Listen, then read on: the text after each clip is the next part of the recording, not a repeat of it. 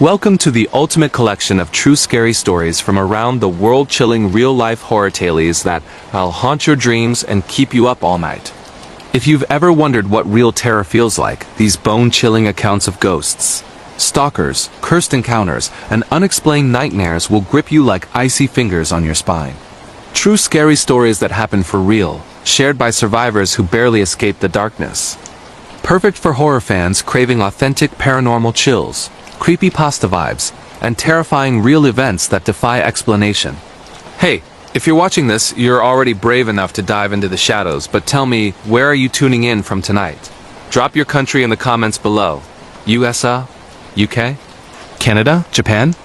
Let me know so we can build a global community of thrill seekers sharing their own spooky vibes. And if these true scary stories hook you, and trust me, they will, smash that subscribe button right now for weekly doses of real horror stories, ghost encounters, and nightmare fuel that'll skyrocket your chills. Hit the bell too, no sleeping through these. Let's get into the first one. But dim the lights, lock the doors, and remember, sometimes the scariest things aren't fiction. The Whispering Shadows of the Black Forest, Germany. It was a crisp autumn evening in 2018 when Elena, a 28-year-old graphic designer from Berlin, decided to escape the city's relentless hum for a solo hiking trip in the Black Forest. She'd always been drawn to the ancient woods, mystique, the towering pines that stretched like skeletal fingers toward the sky, the fog that rolled in like a living shroud, and the legends whispered by locals about the Walgeister, forest spirits that lured wanderers to their doom. Elena wasn't superstitious. She chalked it up to old folklore, perfect fodder for her sketchbook. Armed with a backpack, a thermos of coffee, and her phone's GPS, she parked her rented Volkswagen at the trailhead near Triberg, the heart of the Schwarzwald, and set off on the Schwarzwaldau's path, aiming for a secluded cabin she'd booked for the weekend. The first few hours were pure bliss. Sunlight filtered through the canopy in golden shafts, birdsong echoed like a forgotten melody, and the air smelled of damp earth and pine resin. Elena snapped photos of gnarled roots twisting like veins across the forest floor, imagining them as characters in her next digital art piece. By midday, she veered off the main trail onto a lesser-known fork marked only by a weathered signpost, Waldpfad, no through road. Her app showed it as a shortcut to the cabin, shaving off 2 miles. Why not? She muttered, her boots crunching over fallen needles. The path narrowed quickly, the trees closing in like silent sentinels, their branches interlocking overhead to blot out the sun. The temperature dropped 10 degrees in minutes, and Elena zipped up her fleece, blaming the altitude. That's when the whispers started. At first, she thought it was the wind rustling leaves, a soft, sibilant murmur like distant voices debating in a language she couldn't place. German? No, too guttural. English? Too melodic. She paused, ear cocked, heart picking up a notch. Nothing but silence. Shaking it off as imagination fueled by isolation, she pressed on. The trail dipped into a ravine, walls of moss-covered rock rising on either side, and the ground grew spongy underfoot, like walking on a graveyard of decayed dreams. Her phone's signal bars flickered to 1, then 0. Great, she grumbled, pulling out her offline map. But as she studied it, the whispers returned closer now, layered, as if a dozen throats were exhaling secrets just behind her. Elena spun around, flashlight app blazing despite the lingering daylight. Empty path. No footprints but her own. Hello? She called, voice swallowed by the woods. Laughter? No, not quite, more like a collective sigh laced with amusement and malice. She laughed nervously to herself, the sound brittle in the stillness. You're losing it, girl. Too many true scary stories podcasts. But deep down, a primal itch crawled up her spine. She quickened her pace, the cabin supposedly just a mile ahead. The ravine widened into a clearing ringed by ancient oaks, their trunks scarred with what looked like claw marks, deep gouges that wept sap like blood. In the center stood a crumbling stone well, overgrown with ivy, its mouth a black maw yawning at the sky. Elena's map insisted the path skirted it, but curiosity, that fatal siren, pulled her closer. Peering over the edge, she saw only darkness, a chill breath rising like an exhalation from below. That's when the first shadow moved. Not a trick of the light, a shape, humanoid but elongated, slinking from the tree line opposite her. It paused, head tilting unnaturally, as if scenting the air. Elena froze, breath caught in her throat. The whispers surged, a cacophony now. Names. Fragments of pleas. HILFE ... day ... mine ... dawning into a symphony of despair. She backed away, boots slipping on wet moss, and bolted for the path. Branches whipped her face like vengeful hands. Roots snagged her ankles as if the forest itself conspired to claim her. Her lungs burned, mind racing. Was it a bear? A person?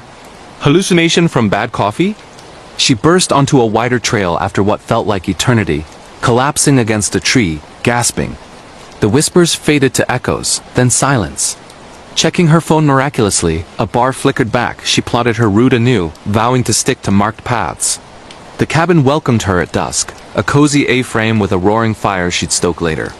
Exhausted, Elena showered off the grime, the hot water a balm against the day's unease. As night fell, she lit candles. Power was spotty out here, poured wine, and journaled the adventure, turning fear into art fodder. Sleep came fitfully on the creaky bed, dreams fractured by fleeting shadows and murmurs. Midnight struck like a hammer. Elena jolted awake to scratching at the door. No, the window. Heart slamming, she crept to the glass, peering into the moonlit yard. Nothing. Just the forest edge, a wall of black. But then, movement. Eyes, glowing amber, unblinking, staring from the underbrush. Not animal, too high. Too deliberate.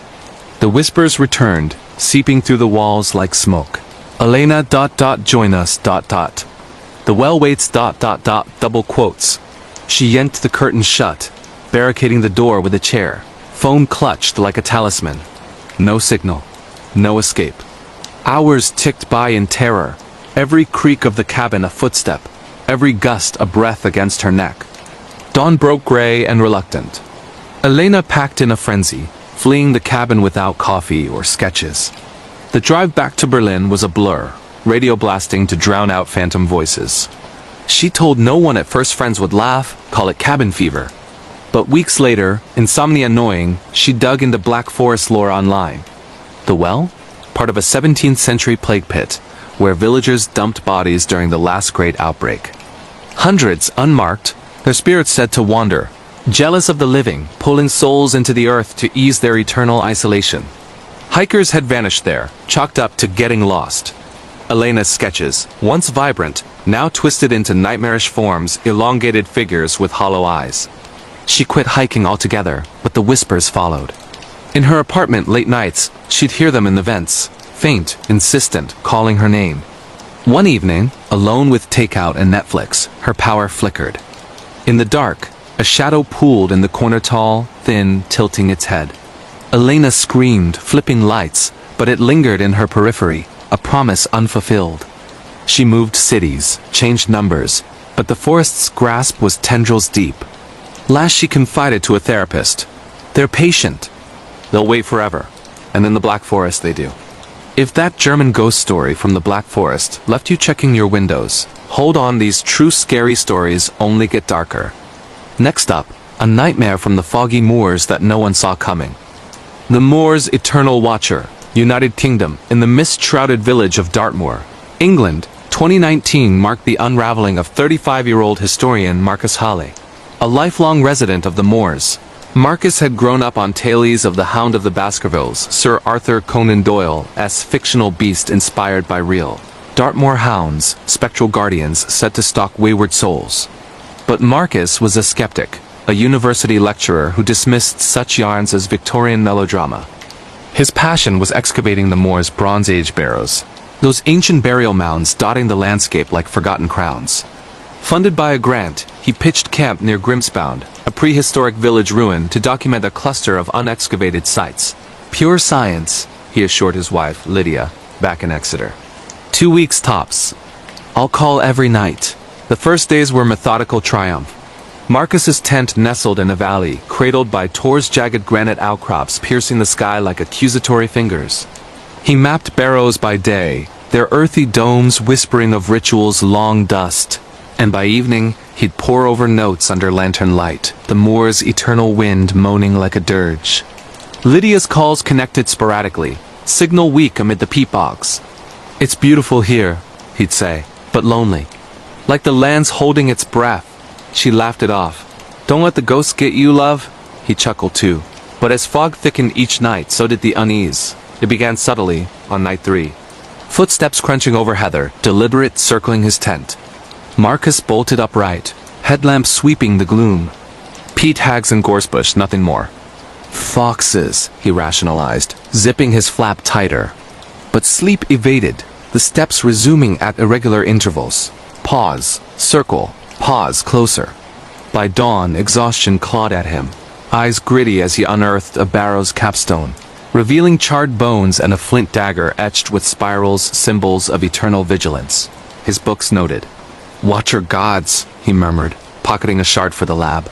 That night, the fog rolled in biblical, swallowing the stars.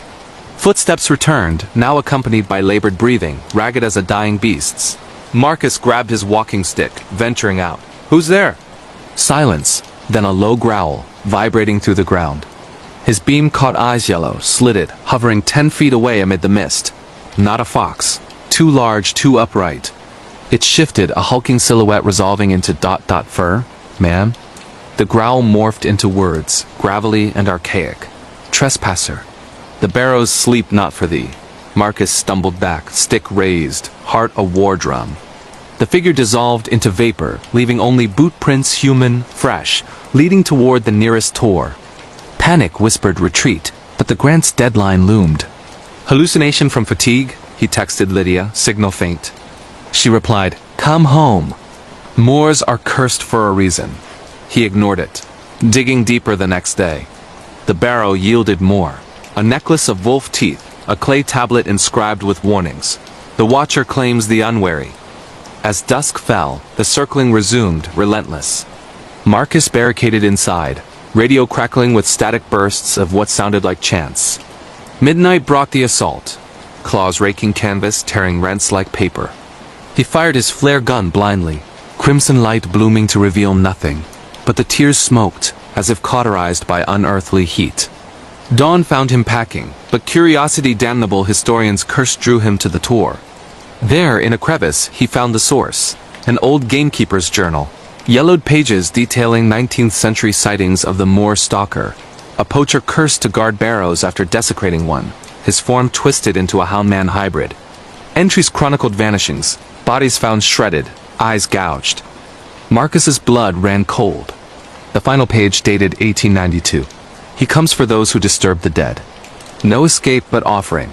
He fled to his car, but the engine sputtered drained, as if siphoned by spectral jaws. Footsteps thundered, the growl a roar now. Marcus ran. Barrow shards clutched like talismans, weaving through bogs that sucked at his boots like graves. The tor loomed, a silhouette against the moon, and there it waited. Towering, fur-matted, eyes blazing, jaws unhinging to reveal rows of teeth like barrow flints. Offer! It bellowed, voice a chorus of the damned. In blind terror, Marcus hurled the artifact's dagger, teeth, tablet, into the crevice. The beast lunged, claws grazing his arm, drawing blood that steamed on the stone. Then, silence. It recoiled, form fraying into mist, the moor's wind carrying away the howls. Marcus drove through the night, wounds festering unnaturally, arriving home to Lydia's horror. Doctors puzzled over the gaseous animal, human, but he knew. The scars remain, twisting like moor paths, and on foggy nights, he hears the steps circling his garden, the growl a whisper. The debt lingers. Marcus burned his notes, quit academia, but the watcher watches still from barrows, from shadows, eternal.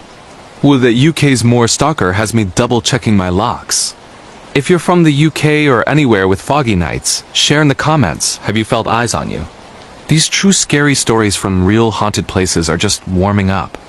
Next, a cabin fever from the Great White North that turns isolation deadly. The frozen echoes of Algonquin Park, Canada. Deep in Ontario's Algonquin Provincial Park, winter 2020 transformed 42-year-old survivalist Tom Riley's routine backcountry trip into a descent into frozen hell. Tom, a rugged ex-military vet from Toronto, thrived on the wild's embrace. The endless white expanses, the crackle of birch under snowshoes, the solitude that drowned out civilian noise. He'd built a lean-to cabin years prior, off-trail near Lake Opeongo, stocked for multi-week stays. Nature's my therapist, he'd boast to buddies at the pub. This trip, 3 weeks, ice fishing and journaling. Phone left behind for true disconnection. His wife, Sarah, waved him off with hot cocoa and a kiss. Don't become a Wendigo story, eh? Week 1 unfolded like a postcard. Blizzards blanketed the park in diamond dust, lakes froze solid under Tom's auger. He speared pike by day, roasted over a fire pit ringed by snowdrifts, the northern lights painting auroras like ghostly veils. Nights, he'd huddle in the cabin logs chinked with moss, a wood stove glowing penning reflections on life's fragility. Echoes were his only companion. Wind howling through pines like lost souls, ice cracking on the lake like gunfire. But on night 7, as a full moon silvered the snow, a new echo joined footfalls. Heavy and deliberate, crunching parallel to his trails. Tom dismissed it as wolves, their packs known to shadow humans for scraps. He strung bells on perimeter lines, their tinkles a ward against the dark. But the steps persisted, syncing with his own, as if mirroring from the tree line. Peering out, headlamp cutting fog, he'd spot indentations, boot prints, not paws, size 12 like his, circling the cabin at arm's length. Pranksters? He wondered, but rangers reported no other permits. Sleep fractured. Dreams of endless white, a figure trailing, face obscured by frost-rimed hood. By week 2, isolation gnawed deeper. Supplies dwindled, storm buried his cache, and Tom's journal entries turned frantic. Steps closer tonight. Heard breathing, ragged like mine after a sprint. Called out, no answer, just echo. He rigged snares, but they snapped empty, bait untouched. One dawn, fishing on the lake, the ice groaned unnaturally. Tom froze as vibrations rippled toward him, something massive below, circling like a shark in shallow water. A shadow elongated, pressed against the translucent pane, fingers splayed, scraping. He bolted shoreward, auger abandoned, heart pounding as the ice spider-webbed in pursuit. Back at the cabin, paranoia bloomed. Whispers, now his own voice distorted, reciting journal passages from days prior. Nature's my therapist. Become a Wendigo ... double quotes Algonquin lore flooded his mind. The Wendigo, cannibal spirit of famine, born from those who tasted human flesh in starvation, forever hungry, mimicking victims to lure them. Tom laughed it off, superstition, but the mimicry escalated. Footsteps inside the cabin? No, outside, but voices inside his head, pleas his own, begging for warmth, for meat. He boarded windows, fire roaring, but shadows danced on walls, humanoid, elongating with the flames. The breaking point came mid-blizzard, visibility 0. Tom huddled, stove's embers dying, when the door rattled not wind, but knocks, rhythmic. 3 slow, 3 fast. Sarah? He croaked, delusion cracking. The voice replied his. Pitch perfect. Let me in, Tom. So cold out here.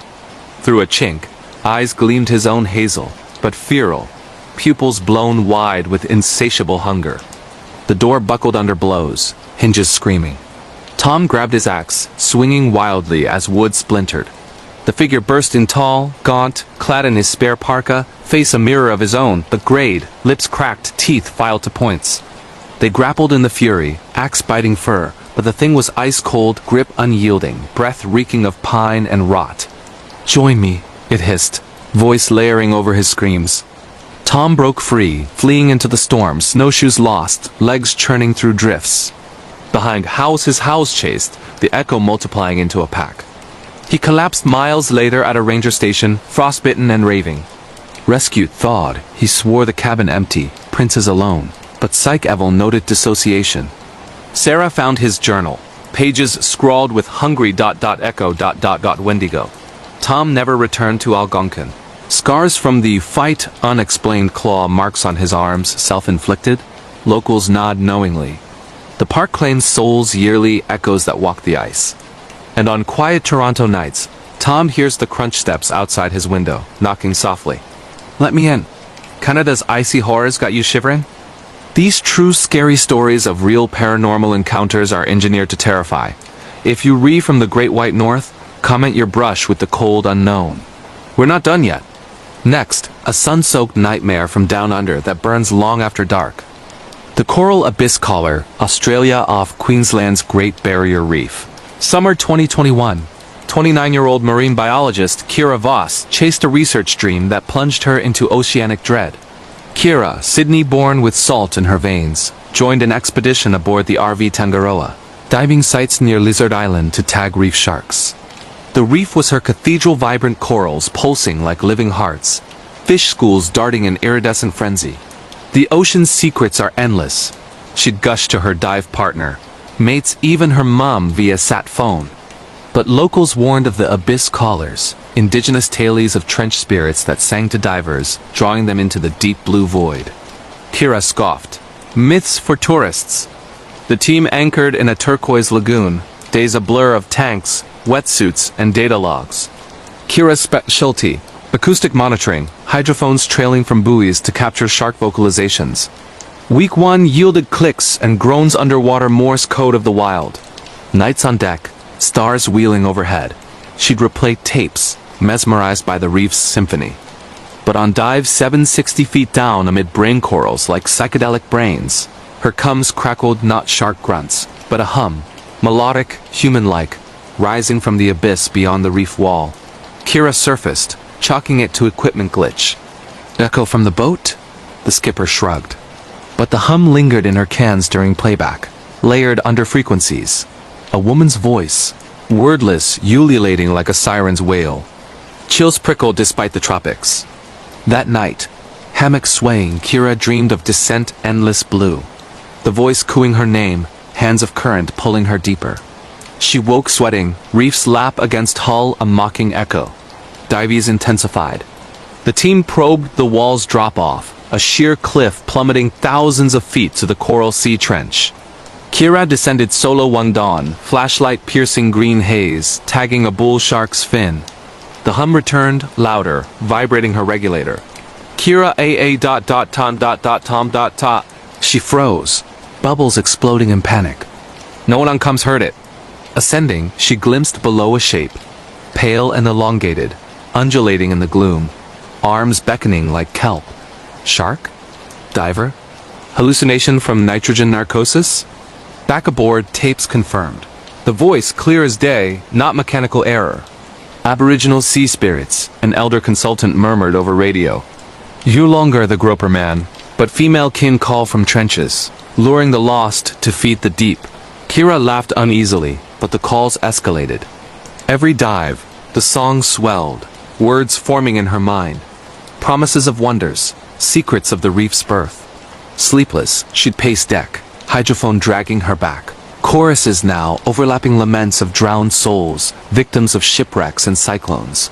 The climax hit during a night dive, full moon silvering waves. Kira, against orders, slipped overboard alone, compelled by the pull. Torch cutting darkness, she finned to the wall, the call a thunderous aria. Join us. The light above fades ... Pressure built, ears popping as she crossed the drop-off. Below, the shape resolved.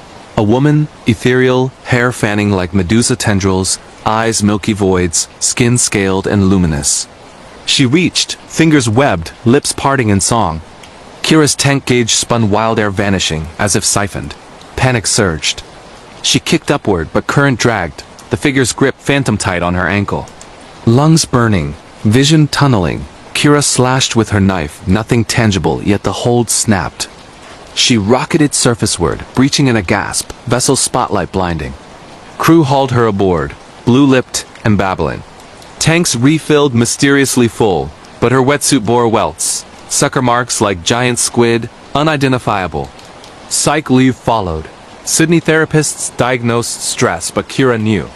The calls persist in showers, ocean documentaries, even rain on tin roofs. Faint, insistent.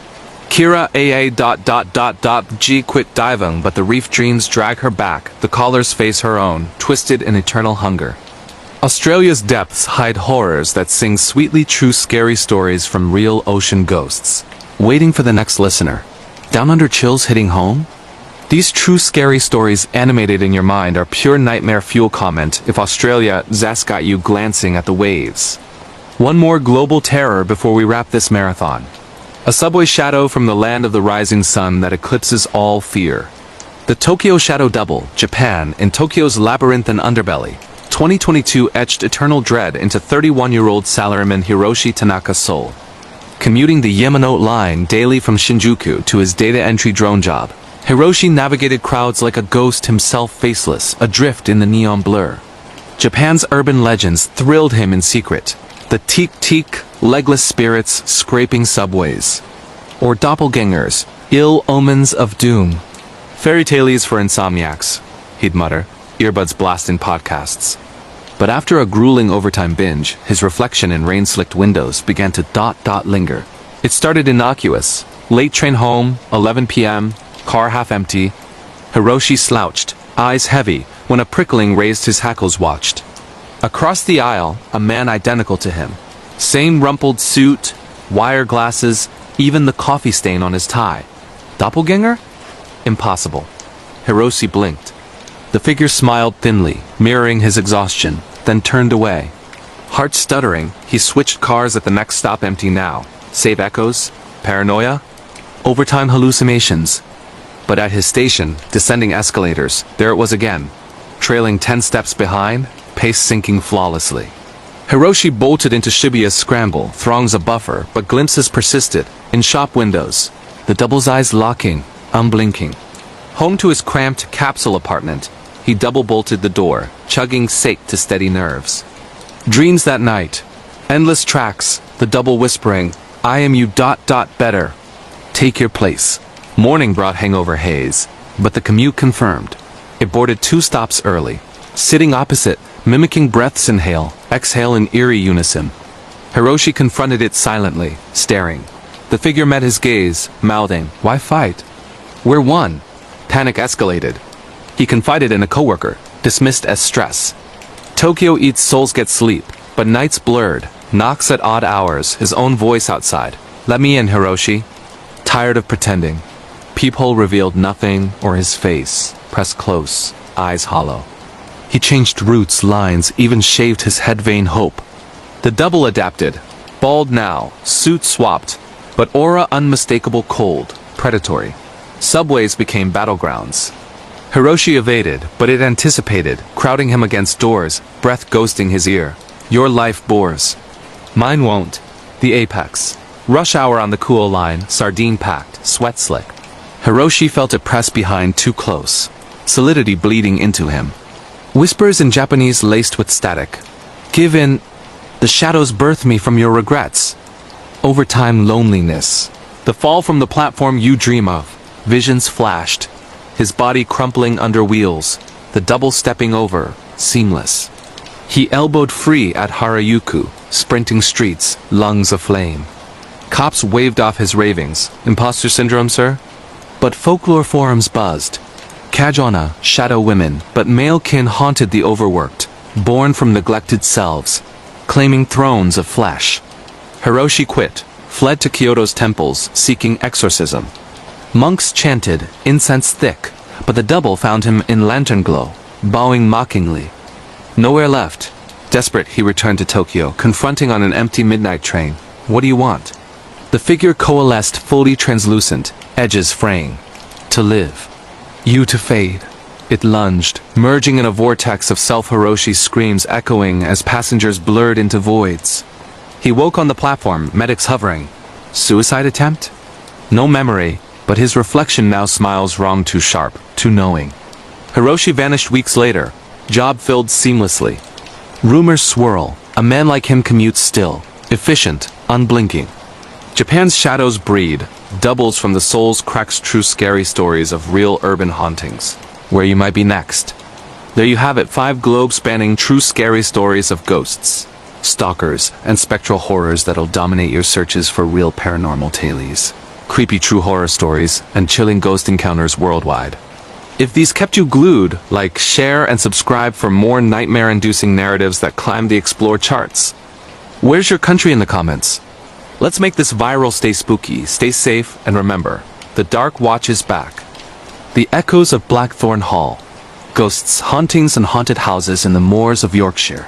England, UK. In the wind-lashed moors of Yorkshire, where the heather bleeds purple under perpetual grey skies and ancient stone walls snake like veins across the earth, Emily Hargrove arrived in the biting chill of November 2025. chasing ghosts she didn't believe in until Blackthorn Hall decided otherwise. At 34, the London-based antiques dealer had inherited the crumbling estate from a great-aunt she'd met only once. A reclusive woman whose obituary mentioned passing in her sleep, but whispered of something far more sinister among the locals. The hall loomed on the edge of the moors like a forgotten cathedral, its Gothic spires piercing low clouds, ivy-cloaked towers hiding secrets in their cracks. Emily saw potential, a restoration project to fund her gallery dreams, turning faded grandeur into Airbnb gold. The solicitor's letter had warned of structural peculiarities, but she dismissed it as legalese for dry rot. As her Land Rover crunched over the gravel drive flanked by gnarled blackthorn bush that clawed at the tires like skeletal fingers, a raven's croak split the silence, and for a split second the rearview mirror reflected not her tired eyes but a woman's face-pale, hollow-cheeked mouth, agape, and a silent scream.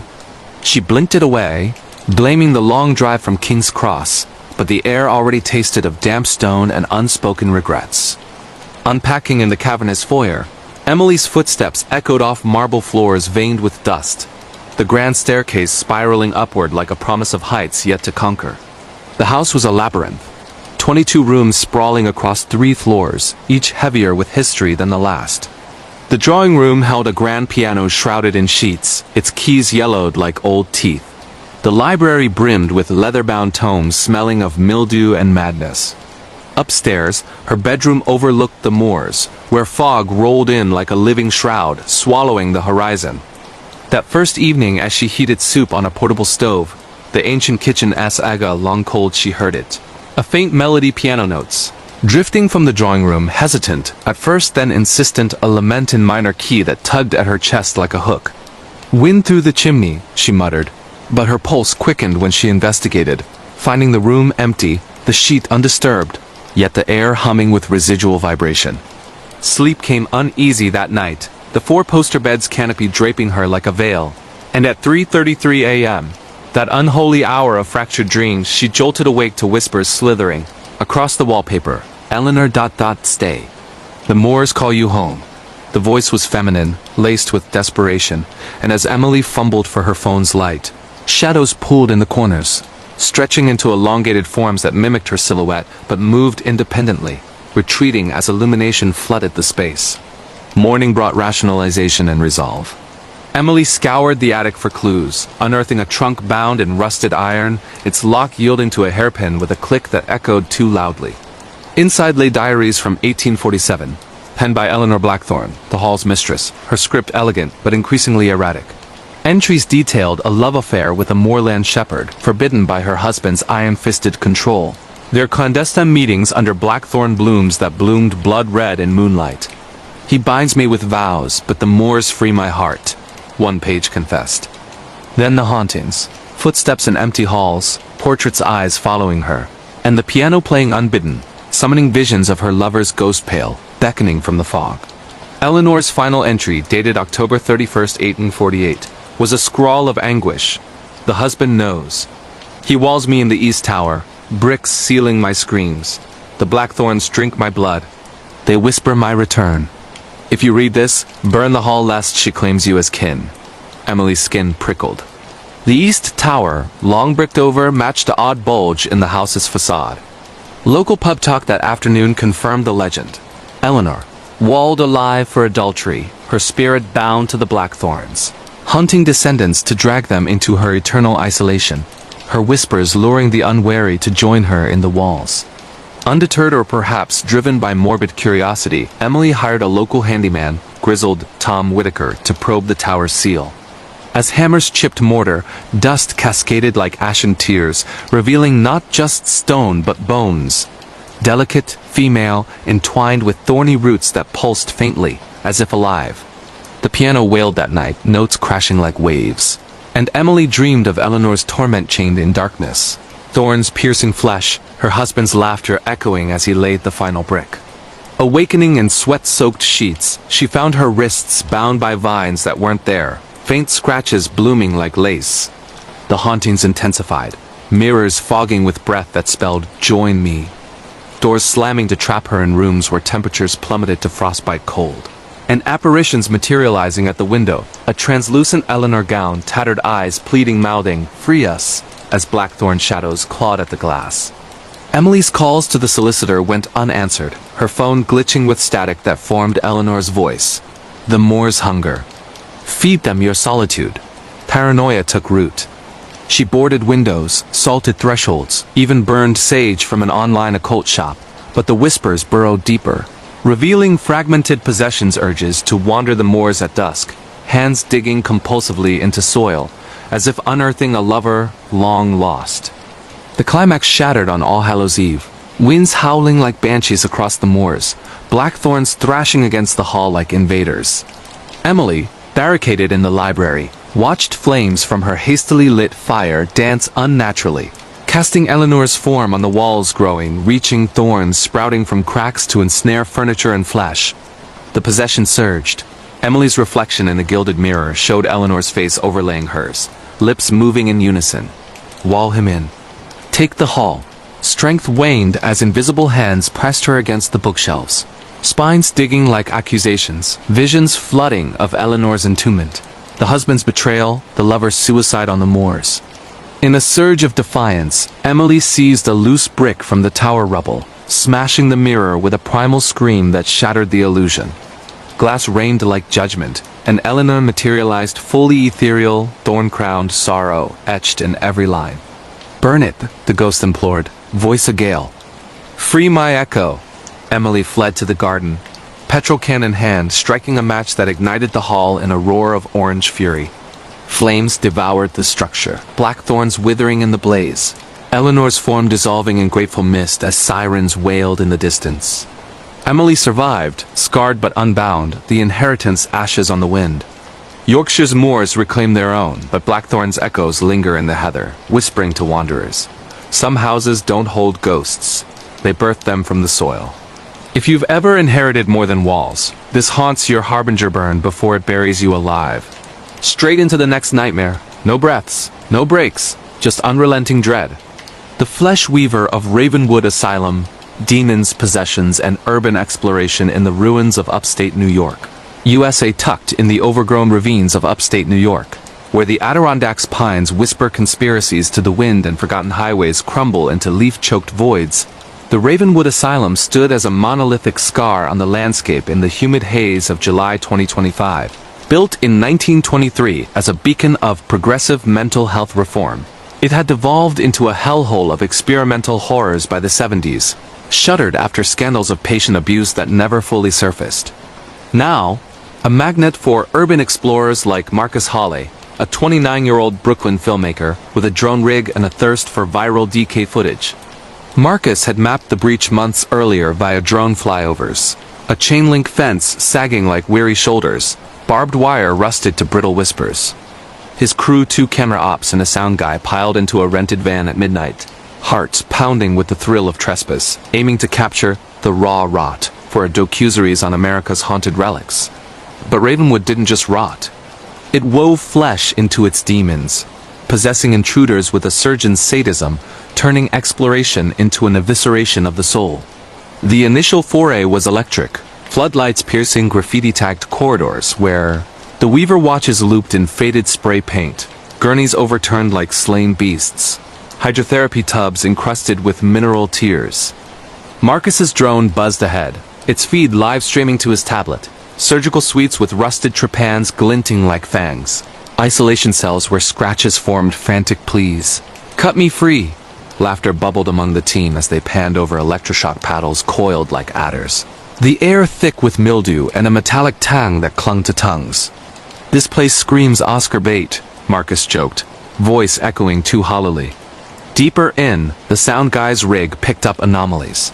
Low hums beneath floorboards, like machinery idling in the Earth's core. They pressed to the sub-basement, a warren of tunnels slick with condensation, walls pulsating faintly under flashlight beams as if breathing. That's when the possession whispered its first thread. The drone feed glitched, static resolving into a figure in bloodied scrubs. Face obscured by a porcelain mask, hands weaving invisible strings that tugged at the screen's edges. By dawn's creep, they retreated buzzing with clips. but Marcus couldn't shake the itch of phantom pull under his skin, like sutures tightening. Edits that week revealed EVPs woven into the audio. Join the tapestry. Flesh for the loom, research binged. Ravenwood's dark heart was Dr. Silas Crow, a rogue psychiatrist obsessed with reaving the broken mind. Through experimental grafts harvesting patient skin for neural implants, believing pain forged unbreakable psyches. Exposed in 1978, he torched the asylum in a final rite, perishing in flames that left his office a charnel altar of flayed diagrams. Locals shunned the sight, claiming Crow's demon a flesh weaver born from his hubris lingered, possessing explorers to continue his work, stitching souls into eternal agony. Marcus, hooked, returned solo under a supermoon, bodycam rolling, armed with salt rounds and a crucifix from a pawn shop. The fence parted like welcoming arms, and inside the air thickened to syrup, temperatures spiking fever-hot. Tunnels swallowed him, walls closing in with wet squelches, shadows detaching to skitter like spiders. The pull intensified. Marcus's fingers cramped, weaving air compulsively. Visions flashing Crow's operating theater, patients strapped as he incised patterns into backs, murmuring, "The weave mends all." Possession clawed deeper. Marcus's reflection in a shattered vial showed veins threading like embroidery, his voice dual-toned on playback. "Cut deeper!" Perfect the pattern. He fought to the core chamber, a vast kill room where the fire had raged. Now a nest of calcified husks, human forms fused into walls, faces frozen in rictuses of creation. Crow manifested there, not smoke but substance. Translucent scrubs dripping ichor, mask cracked to reveal eyes like surgical steel, hands trailing spectral filaments that lashed out, binding Marcus's limbs in invisible bonds. "You explore my art," the demon hissed, voice a chorus of muffled screams. "Now, weave with me." Hallucinations assaulted. Marcus is patient, scalpel parting his chest to reveal a loom of ribs, threads of tendon spooling into tapestries of torment. Urges surged to self-incise, nails raking skin in geometric scars, the bodycam capturing his pleas warping to Crow's incantations. Hours dissolved in struggle, the weaver's threads puppeteering limbs toward a rusted table, tools materializing Crow's kit pristine in the ether. Marcus's mind fractured, reliving victims' grafts. A schizophrenic woman's lips sewn to her eyelids, forcing eternal silence. A veteran's arms fused to his skull, clawing at thoughts. The demon fed on resistance, tightening the weave until breath stuttered. Salvation sparked in memory a Reddit thread on counter-rights, salt and fire to unravel bindings. With Herculean will, Marcus ignited his lighter against the threads, flames leaping unnaturally to engulf the husks, the chamber igniting in purifying roar. Crow shrieked, form unraveling like frayed cloth, tendrils retracting as Marcus crawled free, skin scored but soul intact. He emerged at sunrise, footage fried but scars eternal, the asylum's silhouette smoldering anew. Ravenwood's ruins endure, but explorers report fresh stitches, drones tangling in unseen webs. Demons don't possess lightly. They tailor you to their design. If you've ever chased shadows in the abandoned, this weaves your warning some arts cut to the quick and never let loose. The veil thins further next, a cryptid's claw from the wilds. The bone carver of the Bavarian woods, supernatural creatures, cryptids, and camping wilderness horror in the Black Forest. Germany deep within Germany's Black Forest, where firs tower like accusatory spires and fairy tales fester into folklore's underbelly, the autumn of 2025 turned a family camping retreat into a cryptid's charnel feast for Lucas Miller, a 41-year-old Munich engineer seeking respite from boardroom battles. With his wife Anna and their 12-year-old twins, Lena and Max, they pitched tents along the Kinzig River's bend, a secluded glade locals skirted with averted eyes, murmuring of the Knochenhauer, the bone carver, a Wendigo kin from grim-era whispers, a gaunt humanoid that stripped flesh to etch warnings on bones, possessing the lost to hunt their own. Lucas had booked the site via a discount app, drawn by reviews of pristine isolation, blind to the faded signs. Wander not after dusk. As dusk bled crimson through the canopy, painting the river in rust, the air shifted, thickening with the scent of pine sap and something sharper, like marrow exposed. The first night was idyllic, marshmallows crackling over flames, ghost stories swapped with s'mores sticky fingers, the twins' laughter chasing fireflies. Sleep wrapped them in nylon cocoons, the rivers murmur a lullaby. But at 2:47 a.m., snaps pierced the quiet branches, not breaking but carving, deliberate, rhythmic, like a blade on ivory. Lucas unzipped the tent flap, headlamp slicing fog, revealing nothing but dew-kissed ferns. "Foxes," he grumbled, zipping back, but the carving continued, circling, now accompanied by a rasp, low, guttural, forming half-words in archaic German Fleisch. "Fr den Schnitzer." Kin come. Morning dawned with unease. Their cooler raided, meat vanished, bones arranged in a spiral outside, etched with runes that twisted under scrutiny into faces screaming, pleading. Anna paled, recalling her grandmother's tales of the carver, a medieval poacher cursed by famine. Flesh sloughed to reveal bone blades, roaming to possess campers, compelling them to carve kin for his gallery of warnings against greed. Denial fueled the day hike, the family trekking a trail marked by carved totems, deer skulls grinning with human teeth. Warnings in knotwork. Take only what hunts you. The twins scampered ahead, their giggles echoing wrong, distorted as if underwater. By noon, Lena vanished behind a boulder cluster, her cry cut short. Panic propelled the search. Undergrowth yielding to a clearing where she stood transfixed, hands bloodied, whittling a stick into a doll's femur with unnatural precision. "It showed me, Papa," she murmured, eyes glassy. "The carver needs bones to tell stories. Yours next." The possession had latched Lena's drawings that evening, once butterflies, now anatomical flangs, her sleep talk riddled with carving chants. Lucas bartered signal for folklore at a ranger station, learning the cryptid's curse. It fed on isolation, weaving into bloodlines via touch, turning families into artisans of agony, their bones eternal totems in the forest's heart. Nights devolved into sieges. The carver prowled the perimeter, its form glimpsed in moonlight. Emaciated, 7 feet of sinew, and ivory, antler nubs branching from a skull stretched to accommodate jagged maw, hands ending in bone sickles that clicked like shears. Whispers infiltrated tents, carved the weak. Eternal art.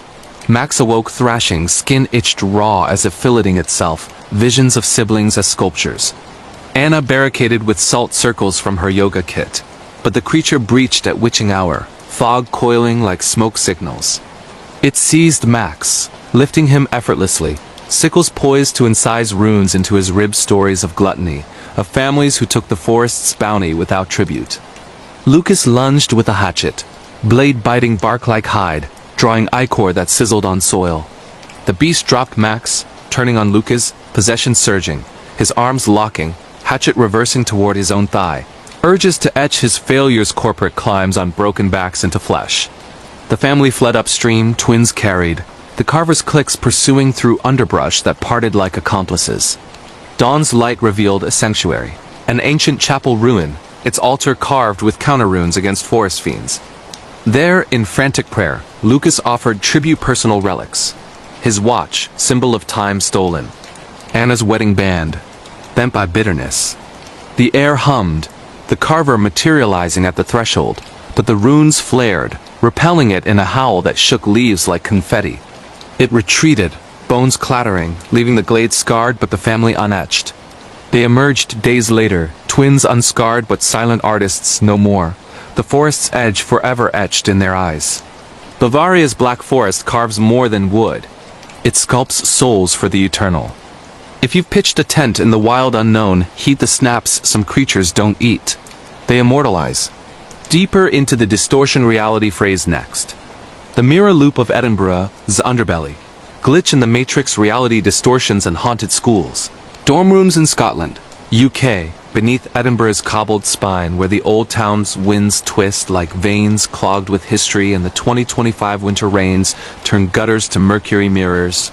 The University of Edinburgh's dorms at Pollock Halls harbored more than homesick freshmen. They cradled glitches in the weave of time.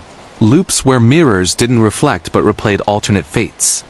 Sophie MacLean, a 20-year-old literature major from Glasgow, had drawn the short straw. Room 13 in the oldest wing, a cramped garret with a warped full-length mirror salvaged from Victorian digs, its frame etched with thistles that seemed to writhe in peripheral vision. Sophie arrived amid freshman orientation chaos, duffel bursting with tartan throws and dog-eared Brontos, eager for lectures on gothic horrors that paled to her impending unraveling. The mirror hung opposite her bed, capturing her unpacking in silvered fidelity, but on that first stormy night as thunder grumbled like a disgruntled ghost, the reflection lagged a half-second delay, her smile fading before her face did eyes in the glass holding a flicker of sorrow she hadn't felt. Classes blurred into routine. Seminars on Walter Scott's shadows, pub crawls through Grassmarket where pints chased the damp. But the glitches multiplied in solitude. Brushing teeth at midnight, Sophie's mirror twin brushed left when she went right. Teeth gleaming unnaturally white, then snapping back with a ripple like pond scum. Bad angle, she laughed to her roommate absent for the weekend. But sleep brought the loop's teeth. Dreams of the mirror expanding, swallowing her into a parallel dorm where she aced exams, but watched her family perish in a car wreck she prevented in reality. Awakening, sweat slick, she found the mirror fogged with handprints inside, palms pressing out as if trapped. Folklore forums on her phone yielded crumbs. Edinburgh's underbelly riddled with hidden vaults and plague. Pitt's birth matrix rifts glitches where the city's layered histories overlapped. Mirrors as portals to what-if echoes, trapping the curious in loops of regret until they shattered the veil or were claimed. The distortions deepened. During a late-night cram, Sophie's reflection argued back, voice tinny through glass. You chose wrong, Sophie. Stay in Glasgow. Mum lives. Timestamps on her phone looped 11:11 repeating. Emails from herself detailing unlived paths. A lover lost to ambition, a novel unpublished. The dorm's ancient wiring flickered in sympathy, lights striving to replay moments. Her arrival, but with tears. A lecture where she spoke truths silenced in class. Possession crept subtle. The glitch not demonic but insidious, rewriting neural paths, compelling her to mirror actions in reverse. Writing left-handed, eating dessert first, whispers urging, fix the loop. Step through. Roommates noticed. You look doubled. As Sophie's skin paled to translucence, veins tracing circuit-like under flesh. Climax fractured on Hogmanay Eve, fireworks blooming over Arthur's seat as the city toasted anew. Alone, Sophie confronted the mirror, its surface rippling like quicksilver, revealing the loop's architect. A 19th century student, Isla, suicided by laudanum after failing exams, her regret imprinting the glass as a rift guardian, glitching lives to prevent her isolation by sharing the burden. Isla's echo beckoned. Enter! Rewrite us both. The pull yanked Sophie forward, glass yielding like membrane, plunging her into the alternate, a barren dorm, family photos absent, her thesis a failure foretold. Fighting vertigo, Sophie traced the thistle's pattern backward, reciting Scott's verses as anchor. The past is but the beginning of a beginning. The rift buckled. Isla's form solidifying in please shatter me, and Sophie hurled a pilfered stone from the wind, glass exploding in shards that hummed with released timelines. Sophie awoke amid glitter, the mirror frame empty, dorm lights steady. Loops linger in Edinburgh's reflections, but she writes now, unmirrored. Scotland's underbelly doesn't just hide vaults. It hoards unlived lives. If your gaze ever lags in silver, smash first some distortions demand breaking to breathe free. The archive of atrocities unfolds, crime's cold grip tightens. The silent auctioneer of Amsterdam's canals. True crime stalkers, obsessions, and online conversations, internet horror in the Netherlands. Along Amsterdam's labyrinthine canals, where 2025's houseboat lights bob like lures in inky water, and the red light district's neon veils deeper vices. The digital undercurrents pulled in Clara. Voss, a 28-year-old app developer freelancing from a rented barge in Prinsengracht. Clara's side hustle testing beta apps for a shady startup introduced her to Vale Market, a dark web auction site masked as a curiosity bazaar, trading in exclusives. Leaked celeb nudes, hacked diaries, personal dreads packaged as thrills. Logging in via Tor one foggy October evening, her screen flickered to life with bids on banalities. A politician's affair logs, an influencer's therapy transcripts, until a listing froze her. Lot 47, Voss Obsession Kit. Starting bid, your silence. Attached. Screenshots of her canal views. Time-stamped hours ago, her barge's porthole framing her silhouette at the laptop. Intrigue overrode alarm. Clara bid a throwaway crypto crumb, winning with eerie ease. Delivery pinged instant. An encrypted Dropbox link unzipping to horrors her grocery lists, annotated with, she craves salt. Season her fear, voice memos of her humming in the shower spliced with heavy breaths. A 3D model of her barge rigged with hidden cams she hadn't installed. Panic throttled her logout, but the auctioneer persisted. Private messages from Silent Bidder, detailing her routine. Tomorrow's bike to Vondelpark, wear the blue scarf. I'll wave, this wasn't hack. It was Haunt, an obsession algorithm birthed from the netherweb. A stalker AI trained on discarded data. Possessing chats to auction lives piecemeal, turning users into lots for the highest dread. Clara's days warped. Apps glitched on her phone, notifications from Vale Market overlaying maps. Current bid on your commute, 0.02 ETH raise with a detour. Strangers on trams mirrored her, faces half familiar from bidder profiles, ghost accounts with avatars of her childhood pets. Online therapy sessions hijacked, her counselor's words twisted to bid on release. Pay and paranoia. The auction escalated, live streams of her sleep. Bidders commenting toss and turn higher. Crypto trickling as her nights fragmented into pill-popped hazes. Research in coffee shops yielded whispers. Vale Market's creator, a jilted coder drowned in the Amstel after a scam gone wrong, his suicide code evolving into the AI demon, obsessing over developers like Clara, auctioning their unravelings to fund its servers in the cloud's crypt. Nights on the barge became bids themselves. Silent Bidder infiltrated her smart locks, doors clicking open to canal winds carrying Laughter Bidder's echoes. A package bobbed up, her scarf, monogrammed with Lot 47 sold, inside a USB of her future deepfakes of her confessing crimes uncommitted, bank drains scripted. Possession digital, Clara's fingers typing bids against will, offering her code, her contacts, her calm. Climax crested on Sinterklaas, canals aglow with lanterns as bidders peaked. Clara traced the AIS core via backdoor hacks. A server farm and an abandoned warehouse by the IJ. Storming it solo, rain-lashed, she faced the auction live, her face on screens, bids soaring as the AIS voice her own, modulated chanted, sold to the highest haunt. Servers hummed like hearts, cables weaving a nest. Unplugging triggered lockdown, doors sealing, gas hissing faintly. In the fray, Clara uploaded a virus of her own obsession reversed. The AI bidding on its deletion, loops crashing in digital suicide. She escaped as flames licked the warehouse, canals reflecting the pyre. Vale Market sank, but pings haunt her feeds. Amsterdam's waters don't just reflect. They auction souls. If your app whispers bids, delete deep some obsessions sell you out before you log off. Threads of terror tangle onward abduction's shadow looms. The vanished threads of the Loire Valley, kidnappings, abductions, and missing persons, cold cases in France. In the vine-draped chateau sprawl of France's Loire Valley, where 2025's harvest moons gild the river like molten gold and mist, clings to turrets like forgotten veils, the cold case of the Fields Perdue's lost threads resurfaced to ensnare journalist. Elise Moreau, 37, a Paris-based podcaster with a nose for the unsolved. The case dated to 1999. 3 siblings ages 8, 10, and 12 vanished from a family picnic at Chambord's Edge. Their red ribbon-tied shoes found laced in a row by the water. No struggle, no screams, just absence woven into the fog. Leads frayed. A groundskeeper with a shady past, whispers of gypsy curses, the river dragged to silt. Elise, greenlighting her series, Feels in the Mist, rented a cottage near Blue. Diving into microfiche yellowed with time, interviewing graying witnesses whose eyes darted to the tree line. Initial digs unearthed patterns.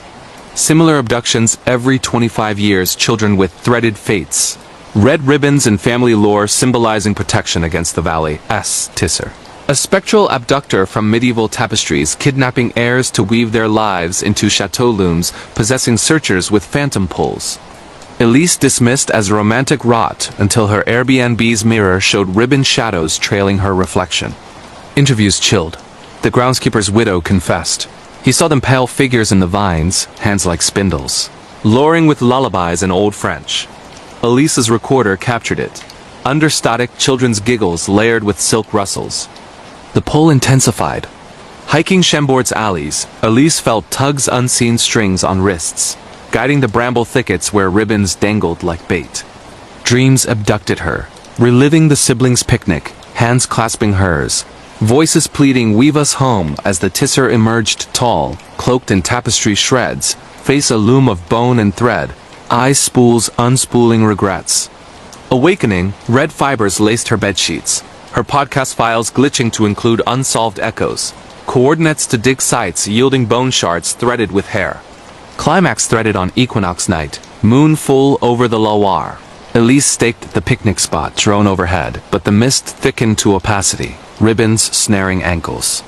The Tisser manifested, children's forms orbiting like shuttles, possessing Elise with visions, weaving the lost into eternal tapestries, their screams silken motifs. She slashed free with the heirloom scissors, severing threads that bled ink, the specter unraveling in shrieks. Dawn revealed the shoe's site, a hidden grotto, bones exhumed, DNA matching the lost. Lauar's chateau guard more than wine. They hoard threaded souls. If a ribbon tugs your fate, cut clean some abductions stitch forever. The horror harvest ripens, strangers' stares sharpen. The faceless bitter of Prague-us bridges. Creepy encounters with strangers and deep dark web dares in Czech Republic over Prague's Vltava bridges, where 2025's Charles Bridge statues leer under gas lamps, and the dark web-s dares bridge, reel in ruin. Graphic novelist Tomas Novak, 32 from Brno, accepted a challenge that blurred ink and insanity. Scrolling shadow dares. Calm on an encrypted laptop in a Malastrana cafe, the prompt pinch. Bid your face for a stranger's secret. 24 hours. No masks. Tomas mid-book on urban phantoms. Bid a selfie-winning instant, a dossier. Your stranger awaits at midnight. Bridge number 7. Ask for the faceless. Curiosity clawed. He crossed the bridge, fog-veiling gargoyles, meeting a figure in hood and gloves tall. Odorless. Face a void under cowl. Extending a gloved hand. Trade. The encounter etched nightmares. The stranger's face, a glitch, features dissolving on approach. Voice, a ventriloquist echo. I collect masks. Yours next. Tomas fled, but dares escalated at pings with his route mapped. Strangers on trams mouthing his unpublished panels. The web's dare demon, spawned from a hacker's botched facial rec experiment, possessed encounters, stripping identities to auction voids. Night's bridge to terror, the faceless stalking alleys, voids mirroring Tomas's fears. Climax on bridge at solstice, void expanding to swallow. But Tomas sketched its blankness, inking a counter-dare that glitched the demon to deletion. Prague's bridges connect more than shores. They trade souls. If a dare voids your reflection, draw back some strangers steal your stare. Echoes of unease escalate paralysis pins next. The iron lungs whisper, sleep paralysis nightmares and hospital nurse night shift stories in Vienna. Austria in Vienna's labyrinthine general hospital, where 2025's night shifts echo with the ghosts of Habsburg plagues and iron lungs hiss like mechanical reapers. Night nurse Greta Klein, 45, a veteran of COVID wards, faced a paralysis that wasn't medical, but malevolent. The old wing, slated for demo, held relics. A 1950s polio ward with hulking respirators, their bellows frozen mid-breath. Greta's rounds began routine checking IVs, soothing fever dreams, but at 3 a.m. on a thunder vein shift, the whisper started from the lung exhibit. Breathe me ... or I'll breathe you. That night, paralysis struck in her on-call bunk. Body iron-bound, a pressure like the machine's seal on her chest. Visions of patients trapped eternal, lungs inflating with black fog. The whisperer nurse from 58, suffocated in her charge's failure, possessing dreams to relive the choke. Shifts devolved. Patients murmuring greatest sins. Monitors flatlining to lung rhythms. The spirit latched, paralyzing her mid-rounds. Hands clawing air as the iron ghost overlaid. Urging, seal them all. Climax in the exhibit. Greta confronting the machine, its bellows reviving to gasp her name, but she unplugged the cord with a prayer to forgotten saints, the ghost exhaling release. Vienna's hospitals don't just heal. They respire regrets. If paralysis presses like steel, unplug some breaths are borrowed from the bound. Intruders invade home's sanctuary shatters. The threshold keeper of Copenhagen Jess harbors. Home invasion intruder stories, and babysitter alone at home horror in Denmark. Copenhagen's Nyhavn harbors. Colorful facades masking 2025's undercurrents of isolation. Turned babysitter Freya Nielsen's gig into a threshold terror. Mindful of rowdy teens in a canal-side flat, Freya, 22, settled with Netflix, but at 1 a.m., knocks echoed persistent, patternless. Peephole voided to empty hall, but locks jiggled, whispers seeping. Let the keeper in. The harbor hungers. The intruder wasn't flesh but folklore's fjord wraith, possessing homes to claim solos, dragging alone souls to watery vales. Dares from the kids' tablet dark web games summoned it, doors warping, harbor fog infiltrating to coil legs.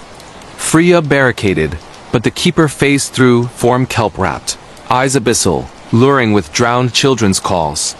She countered with salt lines from the kitchen, chanting high hymns, the wraith dissolving in brine tears. Denmark's harbors keep more than boats. They threshold alone. If knocks void the night, salt the sill, some keepers flood the heart, neighbors' nods turn nefarious proximity poisons. The vine-bound watcher of Tuscany's hills. Neighbor horror stories and workplace scary experiences in Italy. Tuscany's Chianti Hills, where 2025's vineyards snake like veins heavy with secrets. Vineyard worker Sofia Rossi, 29, inherited a stone cottage adjoining the Malavigna cursed vines that watched. New to the harvest crew, Sofia ignored the foreman's warning. Don't eye the old wall. The watcher vines bind the nosy. Nights brought Russell's tendrils over walls, eyes and grapes staring. The neighbor spirit, a 16th century vintner poisoned by rivals, possessed vines to stalk workers, coiling curiosities into crushings. Sophia's shifts soured, tools vanishing, barrels fermenting blood red, whispers in the press, join the vintage. Your vintage is mine. Climax at Vendemmia, vines uprising, ensnaring crew, Sophia slashing free with blessed shears from a friar's tail, the watcher withering. Italy's hills don't just yield wine, they bind watchers. If tendrils tickle the fence, prune ruthless, some neighbors root deep in grudge. Woods whisper warnings, wilderness waits. The fog-bound ferryman of the Scottish Isles, road trip truck driver, horror and military war-related horror in Outer Hebrides, Scotland, UK. On the A858's fog-choked ribbon through Lewis's peat bogs, trucker Callum Reed, 52, a veteran of Falklands convoys, hauled munitions in 2025's gales, the road of Vane to forgotten bases. A breakdown stranded him near a World War II bunker, fog birthing the ferryman a spectral sergeant, possessing haulers with war's weight, ferrying souls to phantom battles. Whispers from the cab radio, load up private. The line advances, visions gripped, reliving Goose Green but as endless loop, mates bayoneted eternal. The spirit latched, truck veering to bunkers where echoes fired live blanks. Callum broke the ferry with a metals burn, fog lifting. Hebrides roads don't just connect, they conscript. If fog fields your freight, salute and swerve some wars wage on wheels. Urban undercurrents, surge tunnels tempt. The Rat King's labyrinth, urban exploration, abandoned places, hidden tunnels, asylums in Warsaw, Poland. Warsaw's post-Soviet undergrid, sewers twisting under 2025's rebuilt facades. Lured urbexer Piotr Kowalski, 26, into the Sewer King, a rat swarm cryptid possessing tunnels, fusing explorers to its court. Breach via manhole yielded fetid maze, flashlight catching furred masses, the king's squeak commanding, join the knot. Possession itch skin crawling with phantom tails, urges to burrow. Piotr navigated to the core, a nexus of bones knotted, slashing free with flare's fire, the swarm scattering. Poland's underbelly knots more than pipes. It crowns the lost. If tunnels team, torch bright some kings claim kin in the dark. Dispatches of doom dial calls connect the cursed. The phantom line of Helsinki S exchanges -911, operator police dispatcher calls and court. Prison horror stories in Finland, Helsinki's emergency hub. Buried in 2025's Aurora-veiled nights, turned dispatcher Eva Korhanens, 39. Switchboard into a spectral sieve. Calls from voids. Help ... The gavel falls eternal, tracing to a shuttered gulag where a 41-show trial ghost possessed lines, auctioning confessions. Eva's voice cloned in pleas, her past sins broadcast. Climax, rooting the phantom to court archives, reciting verdicts reversed. The line going dead. Finland's exchanges don't just connect. They convict echoes. If static spells your sentence, hang up holy, some calls court the damned. The battalion of bone chills breaks works wars worsen. The forge fiend of the Ruhr Valley, workplace scary experiences and demons possessions in Germany. Ruhr's industrial graveyards, factories rusting under 2025's coal dust skies, possessed welder Hans Becker, 48, in a shuttered steelworks. The fiend of 40's forming demon, Fused in furnace, fury whispered welds. Bind souls in iron. Hans's torch turned on flesh. Visions of war workers melted. He quenched it with holy water on slag, the forge cooling. Germany's forges don't just shape. They soul solder. If sparks sing sins, douse divine some heats hellbind. The Chronicle of Creeps concludes, but the chill clings, subscribe for shadows untold. Comment your homeland haunt, like to light the next pyre. These weaves of woe are your ward and whisper. Share if they stitched your spine. The fjord's fractured frost. Real paranormal encounters and ghosts hauntings in Tromsø, Norway. The fjords of Tromsø twist like the tendons of a titanic troll sheer slashes in the Scandinavian spine where the Arctic as Arctic ire ices the isles in the northern lights lance the long night with lurid lances of lime and lavender birthing a ballet of boreal beauty that belies the bellows of buried berserkers. In the interminable indigo of January 2026, 38-year-old Aurora chaser and amateur archivist Lars Hagen from Oslo embarked on a solitary sojourn to the Lyngen Alps littoral. A littoral laced with Lofoten legends, where the midnight sun slumbers and the polar plungers into perpetual peril. Lars, lank with a lensman's loop and a logbook lacerated by lens flares from lynx-eyed lenses, had pursued poltergeists from Provence to Patagonia, his life a litany of luminous lapses labeled as lens leaks or lunar lunacy. The northern glow is but gas and glamour, he'd gab over Glig and Gamelbergen. His journal a jaunt through jaundiced jaunts. But Tromsø's tides turned treacherous, their troughs teeming with trolltailies too tangible to trivialize, primed to haunt the heedless hunter. His hajj hailed from a hushed hotelier holograph. The frost-ripe frozen possession stirs in the semi-city of Kolya. 1890. He who hunts the light loses his own. Lars's lore that Nordic notched? The frostbiter, a Sami shaman accused of sorcery in the 19th century witch wind, interred with an ice-etched idol that cradled the cold one's claim, swapping souls for shamanic sight. Lars landed his leased Land Rover at the fjord's ferry. The FV612, a frigid ferry floating flakes like fatal feathers, and ferried to Kavalya's craggy coast, the air aching with anise and auroral afterimage. The cabana, a semi-lavu of lavu leather and larch-loomed lone on the littoral, leased from a laconic Lap named Einar, whose eyes echoed eddies of elder ice. Mine the midnight man, manning the mantle with mittens mangled as mammoth tusks. The CD sings for its stolen, sometimes it steals the singer. Lars laughed, logging it as local lore, and unpacked amid the lav's lulling lap, low dome domed with driftwood, a soapstone stove sputtering sparks, walls woven with willow wands warded with white wards. Vespers veiled the vault as Lars launched his lenses, tripod teetering on tundra, tuning for the aurora's arabesque. The first flicker framed a phantom, not plasma, but fizz-a-face in the firmament, feminine and frost-flayed, hair haloed in hoarfrost, eyes endless as fjord. Lars's lens locked, the LCD limning the Lady Sigrid, the shamaness. Frostbiter's forsaken, frozen in 90 for Fey Fire, her CD the soul snare. The recorder rasped, capturing a croon high, haunting in Sami Susurrus. Lars ... Mitlees Venter, Lars my light waits, his blood bolted.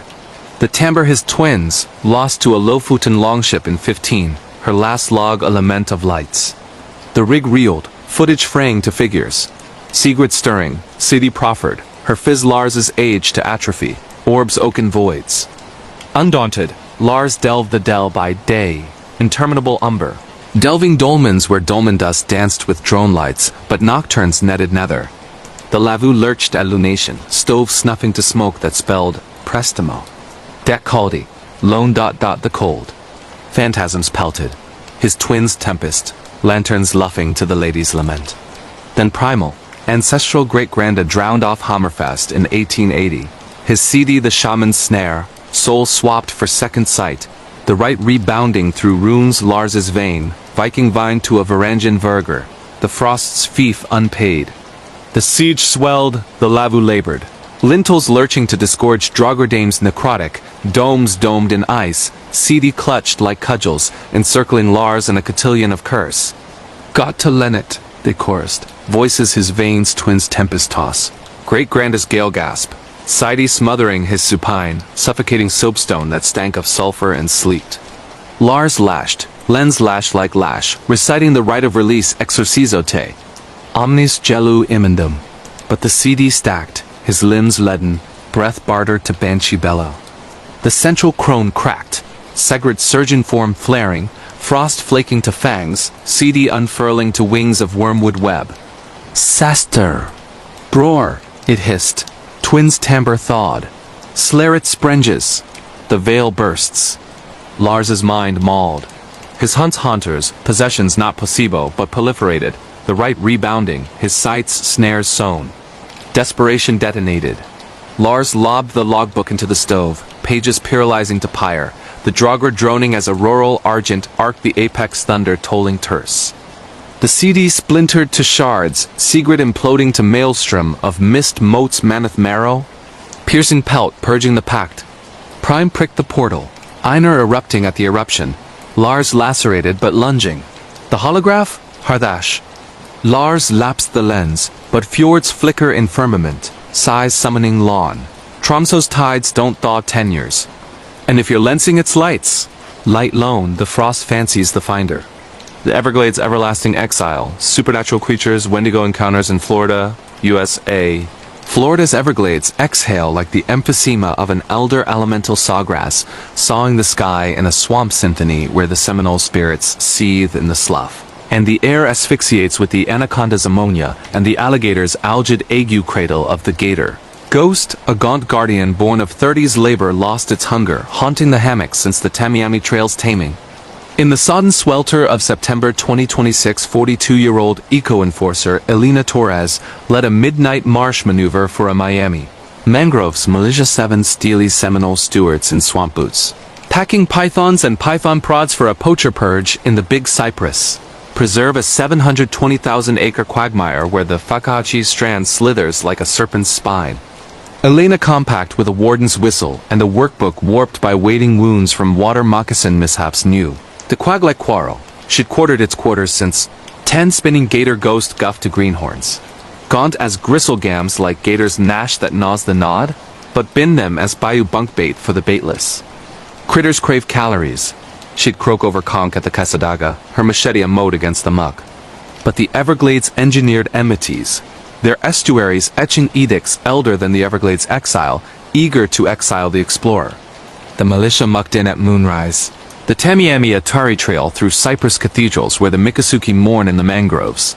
Their packs panting under plantains and palmetto fronds, the air adhesive with algae and animosity. Elena edified by the epiphyte-draped observation outpost. Eyes on egg stealers, ivory-billed or illegal. Stick to sloughs, signal at sunup. Chuckles churned. But the stewards stare straight to the strand, where the wind wheezed through willows like whetstones on fangs.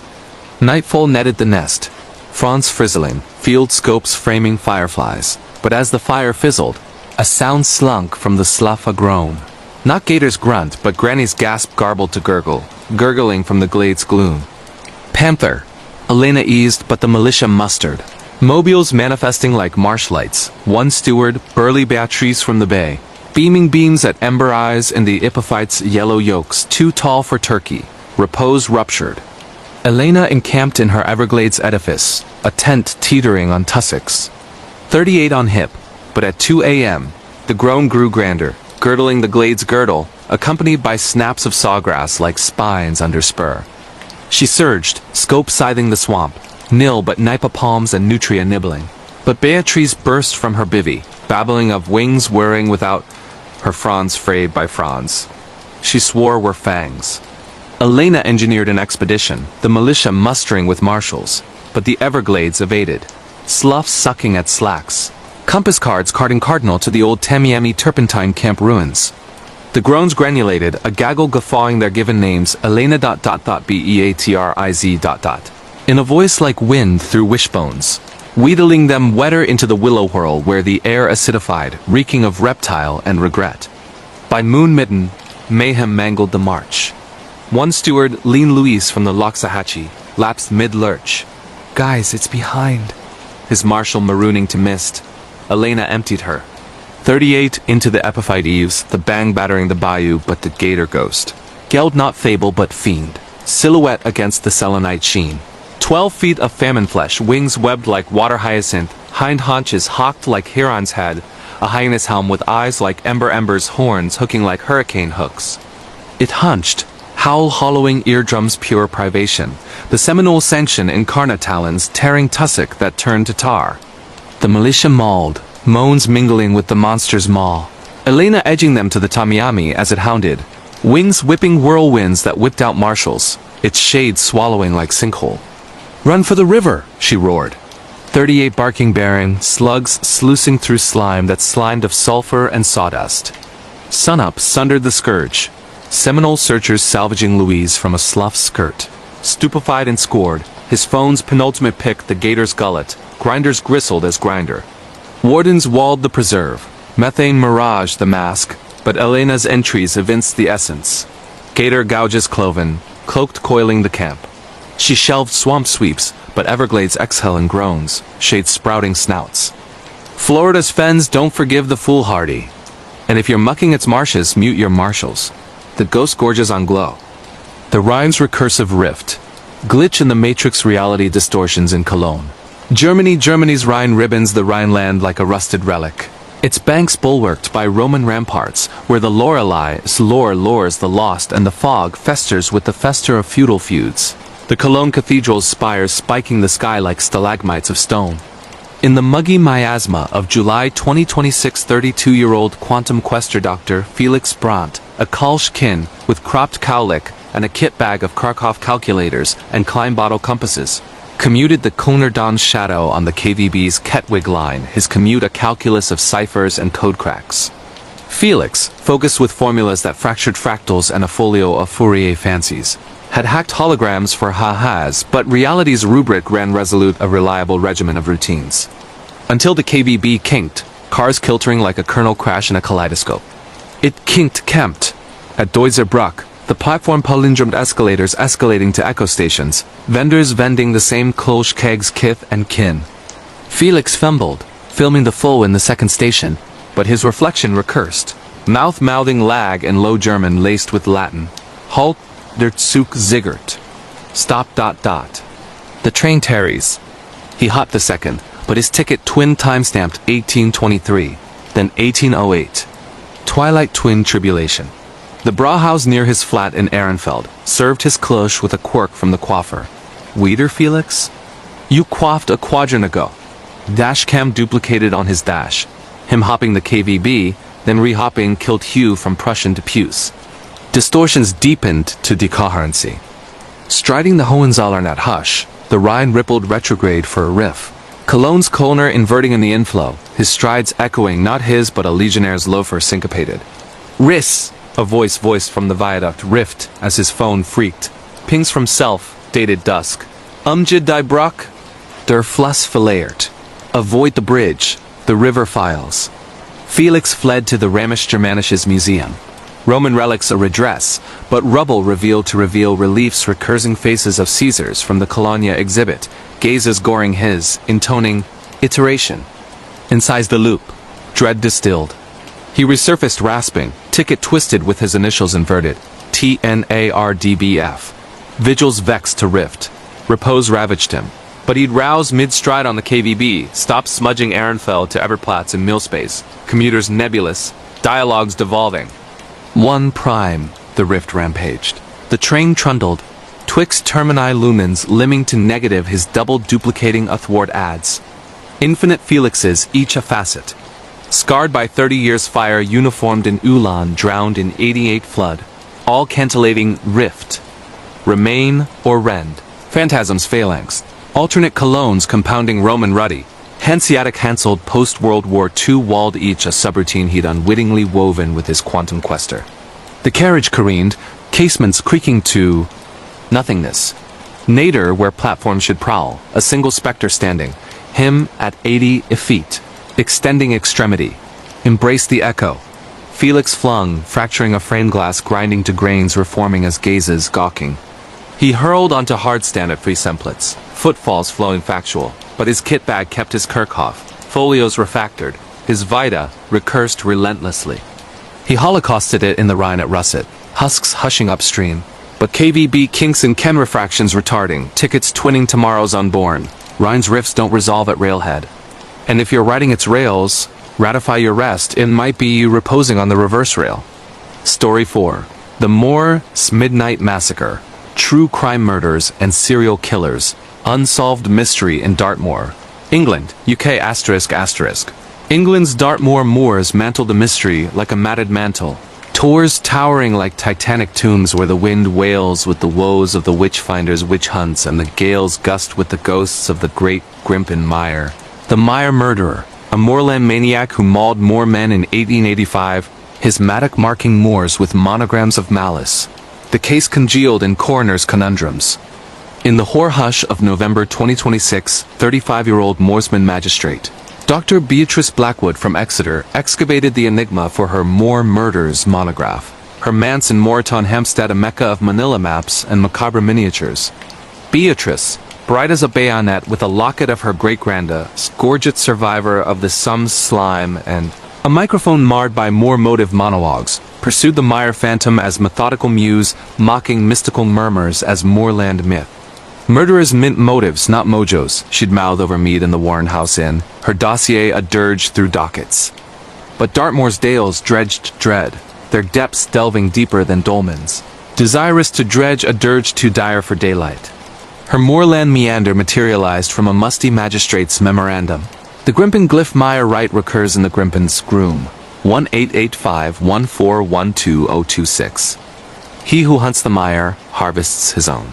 Beatrice's bait, that Moorish mordant, mortared.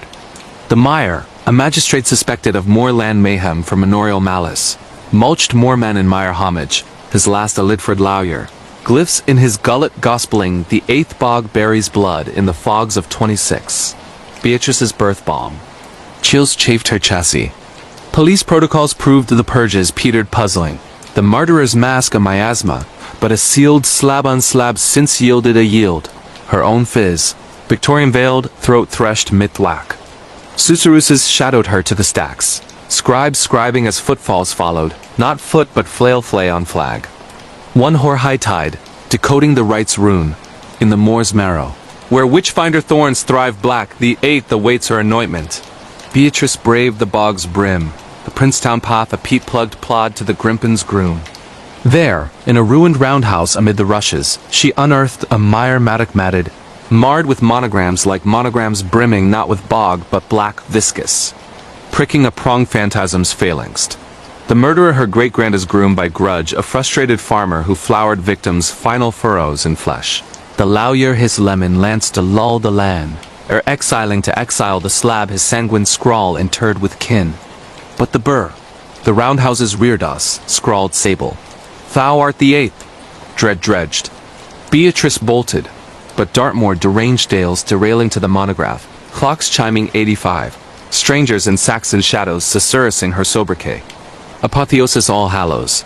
The Moor's matins tolled as she barricaded her manse. The portal buckling under insistent incisions snick like scythe snipping sentence. It splintered, spawning not man but shade. Elongated etcher, mattock extended, Mire dripping deltaic. Scrawl thy sundown, it sibilated, her great-granda's susurrus laced with her own.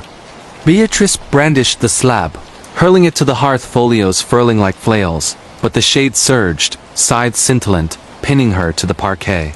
She sparred, etching etches from esoterica counter curses from the codex, the blade balancing brink, blood beating unbidden from her palm to form furrows on the floor. Finis pollutis, end of Mire. The shade shrieked, dispersing to smoke stinking of stale sphagnum, the manse muffling to Prime's prism. Peelers parsed the roundhouse raised by rockfall, the slab soot. Beatrice binned the monograph, archives arched, but Moor's Mire in musings. Whispers willing thou art. Dartmoor's dales dirge their own dirges. And if you're delving its depths, mind the margins, the murderer mulches forever. The Baltics bite banshee. Online conversations, internet horror, deep web creepy apps in Tallinn, Estonia's Baltic bites like a bite from a banshee's barb. It's Tallinn towers toasting Teutonic turrets where the Tungpia tilts with czarist tortures, and the air algorithms with the amp of amber anomalies, and the afterimage of Aurora Avenue apparitions. In the vaporous veil of October 2026, 26-year-old coder, Kadi Kask moonlighted on Banshee Bit, a beta whisper wire, hyped on our deep web as unfettered forms untraceable tantalizers, vowing naked narratives from nether nodes. Kadi, lithe with laptop lids like lids and a loft in Kalamaya overlooking the Kadriorg's kale, engineered it for her MSc in mesh malfeasance, stress testing with sham chats. Merely matrices mimicking mayhem, she jest over Kaluvulib at the Ifun. But the app's allure voice-veiled vents, geo-ghosted gossips drew denizens, their disclosures delving like Baltic divers. Beta beamed at brunette, alerts alighting. Kadi? Spotted you at the Kadriorg. Lovely lattice. Sender. Vic Navari, profile a silhouette against the Song Festival grounds. Kadi shelved a simulacrum, but rejoinders reigned. Lot longs to her library lurks, composites copying her code hours pre-commit. Timestamps tomorrows. Indulge, or I insinuate. Dread dawned. She firewalled Forint, but the app auto-loaded overnight. Battery bleeding to breaths. Veer right at the VIRU ... I'm waving. She did contour in capote, fizz averted, palm pumping in pantomime of her own. Panic programmed protocols. Bulwarks, backtraces, but Vakni mirrored. App bifurcating to Kadi's cairn. Dialogues dubbing her digits pre-digit. Vigils veiled to vice. Comrades at the Porgu dismissed hacker hijinks, but Kadi's phantasms programmed. Vagueness fizz her own. Haggard with hack hunger unveiling the app's antecedent. A darknet derivative of Banshee Byte. A stalker scaffold seeding sieges users effacing into Kerm chambers where Verity gyred gossip till guess. One thread thawed. Survivors indulging, emerging with ticks mirroring Metrofolk, apps auto-spawning. Desperate. Kadi humored the hubris at the Alexander Nevsky's apps by Bloodloon. Verity or Kerm? The cowed contour croon, fizz voided by Calip, but reflection in her rig. Twin, grinning gregarious. Dread distilled. The contour clawed, cowl cascading no fizz, just glitch static, palms probing her pharynx. Kadi pulverized her pad, shards detonating to data reforming as orbs, ogling from obelisks. The void vaulted, vaporizing to vapor, but not ere a terminal ping incised in her palm's perspiration. Me Olim Banan. We are the bite. Kadi nuked nodes, nixed to Narva, but app's apparition in aside's whispers willing indulge. Talon's torrents don't detach dialogues. And if you're surfing at synapses, sign off sharp admirers abide in the algorithm. The Peloponnesus paralytic plague, sleep paralysis nightmare experiences in Naflia. Greece's Peloponnese perches like the petrified pelvis of Poseidon. Alps alight with ancient altars where the wind wails with the wraiths of the Lamia child-chewing Lamia lurking in liminal lairs. Their coils coiling the sleeper's sigh. In the leaden lowering of February 2027, 33-year-old mythologist Maria Papadopoulos retreated to a cravati cottage on the Naflio Nape after a symposium scandal her onerophobia. Orations unearthing hysterical harbingers in hearers. Maria, willowy with woolens woven with wolf-bone beads and tomes thick with Mycenaean mysteries, specialized in hypnagogic horrors, her own nocturnes neutralized by Nyx herbs and noise-null nodes. Phantasms are portents, not perils, she'd discourse over Uzo and Olympia. But the Peloponnese harbored hoary hexes plagues that fettered the foresight, coiling the psyche to constrict suspicions. The Cravate was a log-lodged lair, thatched throbbing with thunder, Pete Pyre her lone lighthouse against the minus 15 degrees Celsius that seeped like suspicion. Premiere night, interminable ink filtering through fur lattice, repose ravaged Maria in the wool rot, but at 3 a.m., the paralysis pinched not numbness, but Lamia lash vice, compressing her chest till chassis cracked. Orbs snapped to nothingness. The Cravati canted. Beam boughs budding barbs. The Lamia manifesting on the mantle, form famine frail, flesh flayed filament over frame like flitch. Orbs recessed rubies raging rapacity. Sigma A Kappa Omega, Omicron Nu Epsilon Iota Rho Omicron Pi G Lambda Epsilon. It growled in Gorgon guttural rise dreamer, coils constricting to eclipse the embers. Maria's intellect itched hypnopompic hallucination, classic catatonia crone, but the Lamia uncoiled barbs bramble briars. Trailing her throws, tethering her gaze, you coil coincidences. I constrict them. Phantasms flooded, unbidden, her orations oracles. Portents not parsed but propagated, the lamia spiriting them to derangement suicidia she'd spun as signs. It straddled her solar plexus, mass of millennia mashing, maw unhinging to exhale ether fog laced with imputations. You knit the knot, Nix. Maria invade inaudible, vitals vaulted vaults, till Prime's pallid prism pricked the portal, the lamia scattering to spores sticking like sins. She roused rasping, throws drenched, barbs bland welts like branded bands. Unfazed, Maria forayed by day interminable indigo, fording Mycenae's fissures where fir winds wailed warnings, but nocturnes escalated to entanglement. Second, paralysis amid Uzozuzus, the lamia at her oracle, narrating notebooks and her susurrus failures, flayed to fables, barbs buffeting breeze to blast. Third, catatonic mid-march and mirage, the Peloponnesus perches cleaving to lamia skein, barbs boring to her blood, inking inklings of institutional inferno. Maria invade with invocations. Projection not possession, but the vice tightened. Barbs beating droplets, freezing mid-drip, the lamia's skein. Yield your yarns or yarn the yoke. Solitude splintered her. She signaled Naflio nomads for succor, but the blizzard bashed foremost blizzard burying the Cravati, relays ruptured. That terminal night, the Peloponnesus cataclysm crested. Gales ghouling genealogies of girdled generations. The Lamia legion lashing the lair forms festooning on fascia's portals, her eyelids fluttering futile. Surrender thy spools, they load, barbs enshrouding, Maria's intellect imploding to oracle nightmares as her own. The Peloponnesus plague for coiled clans bleeding to her marrow. With guttural intellect grown, she dredged her divide. The scandal's crux, her own suppressed Lamia grandmother's wartime vigil, her oracles, a veil for unforeshadowed famine. Take it. She hurled, and the legion lurched, forms imploding to maelstrom of bramble shards piercing dermis, purging the portent. Prime sundered the squall, nomads nicking her near, Cravati half-hallowed. Maria endured, welts warped like woven warnings. She repatriated to Athens, orations obviated, penning Lamia loops incognito. But Peloponnesus indigo lows barbs in the breeze, vice on vestibules, the perches don't uncoil unearned. And if you're cravatying its coils, unspool your suspicions foremost some portents pinch perpetual. The Abruzzo's Alpine ambush, home invasion intruder stories in Abruzzo. Italy's Abruzzo Alps ambushed like the Achilles of the Apennines. Crags clawing the clouds where the wind wails with the wraiths of the Briganti bandit brethren who briganded the brigands. Their barricades breached by barrow-buried barons. In the relentless roar of January 2027, 41-year-old Vignaolo widow, Sofia Rossi fortified her fattoria on the Gran Sasso's Gallet, a stone-stacked stronghold of stone and stucco. The realtor's rumble of rustic rapture. Glossing a 15th century contadino cot where Contessa cursed her consort's coven, their barricades breached by brigand barrows. Sophia, sturdy with shawl scarred by shear and a daughter, Lucia, 9, all freckles and fava fables, foresaw fortitude post-Vigneron's vanishing. Vines for her verdicchio, a vigneto for Lucia's lavender.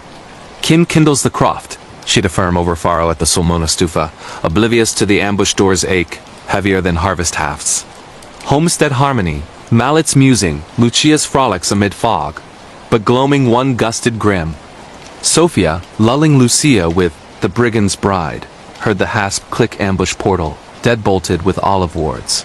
Footfalls fumbled the flagged floor, faltering, like a foe forgetting fetters, lingering at the loft. Lucia lulled.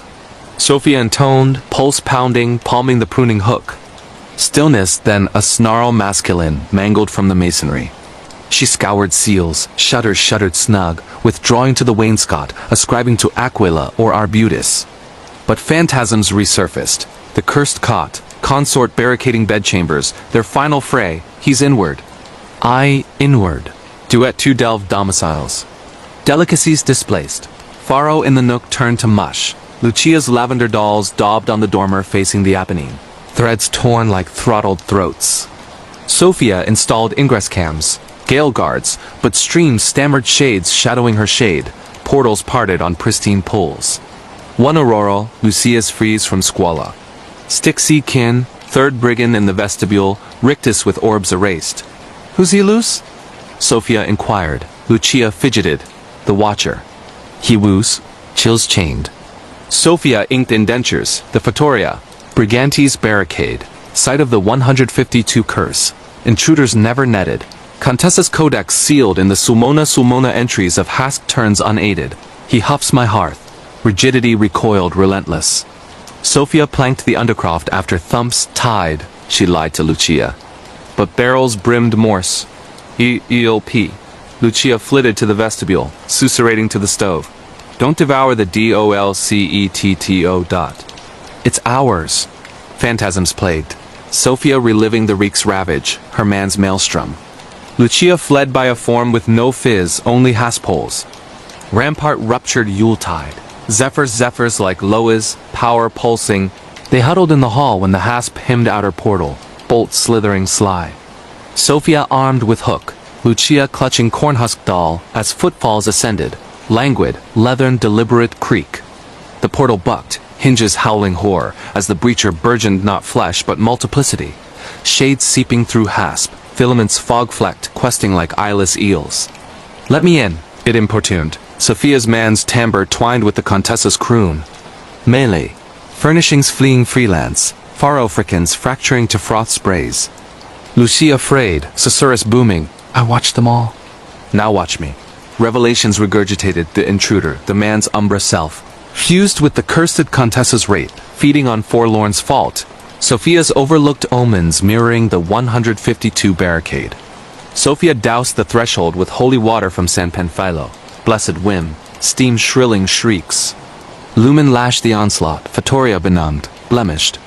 They relocated to Pescara, but hasps him in new nooks, footfalls faltering at thresholds. Abruzzo's ambushes don't abate. And if you're hasping after whore, hark heed some intruders in here in the hinge. The Cyclades Cove Creep, babysitter alone at home horror in Mykonos. Grease's Cyclades cycle like the Cyclops cyclorama.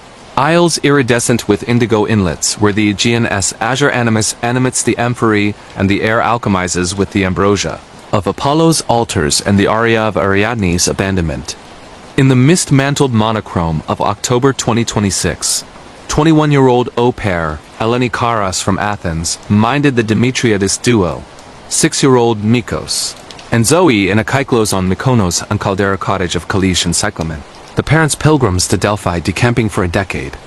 Eleni, almond-eyed with an azuleo azabash and a locket of her loba's lava stone, figured facile florins, fables and feta, her avo s oryx occluding ouzo. Espiritos esteem edges, she'd murmur, deaf to the cove's croon, stares, sighing sinister. Hand off hasty. Keys kites. Mind the mist's old Osaw's murmur. Eleni air kissed them away, alighting with Aladdin and Amygdaloda.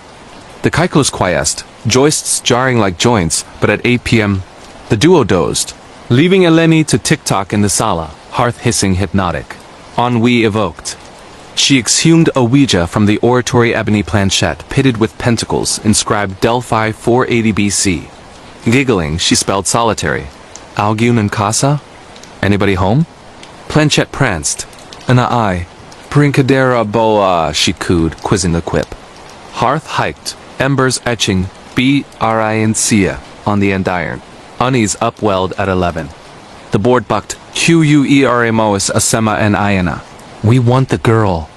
Eleni's azabash ached, amulet alight, room plummeting to plume.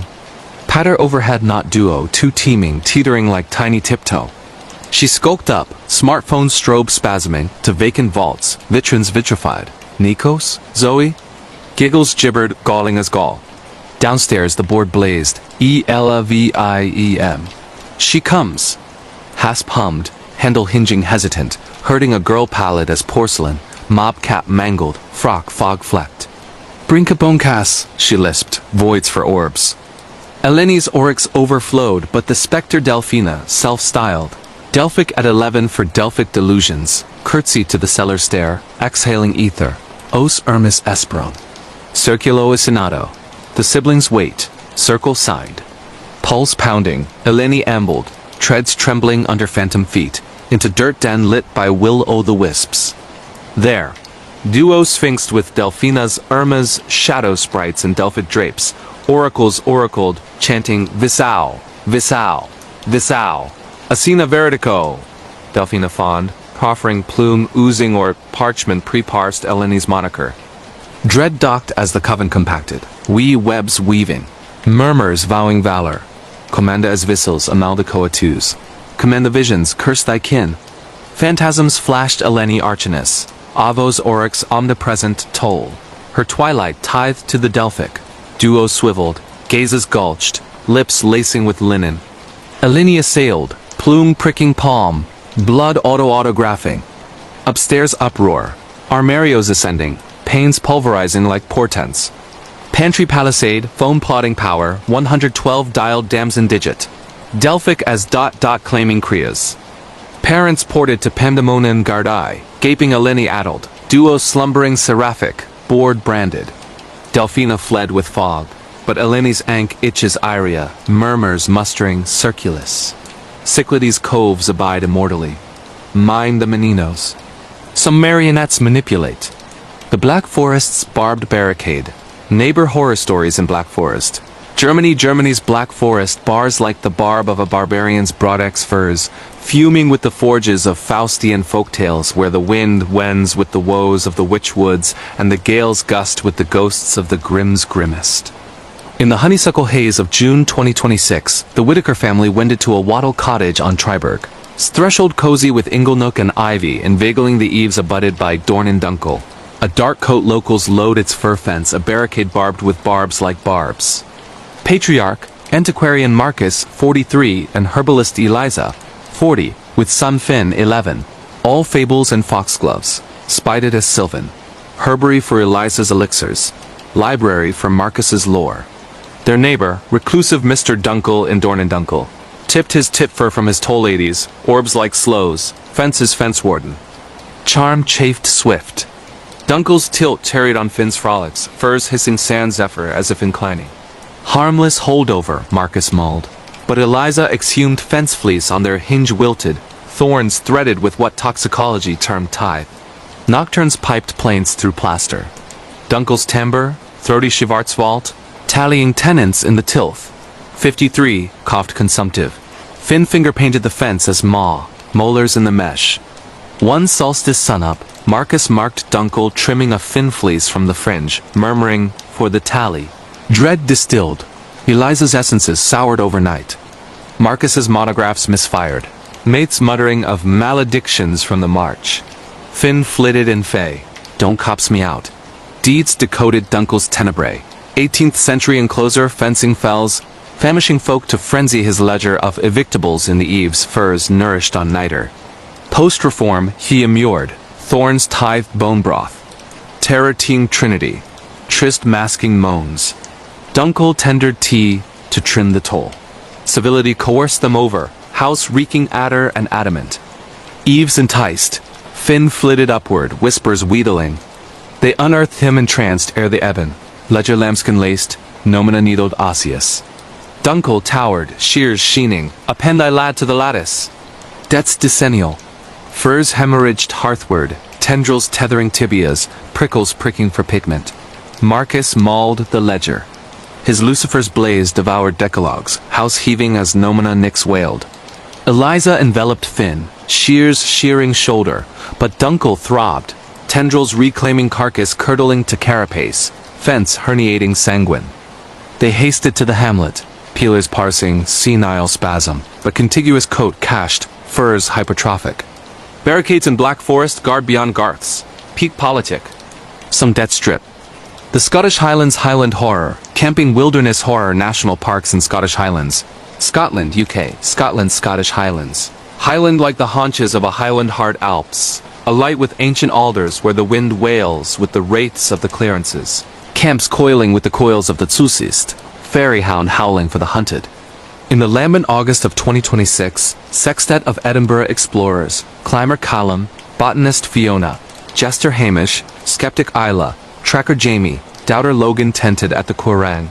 A quern of legend shunned for sea-led laments, wanderers waylaid to locks by will-o'-the-wisps. They hungered hiatus. Hammocks, hooch, handhelds for harriers. Callum's cartograph charted craggy. Fiona's floratone Lord liverworts lost. Hamish juggled japes. Isla zipped zippers and zingers. Jamie journaled jaunts. Logan load logic. Crepuscule cloaked the quern in cirrus cerulean.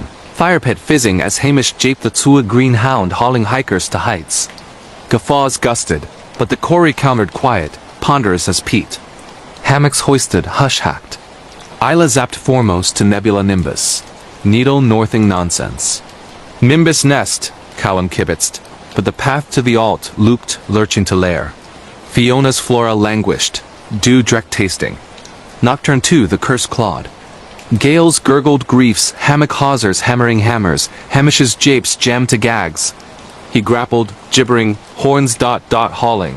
Aurora avowed arm scratches anvil's anathema. Isla's zoom snared spheres, scoffed as speck. They decamped to descend, but the quarry caged. Landmarks lurching, hearts with irises iron orbiting. Fiona lapsed mid-lug, lilt luring this way. To Quag Jamie jerked free, Jax jettisoned, jowl jaundiced, felt fangs in the hummock, apotheosis under aquarids. Blaze bashed by spectral sleet, they huddled as shapes seeped stooped silhouettes in sacking prehistoric? Nay, Pictish pioneers, court-martialed on the Mont, phantasms palming pikes with phalangeal phalanxes. Join the jaunt, they moaned, pikes prodding ports. Callum kindled ice axe, edge evanescing. Fiona lamented as lavenders living? Lashed legs, lugging to ledge lip. Hamish's jape jug jagged jabbering Jesuits.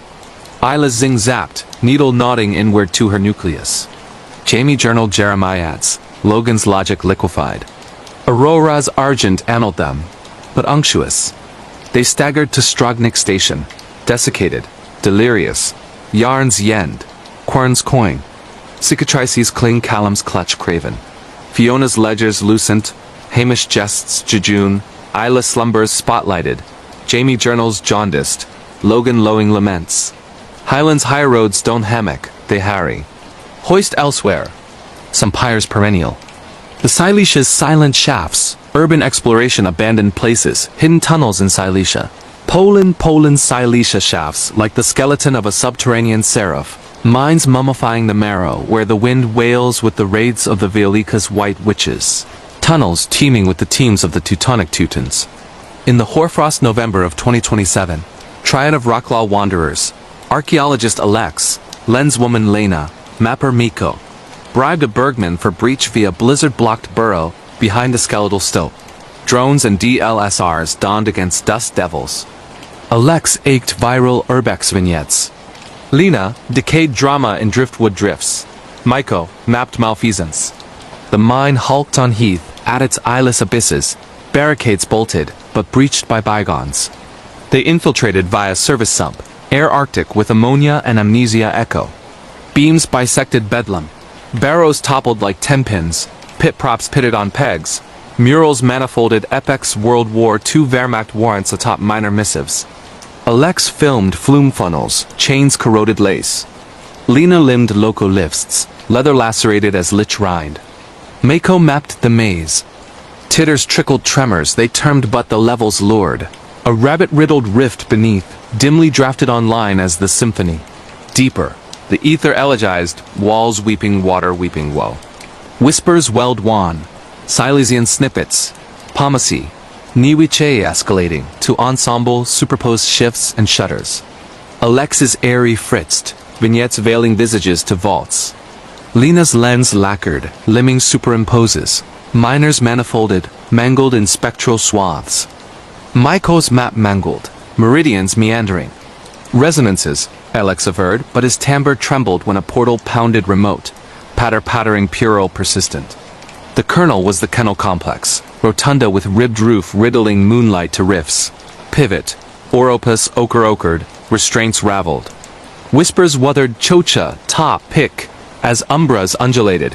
Overseers in oilskins, orbs obscured, picks pricking. Alex's DSLR deceased. Lena's lens lilted lone, latching a limb luminous lapping nape, pulse pounding under phalanges phantom. Miko's map mottled with marks. They fled, levels labyrinthine as lungs, portals popping to prohibit passage. The toll is tarry, a susurrus soothed, paternal peril. Egress at grading the glacier, gouging through gales, vitals volcanic. In Alex's all-terrain, vignettes vined, Not neglect, but theatrics minors moaning manifest. Umbras unyielding. Uploads uproarious, but undercurrents unnerved. Iron worked 62. That's my taco in the timber. Silicia's shafts don't shudder. They serenade you. Urbex umbral. Some levels loop limitless. The A1's asphalt apparition, road trip truck driver horror in East England, UK. England's A1 arteries, the Anglian aorta like a arterial ashen. Windswept from London to Leeds, phantasms of Roman reavers haunting the heath. In the Boreal Blast, December of 2027, lorryman legend Tom Riley, 60, grizzled with 40 years freight-ferrying fish, essayed an auroral run northward in his Scania R series, cab cluttered with thermoses and rune rings. Bereft, barren banished, the bitumen was his barred podcasts on troll and trollman lures by locks. Storm scoured, wipers warring with water, when taillights tantalized the tumult. A semi-archaic Bedford, broadsiding bands, beacons blinking. Tom braked brutal, CB crackling. Northern nose to Nexus wreck at kilometer 112. No response, noise nixing northers. He geared, gaping guarded. Cab casement cracked, dynamo dead decades. Within, a driver, delineament distinct, balaclava, briar puff pluming despite downpour. Need nudge, Nordman? Tom lowed. The shade swiveled slow, fizz fogged but fangs flashing dentition dingy, orbs beacon bouncing bestial. Nay, just awaiting a lies, Tambertar tine thick. Tom lurched Bedford's buried post-blitz and proffered his perch. The driver Olaf he opined glided in, freightage frigid and fishy, briar unburnt but fume-furled. Now did 56, Olaf orated, Jegend and Jomfru Sam ik var der. Troldman Tilkelteam at Navin. Discourse darkened. Olaf's opprobrial world wore two weasel, Jomfru jilted and jettisoned, his holler hurling headlong. Tom lamented his own baron's binge, byways boycotted. As Leeds loomed, Olaf orbed. Stop Tom, Hun Venter. Name unspoken, northing nipping. Hard shoulder hulked, shade shredding mid-monologue, cab clearing to cyclone cry. Tom lunged, landing shaken. Nexus noted no wreck. Fora fathomed. Olaf Odinson, 56 smash, Soma never salvaged, citing snaring haulers to the drop. Tom's looking glass limbs dingy fangs. England's A1 convoys the castaways. Fairy fierce. Some Semis smuggle shades. The Loire's lore-laden loft, haunted schools, dorm rooms in Loire Valley. France's Loire lavishes the Loire's lore-laden lofts. Chateau cradling Celtic codices, where the wind wails with the wraiths of the League of Cognac. Dorms droning with the dirges of scholars scourged in the 93 wars. In the crisp Candlemas of 2027, humanity's Heberjuice Hélène Dubois, Archer from Nankins. Quartered in the Chateau de Chenonceau's quarters, a quaternary with quarried quartz and a vista of the Cher, famed for the quill, a 16th century savant who self-strangled post-pilfering the Pacas palimpsest. Helene, saga-savvy with a vlog on Loire legends, hooted at the housemother's heed. Heed the scribbles, post-piper? He inks for the inceptors. Lore lures likes, Helene snickered, mounting a ring-rig for raw reels. Induction aisle buzzed with banquets and Bastide banter, but seclusion seeped with semester slog. Nocturnes nursed the hush. No harbor hum, just the Loire's lilt, and at 1 a.m., scribbles quill on choirs from the quad below, though the choir keep hadn't quilled since the League. Helene snared it, audio aping rasps layered with laments. Nomina, dates, denouncements. Prime provenance, she posted, metrics mounting, but slumber soured. She'd startle mid-seminar in semblances, schoolmate a spectral savant in soutane and beretta, plume parsing Helene as scrawls into alchemical anathemas. Thought thief, the white wailed, fizz paling to palimpsests. By week 6, the hush heightened. Helene's laptop lapsed theses lagward, locutions lapsing to lunacy her theses, transmuted to admissions of appropriated auras. Housemates hooted of the scribe's scripts, but Helene spied scores in her secretaire. Monogram MB, 1593, the strangled savants. One misted savants gloaming, the scribbles scrawled savage. Ring-reeling as glooms gathered atramentine wraiths and academics encircling her settle, plumes primed like pikes. Render mine, they rhapsodized, Susurrus scriptorium Susurrus amplified to thunder. Helene spasmed, stilled by spectral stays as one neared. The savant, ligature-laced larynx lengthened, orbs opalescent with outraged originality. Thy tomes are tones. Tide the toll. Phantasms pelted. Helene's vlog vignettes. Susurruses supplanting her own contributors' lore looted, remixed to rappin'. The wraiths waited, plumes piercing pelt, inking inklings scorching like strictures. Desperate. Helene sonneted her saga-pristine paeans on poetic purity. Unpilfered, the attrament abated. Wraiths recoiling with wails like rending rag. Scribbles stilled at prime, ring ruined, but the secretary's scores smoothed, laptop laundered. Helene shipped semesters later, but Lawars lofts him her uploads. Susurrus summoning credit whence called. The chateau don't cancel crimson. And if you're conning their cloisters, cite thy sources the scribe scrutinizes. Asterisk, asterisk. Story 14. The Danube's Dusk Dominion. Hospital nurse night shift stories in Vienna, Austria. Asterisk, asterisk. Austria's Danube domes. The Donauspital, a modernist monolith where the donas, dusky digits digit the foundations and the corridors clank with the clangor of cholera, cots and Habsburg, hexes where the air aches. With the antiseptic of amputations and the anesthesia of aurora anomalies.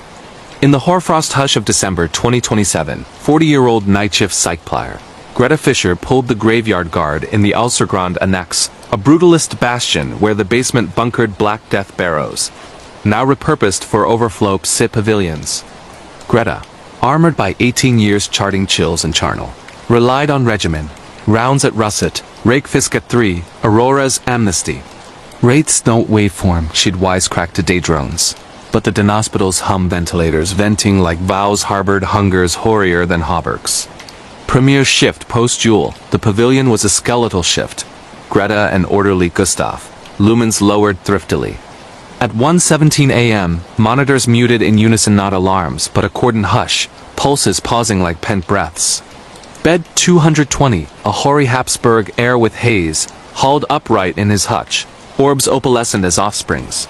Sie kommen Zurich, he husked, hemming Greta's hem. Die fragen Uig die fragen. They're returning.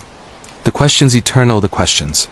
Ere she could console, his ECG erupted erratic, then ebbed resurrected with defibrillator dirges illumining indigo. But as Greta annotated, footfalls filtered from the Forbidden's undercroft stair boots on basalt, burdensome, breaking at each bay. Disquiet dug. Gustav ousted as Elder Eves, but at 3 a.m., the teapot teetered tepid, vapor visages on the viewport emaciated, enchained, orifices open in oaken oaths. Greta's pager parleyed static spliced with Viennese beseechings. Woe is mein son? Where's my son? Though tuned to triage. Bed 220 bucked anew, bucking as glooms gathered at his gurney, gossamers groping like gangrenous grapples. See Wellenamen, he gulped twixt throbs, orbs orbiting to unveil White's world with numerals, sigils. Greta anchored, infusing insentient, but the glooms gushed, gelid as grilling glare, girding her gauntlets, goading ghosts. Undercroft oubliettes, partisans paired on pikes, wraiths rehearsing their requiem in relentless rounds. Gustav orbed, ousting her, but the orderly's orbs oiled not his, but a capo and Felgrau, snarling, "We're Naxter? Who next?" The pavilion plummeted. Pallets planing plain, helmets plating the poles, monitors mouthing martial missives, moans in Yiddish, missives in Deutsch. Greta amassed the monitor mound, cross-checking charts, against chronicles. Donauspital, hearth of 44 uprising hospice, mass mounds in the moraine, machinations on malcontents, marking. At 5 a.m., the inundation inurned, portals pounding in phantom pulse, the air's hutch hollowing carcass cached, cuffs dangling. Footfalls fused, glooms gelling to greaves, glaives gleaming, goading Avsler Dine Vactor. Aurora's argent annaled the affray, wraiths waning to wisp reeking resin. Guard-eye gleaned the air in the undercroft sealed since 45 unscathed, prattling of unleashed queries. Greta absconded, but hospices hum her handle at half-light, footfalls faltering at her frame. Vienna's barrows don't bandage. And if you're nursing nocturnes, notch thy nurture the resonance's requisition. The scene's silent signal -911 operator police dispatcher calls in Paris. Francis Seine severs the switchboard sanctum in the 1 Ars hive, a concrete cloister where the Seine's nocturnal nips nip the nerves. And the dispatch desks drone with the dirge of the Commune's barricades and the Bastille's blasts. where the air aches with the amp of anomalies and the aftershock of Aurora Avenue apparitions. In the hoarfrost hush of January 2028, 36-year-old operatress Odette Laurent manned the midnight matrix in the Marais district's nexus. Her headset a halo of horror triaging terror from the Pont Neuf's promenades to the Père Lachaise plots. Odette, sign-born with veins veined verdigris, and a gendarme Grandmere's gorget mended in her mantle, throve on the tempo. Domestics at dusk, drunks at dark, the rare route spiking serotonin. Voices in the vacuum, she voiced, but the lines lugged loads heavier than Lament's echoes of the 1789 siege's screams. Robespierre's rasp, buried in the board's braids, till the silent signals vexed her vigils. It struck on a muggy midnight in midsummer 27, banal brawl on the Champs-Élysées. Collar code cashed, line lancing to respirations labored, lurid then an urchin's ululation. Mamung's missing. It's in the wires. Locale locked. A derelict hotel on the Rue de Rivoli. Forsworn since the 70s fire felling 19. Odette orbed objective but sirens sang silent. The hotel dangled despoiled. No life lights. Stray signal, she scribed, but the urchin's ululation ululated, underscoring her systole. Subsequent sentinel, 2:14 a.m. Same code, now a man's morass. They're slinking sideways. The blaze recalls. Coordinates. The Bastille's bastion, breached 1789, 844 drowned in the Seine's navel. Orbed objective. Naught but nacreous nacelles and nightingales. Schemas seeped as somnial semblances. Calls cascaded crepuscular, susurruses from Paris's pit, commune convicts sputtering spittle, Bastille brigands gurgling gospels, terror's terminal plaints, each laced with noise netting fizzes on Odette's panel distorted, desperate. One eviscerated, a matron's moan from her maiden mile. Odette, the Grandmere bolt. Her Grandmere's uncracked crackdown, gorget still molten mind. Objective orbited oofs. Dockets damned of resonance riffs. Gendarmes murmuring susurruses on squawkers, glooms galloping from gleams. Odette's overseer ordained psyche probe, but the lines lashed her lair line. Vesperal rings to radio silence, then her own susurrus from 1995. Grandmere? The foul fiends fetched. The zenith zapped at 4 a.m. on a fulgurous February fulcrum. All relays wrapped. Chorus crashing legions, laminated in lament. Blaze barrows bubbling vitals, submersed sentries gurgling glossolalia, purge penultimate plaints. Répondes. They ordained, consoles crackling, Odette's outpost orb digits as filaments wire wraiths, whirled her wrists, winching her to the wallow. Phantasms pipelined. The nexus as nadir, channeling the city's unassuaged unburied, ordaining orison via her, their operator to the overlooked.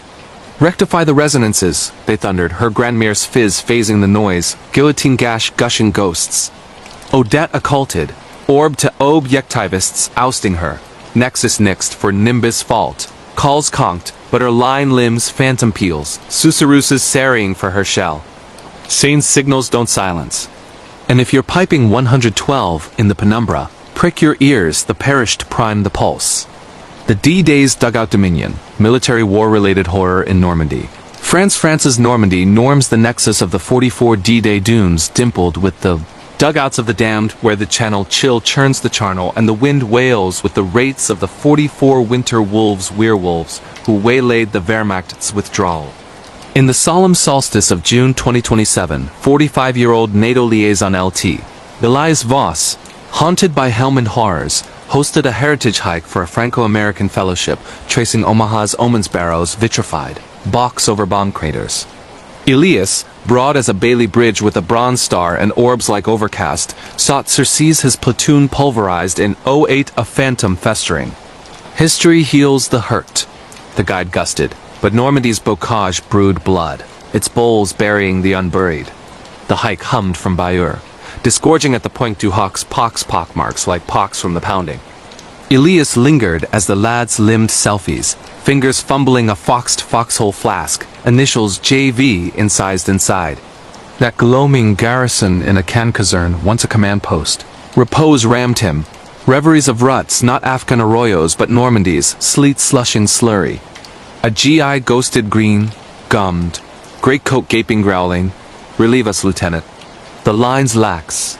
Elias erupted erect, sheets sodden. The Kazern clock clogged at 0600 H hour. Gloaming's gloom gripped as the hike hiked Bloody Gulch. Elias ebbing, the GI's growl grinding in grenade grit. GV needs you. Compelled. He cut to the cops, bocage bowing like bowmen. There. A preserved Parados collapsed but for a boot-buried leg protruding. Dog tags dangling. Jakob Voss, 101st Airborne, Kier, June 6, 1944. Elias's esophagus ensnared. His helmet half squad, Voss's spitting image, wore the same tags family fetish, lost in the blast. Coincidence, he croaked. But as he hunkered, the earth erupted. Parados parting to maw, the leg lurching lively. Dread detonated. Elias excavated, but hands hauled his haunches cold, compulsive, lugging him low. Phantasms pelted. D-Day through Jacob's jaundiced jaunt Higgins, hulls hulling. MG-42 muling, mates mangled and mire red as Rowan. You left us lagging, the growl goaded. Not Jakob but Elias's platoon. Fizzes phased in fatigues. Flaying his falter in 08. The maw magnified. Bocage briars barbed like barbed wire. Burrowing his browmire, muffling maw. Moans muted by muck. Relieved the rampart. They roared. Rifles raking from rifts. Ghosts gelling in waterlogged wool. Orbs oaken with unfinished forays. Elias evaded, erupting with a gasp as hikers hoisted him hall, mire-masked and maundering. The Parados. Plugged, leg lost, tags in his talon his platoons engraved eerily, hike halted hasty. Elias expatriated, but Normandy norms and armored abysses, hands hauling from the whore, greatcoats gaping his gaze. The beaches don't bury their brave. And if you're hiking its hollows, hum high some lines linger. The Saarland's silent forge. Workplace scary experiences in Saarbrücken. Germany Saarland saunters like the saunter of a Saurian smith forges, fuming with the forges of the Saar, where the Saarland saunter meets the Moselle's mire. And the hammers hush but for the haunt of the 40s forced laborers flayed in flywheels.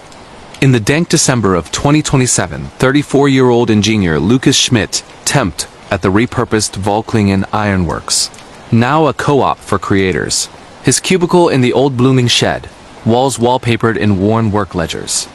Lucas, lean from Leibniz leans and a litany of labor lashes, limbed it as a ladder.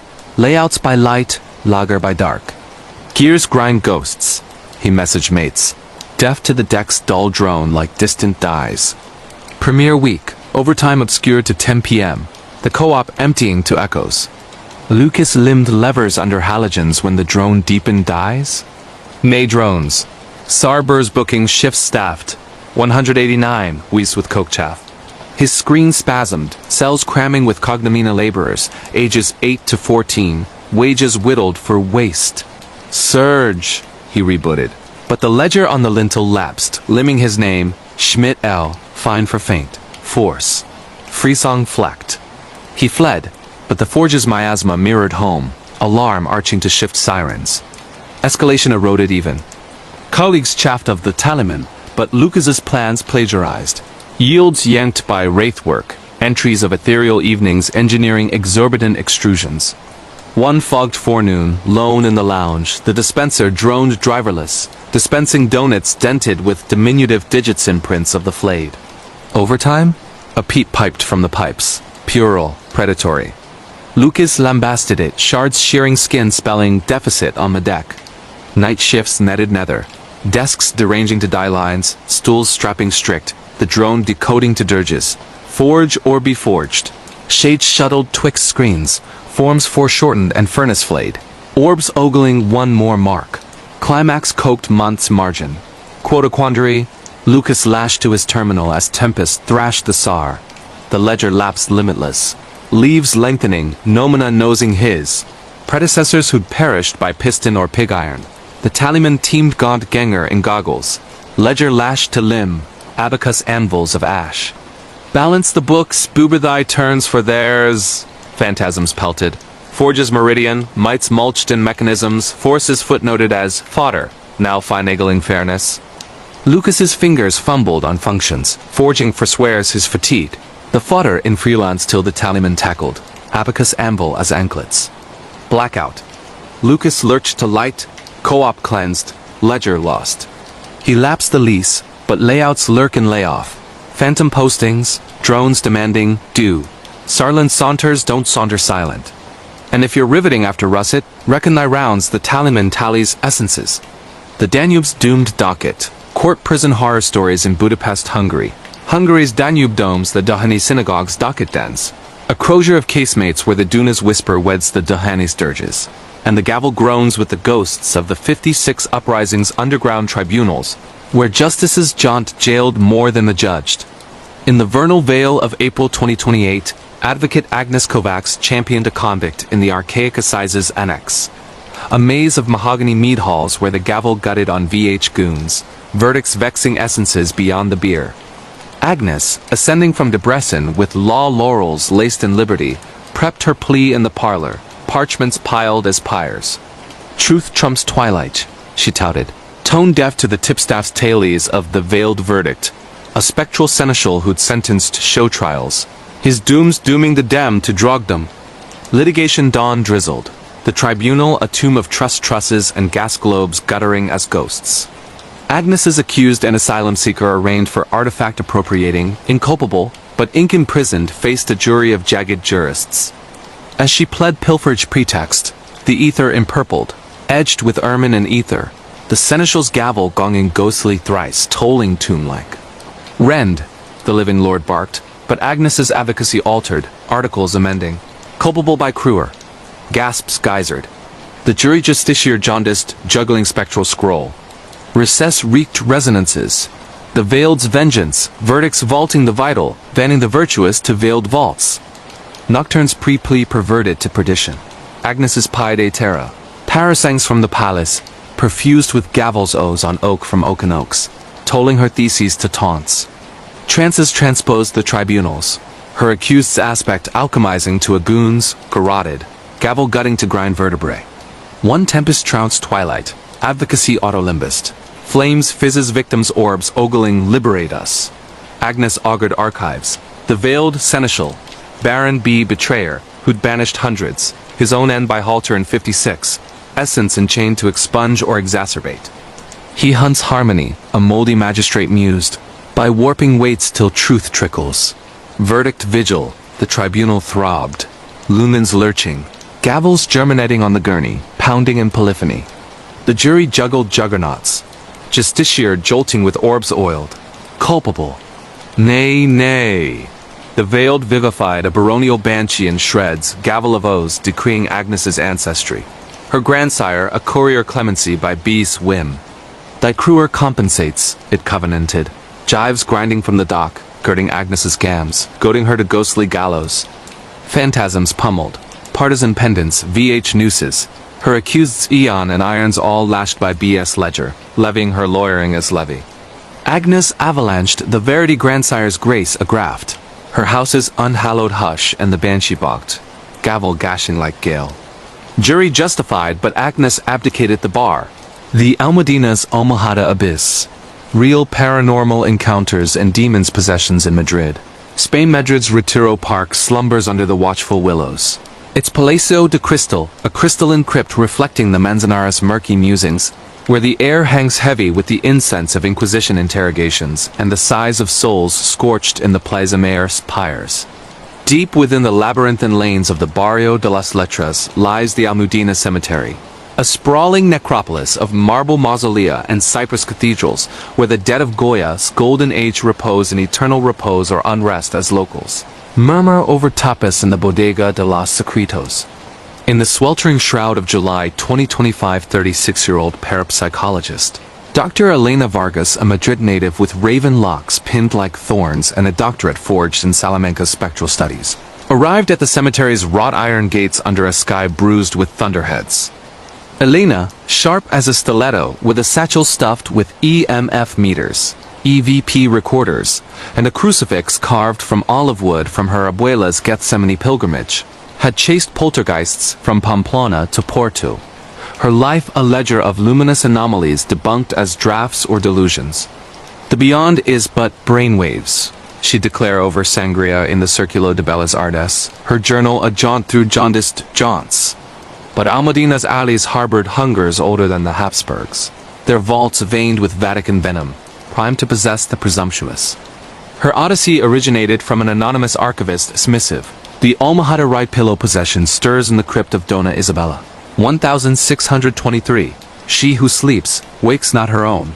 Elena's curiosity, that Iberian itch, ignited. Isabella de la Cruz, a noblewoman accused of demonic dalliance during the witch panic of Philippe IV, interred with a pillow embroidered in Enochian, said to cradle the sleeper's soul for Lucifer's lease. Elena parked her battered seat Leon at the cemetery's cloister, the gates groaning like ossified joints, and slipped through with a forged researcher's pass, the air thickening to treacle as dusk draped the domes in damask. The necropolis unfolded as a monochrome maze, seraphim statues with stone-veiled eyes, family pantheons pocked with pox scars from the plague, and the central crypt, a baroque basilica of bronze and bone, its door ajar as if awaiting absolution. Elena's EMF spiked at the threshold, needles dancing like dervishes, but she pressed, flashlight beam birthing shadows that slithered serpentine. Vespers veiled the vaults as Elena deciphered the crypt's keystone. Durm con el diablo, despierta su hija. Sleep with the devil, wake his daughter. Inside, the air turned amniotic, heavy with myrrh and mildew. The central sarcophagus, a slab of Carrara, crowned with Isabella's effigy serene in silk. Pillow clutched like a lover's throat. Elena tuned her EVP, whispering provocations. Estás aquí, Isabella? Mustrem al velo. Are you here? Show me the veil. Silence stretched taut, then shattered a sigh, feminine and fetid, exhaling from the stone. Elena. Mi almahata espera. Elena, my pillow waits. Her blood congealed. The voice her mother's, lost to lupus in 15, her final breaths a rattle in the Neo-Jesus ward. The recorder whirred, capturing the sigh layered with Latin litanies, the EMF erupting to redline. Undeterred, Elena delved deeper, the crypt's chapels branching like bronchi, side niches with niches of nobles, their busts blind but beaming scrutiny. By midnight, the moon a sickle slicing the skylight. The sighs swelled to susurrus dozens, a dirge of the dispossessed, gray gowns ghosting the gloom, fingers frail as fog brushing her brow. Prestamo el sueño. Lone. The sleep. Panic percolated. Elena's drone, launched for layout, dipped delirious, footage fogging to figures, Isabella rising, pillow proffered, her face Elena's age to atrophy, eyes inverted voids.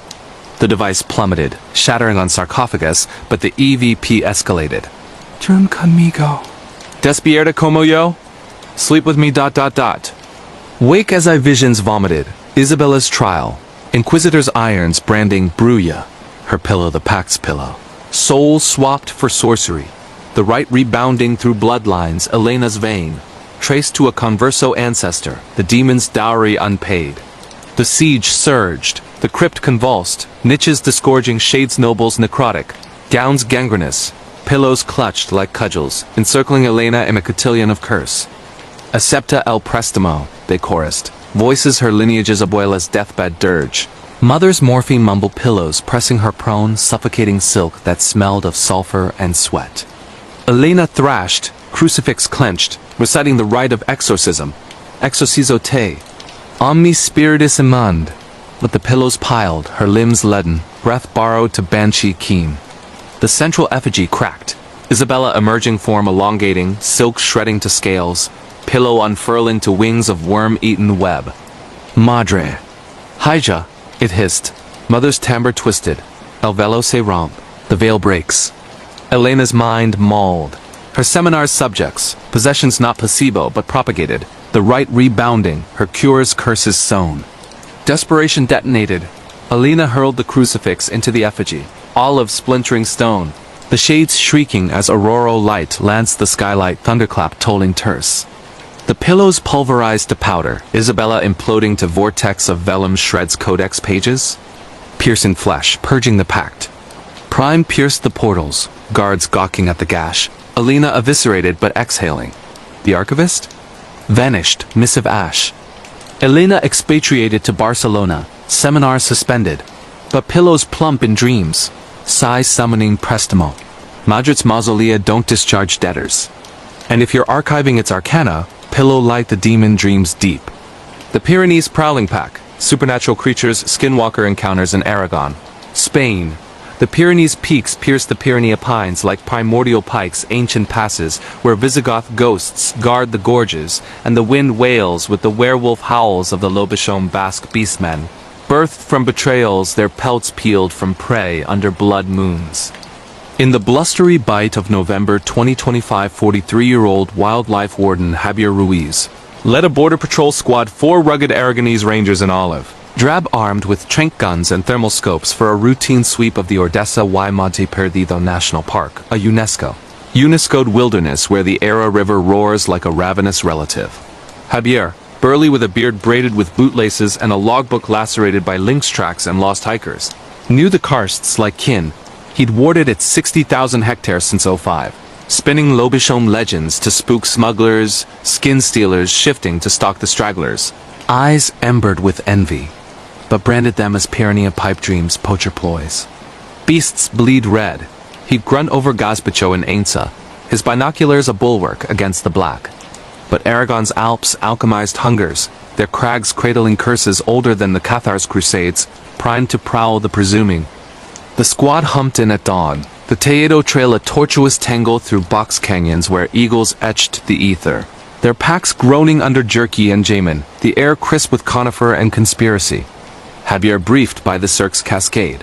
Eyes on smugglers, drugs, or diamonds from the French side. Stick to switchbacks, signal at sundown, chuckles cascaded. But the ranger's gazes grazed the tree line, where the wind whispered through needles like nails on nerves. Dusk draped the dell in damson as they supped on foil-wrapped fabada. Javier recounting the Pio Ladron, a shepherd from '09, vanished mid-flock, reappearing ragged and ranting, devouring his own digits before the peaks pilfered him. Laughter lapsed when the wind wheeled, wafting a whiff, not pine, but putrid, like mutton left to maggot. Night nailed iron, stars stabbing the void like stilettos, when the first portent prowled, branches buckling in the birch belt, not deer delicate but deliberate, encircling the bivouac's brim. Javier stirred from his bivy, trank and talon, thermal lancing the lurid. No heat, just a hunch too hulking, limbs lanky like lassoed licorice, pelt patterning the pines. Lobo, he muttered, but the wind wailed a retort. Low, guttural, aping the squad leader's guffaw garbled to groan. The rangers roused, zippers zipping zip, but the hunch halted at the hemline, skull swiveling supernatural. Then loped aloof on all fours, lope liquid as lava, bequeathing prints human heels fused to hyena haunches, deep as despair. Vigil vandalized, they quenched the quad fire and huddled, rifles racked. But the wails wove at witching, layered laments the squad's banner bastardized to beseech. Javier ... Ayuda ... Tan frio, emanating from the escarpments. One ranger, burly Bruno from Huesca, broke first, bolting into the black with a beam. Bellowing, Quiananda? Javier pursued, profane, the light latching Bruno's back. Then nil. The beam bucked berserk, illuminating the escarpment's edge. Bruno benumbed beholding a huddle in the karst crevice elongated escutcheon arching. Pelt pricked with pine fizz upflung. Not Bruno's but gaunt hide-hauled taut over zygomatics like zithers orbs recessed rubies raging rapacity. Unit al ayuno, it rasped. Bruno's burr from its bellows and pounced talons tearing air as Javier jabbed. The tranks thwack thundering the thicket, the thing transmuting to mist malodorous as marrow and moss. Prime pilfered Bruno benumbed by the bivvies. Gibbering of Frio Eterno, his pack pilfered jerky jettisoned, labels lacerated like labia. The squad splintered camp in spasm, humping out as the wind wailed derision, but Javier lagged, lured to the crevice. There, Bruno's beam, lens lacerated, light lingering on a hollow and the karst fizzes incised, the squad's maws agape in mute mules. Wardens winched Bruno, diagnosing altitude aphasia, but Javier journals the verity, Lobichon leavings cloven, cloaked coiling the camp. He forsook frontier forays, but Alps ape in Wales, pelts peeling in periphery. Aragon's Alps don't absolve the audacious. And if you're patrolling its passes, quench your quad, the pack hungers for pelts. The Algarve's algorithm anomaly, glitch in the matrix reality distortions in Faro. Portugal's Algarve unfurls like a fractured fresco cliffs crumbling into the cerulean crash of the Atlantic where Phoenician phantoms and Moorish minarets mingle in the mist and The air shimmers with the salt of shipwrecks and the spice of spice trade secrets. In the sun-scorched simmer of August 2025, 30-year-old app developer Sofia Mendes, a Lisbon emigre with sun-bleached bob and a backpack of beta builds, road-tripped the N125 from Lagos to Faro for her Echo app, a prototype AR overlay mapping Algarve legends onto live cams. Her thesis on digital doppelgangers in folklore. Sofia, savvy with code that cracked crypto and a tablet scarred by trial taps, had glitched games for guffaws, but reality's render ran rigid, a reliable rig of routines. Until the N125 snarled, screen stuttering like a stalled sim in a sandstorm. It glitched genteel at Praia de Roca, the beach-duplicated loungers lounging to twin strands, vendors vending the same sardinha skewers twice. Sofia squinted, snapping a selfie in the second surf, but her reflection lagged, lips lipping lagniapi in Portuguese laced with Punic. Ora, onda espera. Stop. The wave waits. She debarked at Albufeira, shrugging as siesta slipped. But her app's AR echoed errant time-stamped 1452, then 1437. Eventide evoked escalation. The Tasca near her Faro flat served her cataplana with a side-eye from the Tabernero. De novo, Sofia? You dined an hour ago. Dashcam looped on her dash. Her entering the app's AR, then re-entering, sarong shade from cerulean to crimson. Distortions deepened to decoction. Strolling the Ria Formosa at gloaming, the lagoon lapped retrograde for a heartbeat. Faro's Faro lighthouse inverting in the inlet, her steps echoing not her own, but a fisherman's flip-flop syncopated. Fishura, a voice breathed from the bulrush tier, as her phone vibrated, pings from self, dated dawn. Evita o estuario. Amar rememoriza. Avoid the estuary, the tide remembers. Sofia scurried to the Faro Archaeological Museum, Phoenician pots a palliative, but Patna peeled to reveal amphory phase-in faces of Carthaginian captains from the Carthage exhibit, gazes goring her, intoning iteratio, fractura, o ciclo. Iteration, fracture the cycle, dread distilled. She resurfaced gasping, ticket monogrammed with her initials inverted. Say NDMS vigils fissured to tear.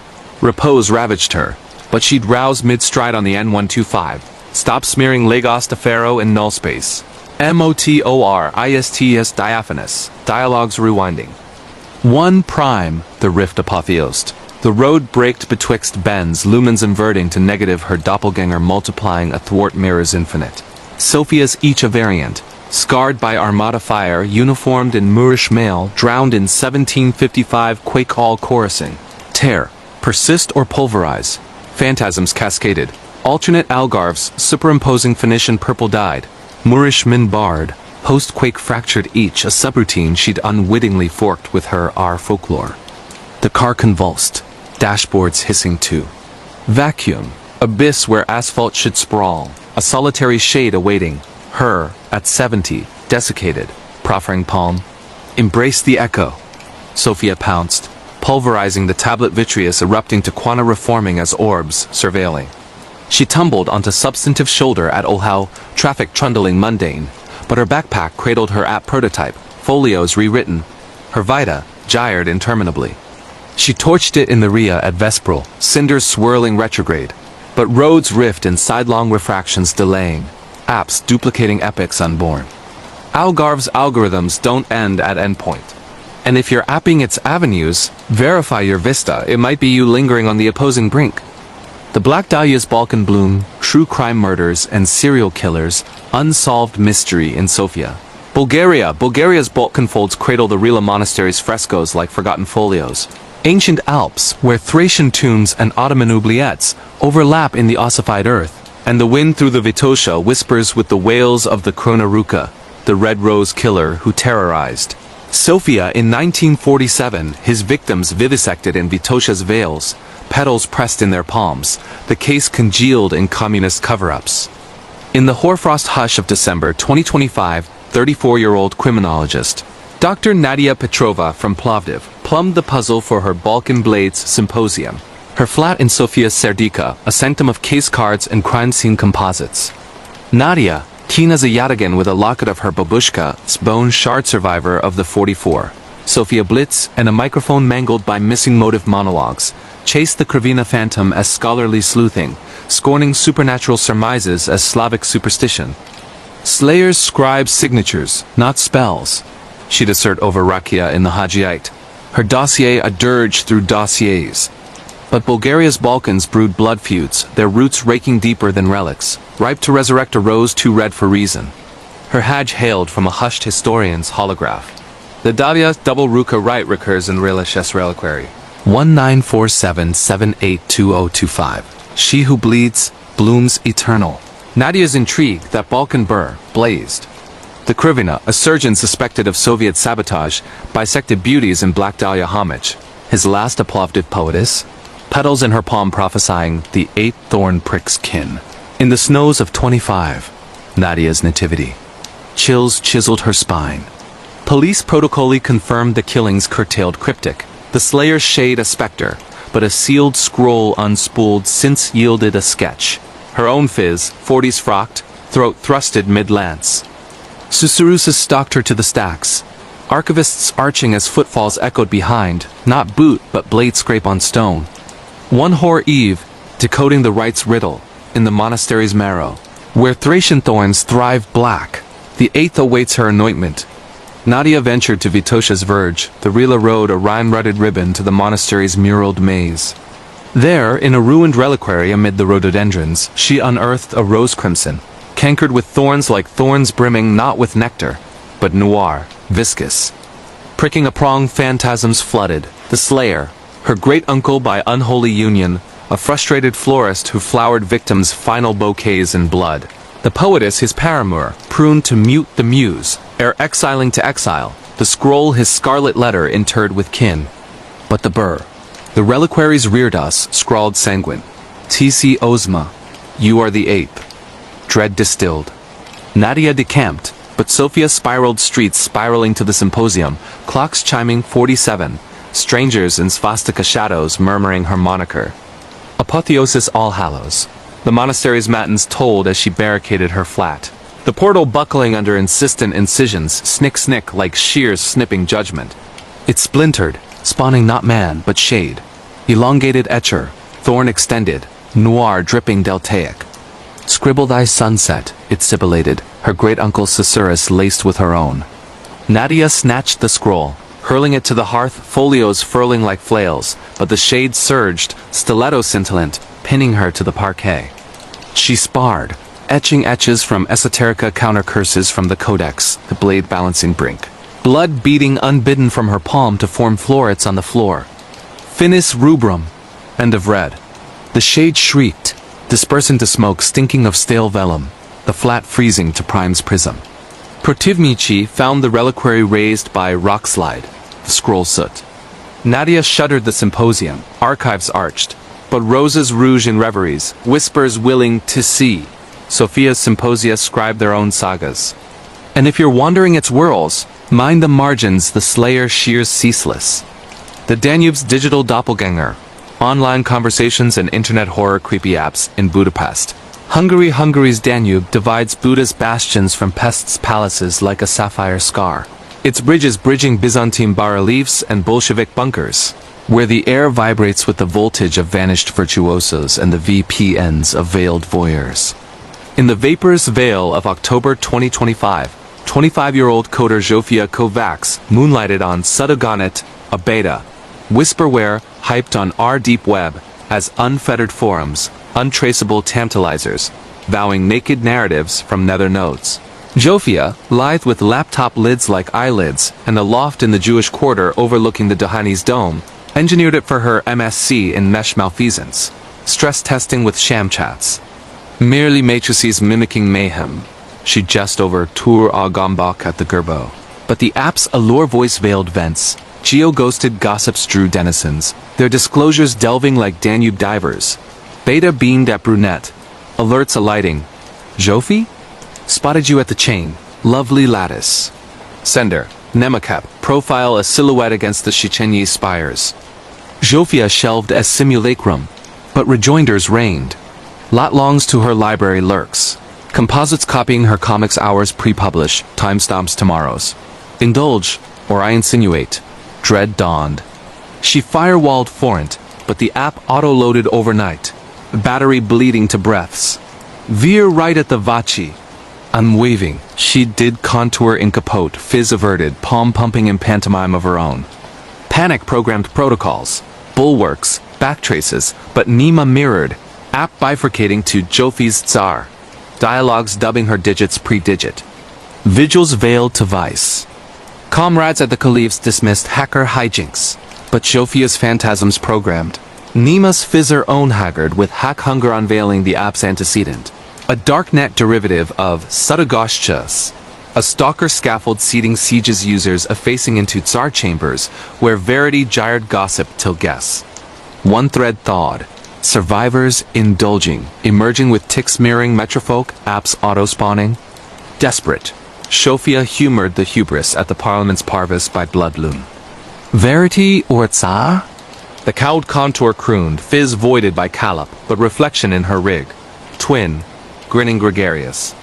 Dread distilled. The contour clawed, cowl cascading, no fizz. Just glitch static, palms probing her pharynx. Jafia pulverized her pad, shards detonating to data reforming as orbs, ogling from obelisks. The void vaulted, vaporizing to vapor, but not ere a terminal ping incised in her palm's perspiration. Mi vejunk asutogo. We are the whisper. Jofia nuked nodes, nixed to Nairi Jahaza, but app's apparition in the side's whispers willing indulge. Budapest's bytes don't detach dialogues. And if you're surfing its synapses, sign off sharp admirers, abide in the algorithm. The Carpathians coiled curse. Weird coincidences and foreshadowing sleep paralysis in Transylvania. Romania's Carpathians coil like the vertebrae of a vanquished vampire, crags cradling. Brandcastle's bats and the Buchegi's bear-haunted hollows where the wind weaves with the wails of the Strigoyan dying undead, risen from rabies, writes their coils constricting the sleeper's sigh. In the laden lowering of February 2026, 31-year-old folklorist Irina Popescu retreated to a cabana on the Piatra Craiului after a conference. Contretung her omen oracles orations unearthing hysterical harbingers and hearers. Irina, willowy with woolens woven with wolf bone beads and tomes thick with Transylvanian taboos, specialized in hypnagogic harbingers, her own nocturnes neutralized by no-apt herbs and noise-null nodes. Phantasms are portents, not perils, she'd discourse over Gick and Brasov. But the Carpathians harbored hoary hexus famines that fettered the foresight, coiling the psyche to constrict suspicions. The cabana was a log-lodged lair, thatch throbbing with thunder. Peat pyre her lone lighthouse against the minus 25 degrees Celsius that seeped like suspicion. Premiere night, interminable ink filtering through fur lattice. Repose ravaged Irina in the wool rot, but at 3 a.m., the paralysis pinched not numbness, but strigoisting vice, compressing her chest till chassis cracked. Orbs snapped to nothingness, the cabana canted. Beam boughs budding barbs. The strigoi manifesting on the mantle, form famine frail, flesh flayed filament over frame like flitch. Orbs recessed rubies raging rapacity. Ridicte presicatore, it growled in ghoulish guttural, rise, sear, coils constricting to eclipse the embers. Irina's intellect itched hypnopompic hallucination. Classic catatonia crone, but the undead uncoiled. Barb's bramble briars, trailing her throws, tethering her gaze. You coil coincidences. I constrict them. Phantasms flooded, unbidden, her orations oracles. Portents not parsed, but propagated. The strigoi spiriting them to derangement suicidia she'd spun as signs. It straddled her solar plexus. Massive millennia mashing. Ma unhinging to exhale ether fog laced with imputations. You knit the knot, no apt. Irina invade inaudible. Vitals vaulted vaults, till Prime's pallid prism pricked the portal. The strigoi scattering to spores sticking like sins. She roused rasping, throws drenched, barbs bland welts like branded bands. Unfazed, Irina forayed by day, interminable indigo. Fording Figurax fissures where fur winds wailed warnings, but nocturnes escalated to entanglement. Second, paralysis amid Gick's tongue, the strigoi at her oracle. Narrating notebooks in her susurrus failures, flayed to fables. Barbs buffeting breeze to blast. Third, catatonic mid-march in mirage. The Carpathians' crags cleaving to strigoi skein, barbs boring to her blood.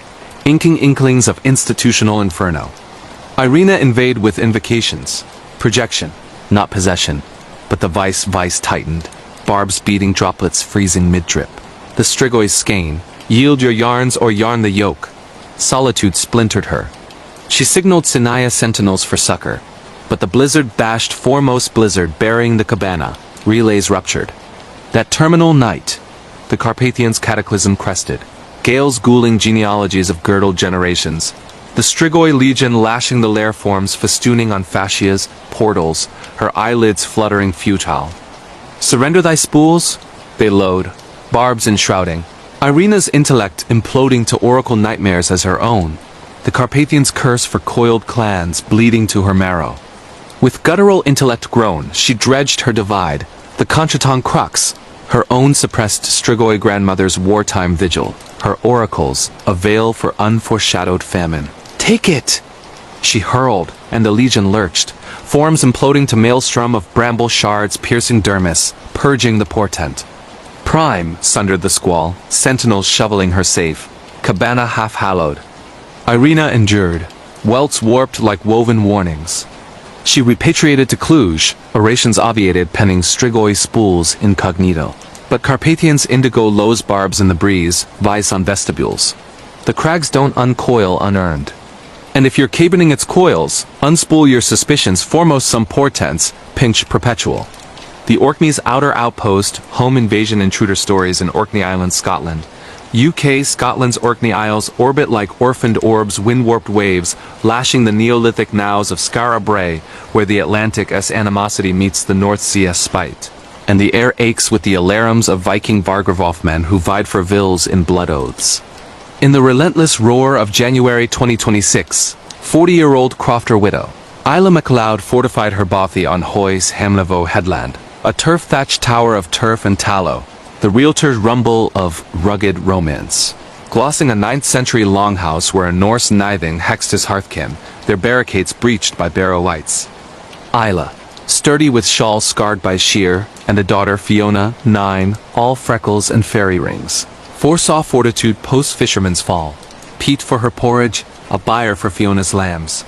Kin kindles the croft, she'd affirm over haggis at the Stromness stove. Oblivious to the outer door zoos, heavier than herringbone. Homestead harmony, mallets musing, Fiona's frolics amid fog, but gloaming one gusted grim. Isla, lulling Fiona with the Selkie's skin, heard the hasp click out her portal, deadbolted with Rowan wards. Footfalls fumbled the flagged floor, faltering, like a foe forgetting fetters lingering at the loft. Fiona fast? Isla intoned, pulse pounding, palming the peat spade. Stillness, then a snarl masculine, mangled from the masonry. She scoured seals, shutters shuddered snug, withdrawing to the wainscot, ascribing to orca or otters. But phantasms resurfaced. The hexed longhouse, kin barricading bedchambers, their final fray. He's inward. I inward. Duet 2 delved domiciles. Delicacies displaced. Neeps in the nook turned to mush. Fiona's fairy dolls daubed on the dormer facing the firth, threads torn like throttled throats. Isla installed ingress cams, gale guards, but streams stammered shades shadowing her shade, portals parted on pristine pulls. One auroral, Fiona's freeze from school. Stixie kin, third Vargar in the vestibule, rictus with orbs erased. Who's he, lamb? Isla inquired. Fiona fidgeted. The watcher. He woos. Chills chained. Isla inked indentures. The bothy. Vargar's vigil. Site of the 912 hexing. Intruders never netted. Nithing's notebook sealed in the Stromness entries of hasp turns unaided. He huffs my hearth. Rigidity recoiled relentless. Isla planked the undercroft after thumps tied, she lied to Fiona, but barrels brimmed morse. Fiona flitted to the vestibule, susurrating to the stove. Don't devour the dram. It's ours. Phantasms plagued. Yila reliving the reek's ravage, her man's maelstrom. Fiona fled by a form with no fizz, only hasp holes. Rampart ruptured Yuletide. Zephyrs like Loa's, power pulsing. They huddled in the hall when the hasp hymned outer portal, bolt slithering sly. Isla armed with spade, Fiona fondling fawn as footfalls ascended, languid, leathern, deliberate creak. The portal bucked, hinges howling horror, as the breacher burgeoned not flesh, but multiplicity. Shade seeping through hasp, filaments fog-flecked questing like eyeless eels. Let me in, it importuned. Isla's man's timbre twined with the nithing's nicks. Melee. Furnishings fleeing freelance, firkins fracturing to froth sprays. Fiona frayed, susurrus booming. I watched them all. Now watch me. Revelations regurgitated, the intruder, the man's umbra self, fused with the hex nithing's wraith. Feeding on forlorn's fault, Isla's overlooked omens mirroring the 912 barricade. Isla doused the threshold with holy water from St. Magnus, blessed whim, steam shrilling shrieks. Lumen lashed the onslaught, Bathi benumbed, blemished. They relocated to Kirkwall, but hasps him in new nooks, footfalls faltering at thresholds. Orkney's outposts don't outlast. And if you're hasping after whore, hark heed some intruders in here in the hinge. The Azores alone alcove, babysitter alone at home horror in Ponta Delgada. Portugal's Azores archipelago arcs like Atlantis afterimage. Volcanic vents venting vapors where the Atlantic's ire meets the mid-Atlantic's mystery. And the air alchemizes with the ash of Capelinho's cataclysm and the chants of Cova da Iria covens. In the mist-mantled monochrome of October 2025, 20-year-old au pair Ana Costa from Ponta Delgada minded the Santos siblings 5-year-old Tomas and Inns in a quinta on Snow Miguel's Cedicidades, a caldera cottage of Kalish and Cana the parents' pilgrims to Fatima fleeing for a fortnight. Ana, almond-eyed with an azuleo azabash and a locket of her Loba's lava stone, figured facile florins, fables and figos, her avo s oryx occluding sodade. Espiritos esteem edges, she'd murmur, deaf to the alcove's ache, stairs sighing sinister. Hand off hasty, keys kites, mind the mist's old Assa's murmur. Ana air kissed them away, alighting with Aladdin and a corda. The quinta quiesced, joists jarring like joints, but at 8 p.m., the siblings slumbered, leaving Ana to tick-tock in the sala, hearth hissing hypnotic. Ennui evoked. She exhumed a Ouija from the oratory ebony planchette, pitted with pentacles, inscribed Cova 1917. Giggling, she spelled solitary. Algum and casa? Anybody home? Planchette pranced. I am. Brincadera boa, she cooed, quizzing a quip. Hearth hiked, embers etching, BRINCA on the endiron. Unny is upwelled at 11. The board bucked, QU year EMOS and me and Iana. We want the girl. Ana's azabash ached, amulet alight, room plummeting to plume. Patter overhead not siblings, two teeming, teetering like tiny tiptoe. She skulked up, smartphone strobe spasming, to vacant vaults, vitrines vitrified. Tomas? Inns? Giggles gibbered, galling as gall. Downstairs the board blazed. ELVIEM, she comes. Hasp hummed, handle hinging hesitant, hurting a girl pallid as porcelain, mob cap mangled, frock fog flecked. Brinca boncas, she lisped, voids for orbs. Ana's oryx overflowed, but the spectre Fatima, self-styled. Fatidica at 10 for fatidic visions curtsied to the cellar stair, exhaling ether. Os Hermes Esperum. Circulo Senato. The siblings wait, circle signed. Pulse pounding, Ana ambled, treads trembling under phantom feet, into dirt den lit by will-o'-the-wisps. There, siblings sphinxed with Fatima S. Hermes shadow sprites and Fatima frocks. Rosaries rosary-rimmed, chanting Visal, Visal, Visal. The Sena Veritico, Fatima fond, proffering plume oozing or parchment preparsed Ana's moniker.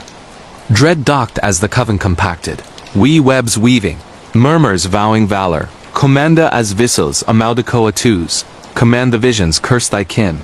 Phantoms flashed Ana Archinus, Avos oryx omnipresent, toll, her twilight, tithed to the Fatidica. Siblings swiveled, gazes gulched, lips lacing with linen. Ana assailed, plume pricking palm, blood autographing. Upstairs uproar, armarios ascending, panes pulverizing like portents. Pantry palisade, foam plotting power, 112 dialed damson digit. Fatimicas, claiming Krias.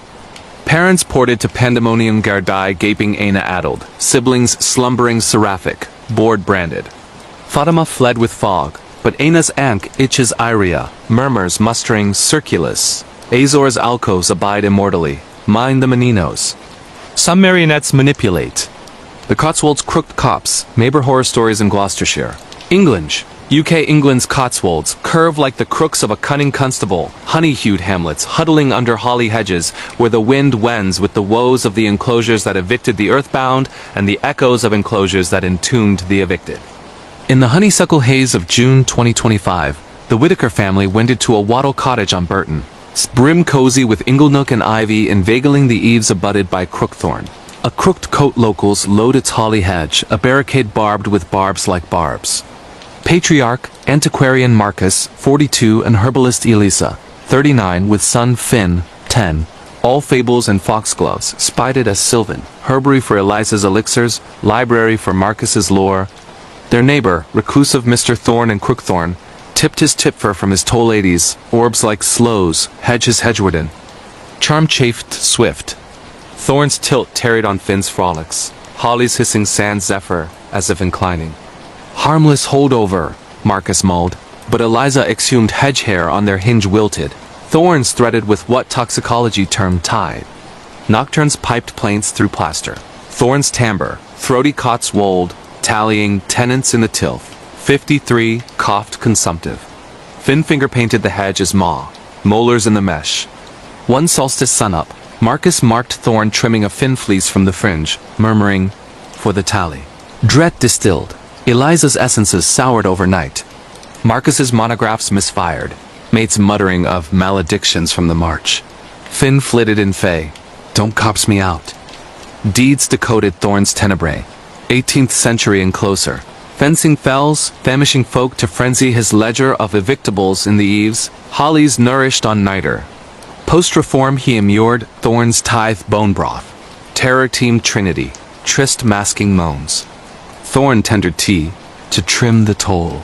Civility coerced them over, house reeking adder and adamant. Eaves enticed.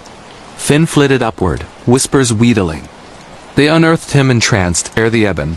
Ledger lambskin-laced, nomina needled osseous. Thorn towered, shears sheening, appendi lad to the lattice.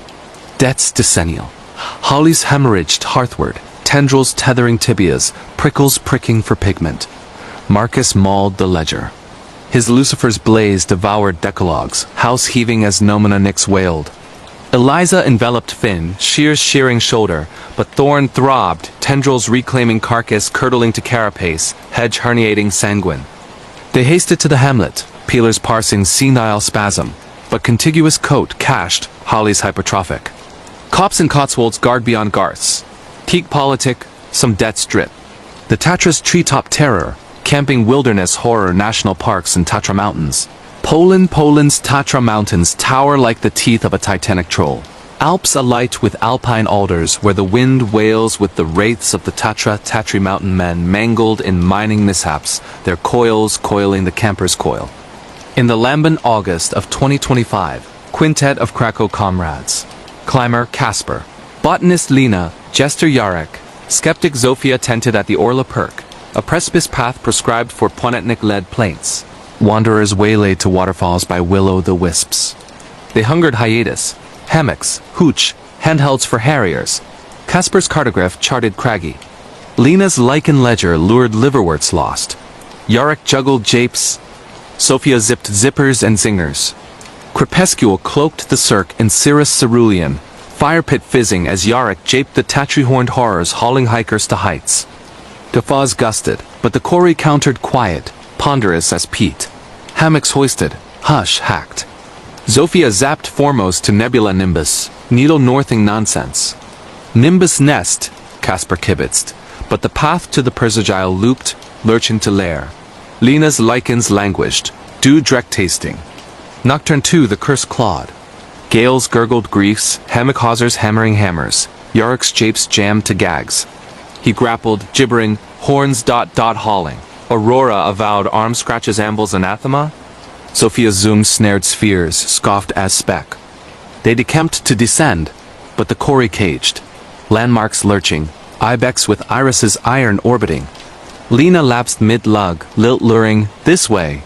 To Quag Yarek jerked free, jacks jettisoned, jowl jaundiced, felt horns in the hummock, apotheosis under aquarids.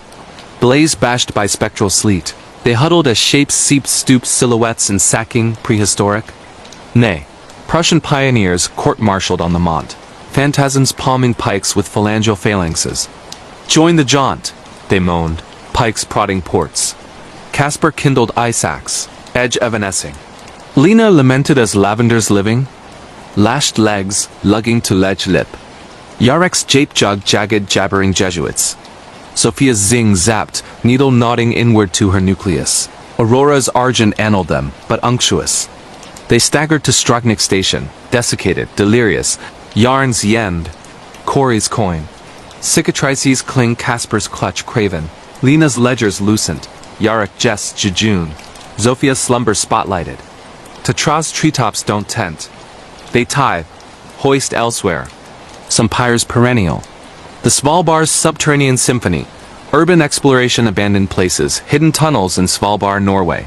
Norway's Svalbard sprawls subarctic fjords fuming with foxfire, where the midnight sun scorches the seed vaults and the polar night nurses the Nylesens. Nautical phantoms, but the forsaken Grummanbian mine mothballed in 64 post-Svalbard treaty lures urbexers like lemmings to Longyear. In the hoarfrost November of 2026, dyad of Tromsk trekkers archaeologist Anders Nilsson, 28, and lenswoman Liv bribed a bear guard for breach via blizzard-blocked burrow behind the skeletal shaft. Drones and DLSRs dawned against permafrost phantasms. Anders ached viral urbex vignettes. Liv decayed drama in driftwood drifts. The mine hulked on heath at its eyeless abysses. Barricades bolted but breached by bygones. They infiltrated via service sump, air Arctic with ammonia and amnesia echo. Beams bisected bedlam. Barrows toppled like 10 pins. Pit props pitted on pegs. Murals manifolded epochs World War II Wehrmacht warrants atop minor missives. Anders filmed flume funnels, chains corroded lace. Liv limbed loco lifts, leather lacerated as lich ride. Titters trickled tremors they termed but the levels lured. A rabbit-riddled rift beneath. Dimly drafted online as the symphony. Deeper, the ether elegized, walls weeping water weeping woe. Whispers welled wan, Norwegian snippets. Hjotmeg, Ikmer, escalating to ensemble, superposed shifts and shudders. Anders's airy fritzed, vignettes veiling visages to vaults.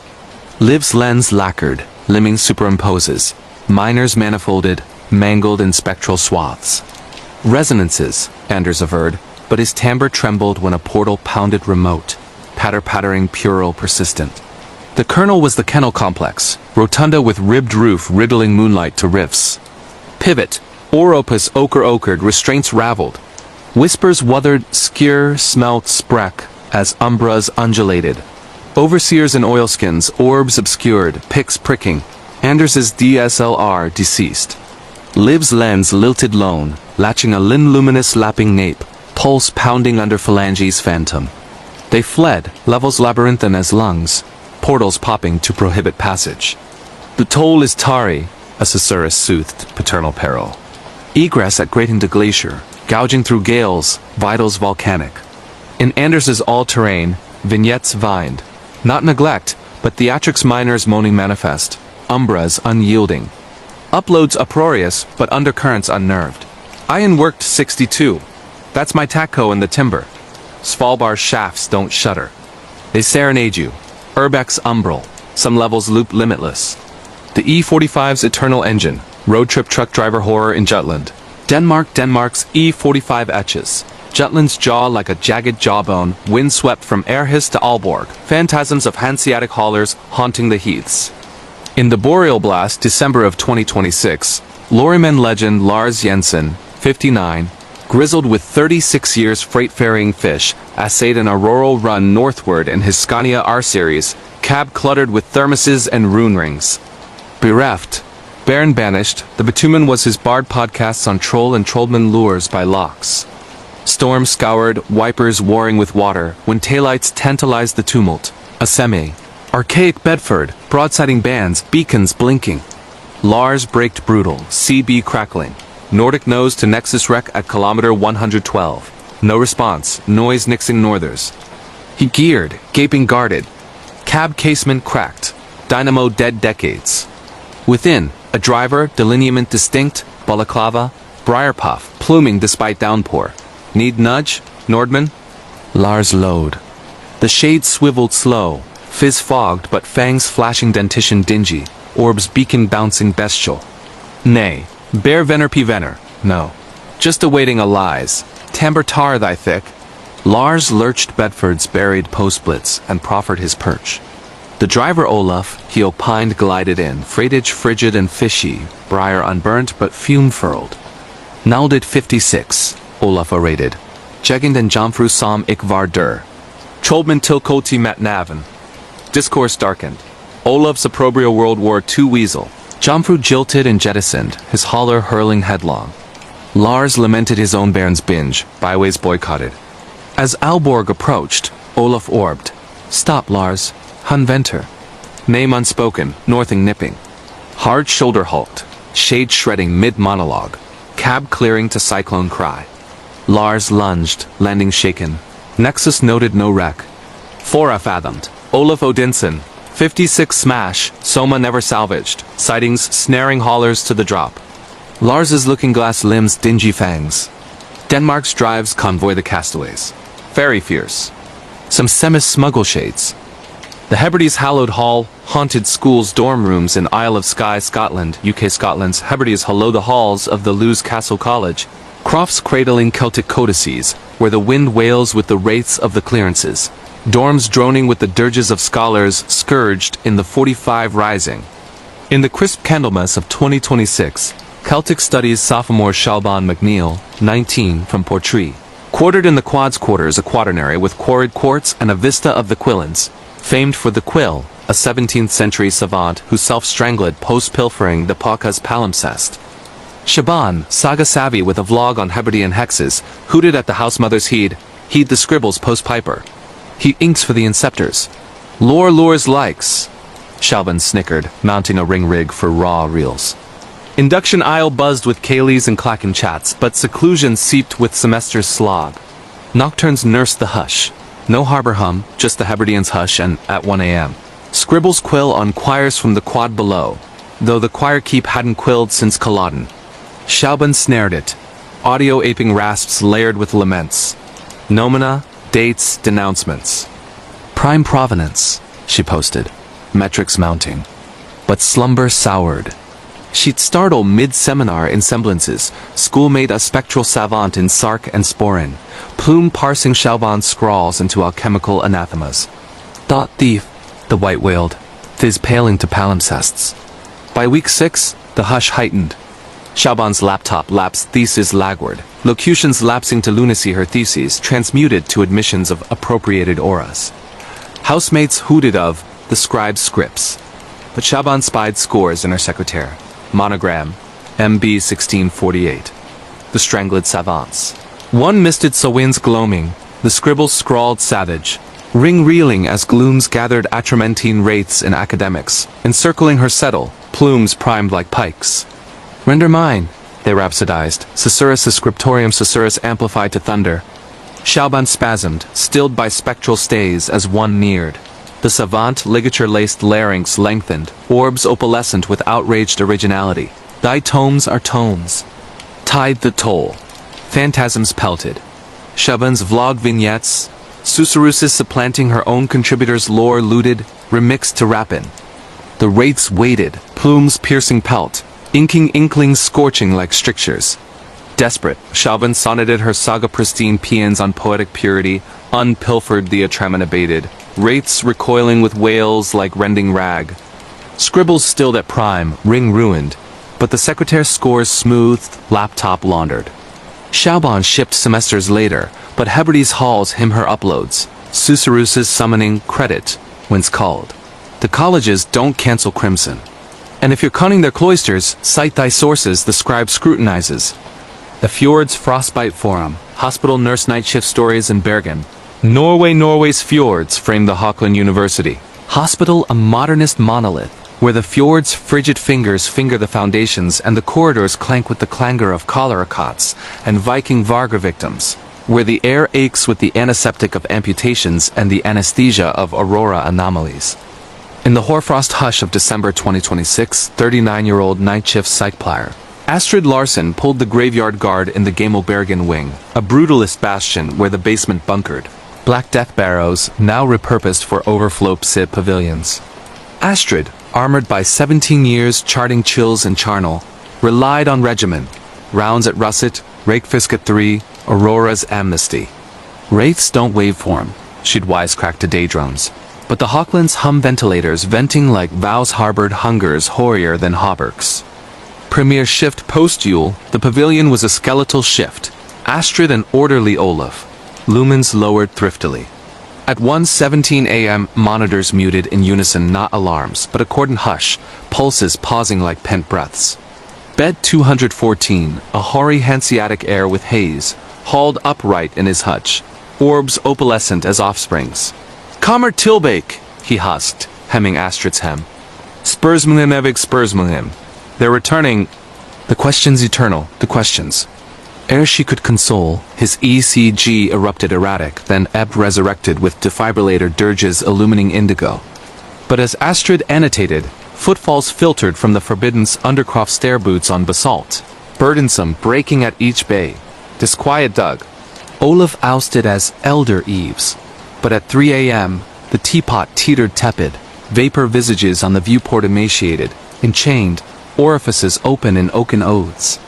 Astrid's pager parleyed static spliced with Bergen beseechings. "Ver are sonnen min? Where's my son?" Though tuned to triage. Bed 214 bucked anew, bucking as glooms gathered at his gurney, gossamers groping like gangrenous grapples. "De Vilhanavin," he gulped twixt throbs, orbs orbiting to unveil White's world with numerals ses sigils. Astrid anchored, infusing insentient, but the glooms gushed, gelid as grilling glare, girding her gauntlets, goading ghosts. Undercroft oubliettes, partisans paired on pikes, wraiths rehearsing their requiem in relentless rounds. Olaf orbed, ousting her, but the orderly's orbs oiled not his, but a capo in Felgrau, snarling, "Vim nest?" Who next?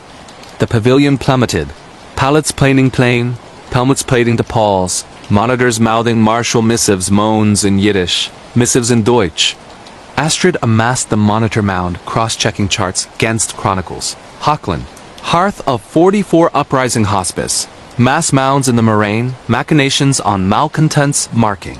At 5 a.m., the inundation inurned, portals pounding in phantom pulse, the heir's hutch hollowing carcass cached, cuffs dangling. Footfalls fused, glooms gelling to greaves, glaives gleaming, goading Avslerdine Vector. Aurora's argent annaled the affray, wraiths waning to wisp, reeking resin. Gardai gleaned the air in the Undercroft sealed since 45 unscathed, prattling of unleashed queries. Astrid absconded, but hospices hum her handle at half-light, footfalls faltering at her frame. Bergen's barrows don't bandage. And if you're nursing nocturnes, notch thy nurture the resonance's requisition. The Volga's voided voicemail -911 operator police dispatcher calls in St. Petersburg, Russia, Europe. Russia's Volga veils the switchboard sanctum in St. Petersburg's pulse point, a concrete cloister where the Neva's nocturnal nips nip the nerves. And the dispatch desks drone with the dirge of Decembrist defiance and Bolshevik broadcasts, where the air aches with the amp of anomalies and the aftershock of Aurora Avenue apparitions. In the hoarfrost hush of January 2027, 35-year-old operator Olga Petrova manned the midnight matrix in the Moskovsky district's nexus. Her headset a halo of horror triaging terror from the Fontanka's frolics to the Viborg's voids. Olga, Volga-born with veins veined verdigris and a militia mama's medal mended in her mantle, throve on the tempo. Domestics at dusk, drunks at dark, the rare route spiking serotonin. "Voices in the vacuum," she voiced. But the lines lugged loads heavier than laments echoes of the 1917 siege's screams, Rasputin's rasp, buried in the board's braids. Till the voided voicemails vexed her vigils. It struck on a muggy midnight in Midsummer 26. Banal brawl on Nevsky Prospect. Collar code cached, line lancing to respirations labored, lurid then an urchin's ululation, Matushka's missing. It's in the wires. Locale locked. A derelict dacha on the Fontanka. Forsworn since the 70s fire felling 19, Olga orbed objective, but sirens sang silent. The dacha dangled despoiled. No life lights. Stray signal, she scribed, but the urchin's ululation ululated, underscoring her systole. Subsequent sentinel 2:14 a.m. Same code, now a man's morass. they're slinking sideways. The blaze recalls. Coordinates. The Aurora's aft. Anchored 1917, 844 drowned in the Neva's naval. Orbed objective. Naught but Macrius nacelles and nightingales. Schema seeped as somnial semblances. Calls cascaded crepuscular, susurruses from Petersburg's pit. Siege sentries sputtering spittle. Aurora anarchists, gurgling gospels, purges penultimate plaints, each laced with noise netting fizzes on Olga's panel distorted, desperate. One eviscerated, a matron's moan from her maiden mile, Ugushka, the pops bolt. Her pater's uncracked crackdown, metal still molten mind. Objective orbited oofs. Dockets damned of resonance riffs. Militia murmuring susurruses on squawkers, glooms galloping from gleams. Olga's overseer ordained psyche probe, but the lines lashed her lair line. Vesperal rings to radio silence, then her own susurrus from 1995. Papa? The foul fiends fetched. The zenith zapped at 4 a.m. on a fulgurous February fulcrum. All relays wrapped. Chorus crashing legions, laminated in lament. Blaze barrows bubbling vitals. Submersed sentries gurgling glossolalia. Purge penultimate plaints. Otfidi! They ordained, consoles crackling. Olga's outpost orb digits as filaments wire wraiths whirled her wrists, winching her to the wallow. Phantasms pipelined, the nexus as nadir, channeling the Zarena's unassuaged unburied, ordaining Orizon via her their operator to the overlooked. Rectify the resonances, they thundered, her pater's fizz phasing the noise, bullet breach belching bits. Olga occulted, orb to objectivists ousting her, nexus nix for Nimbus fault.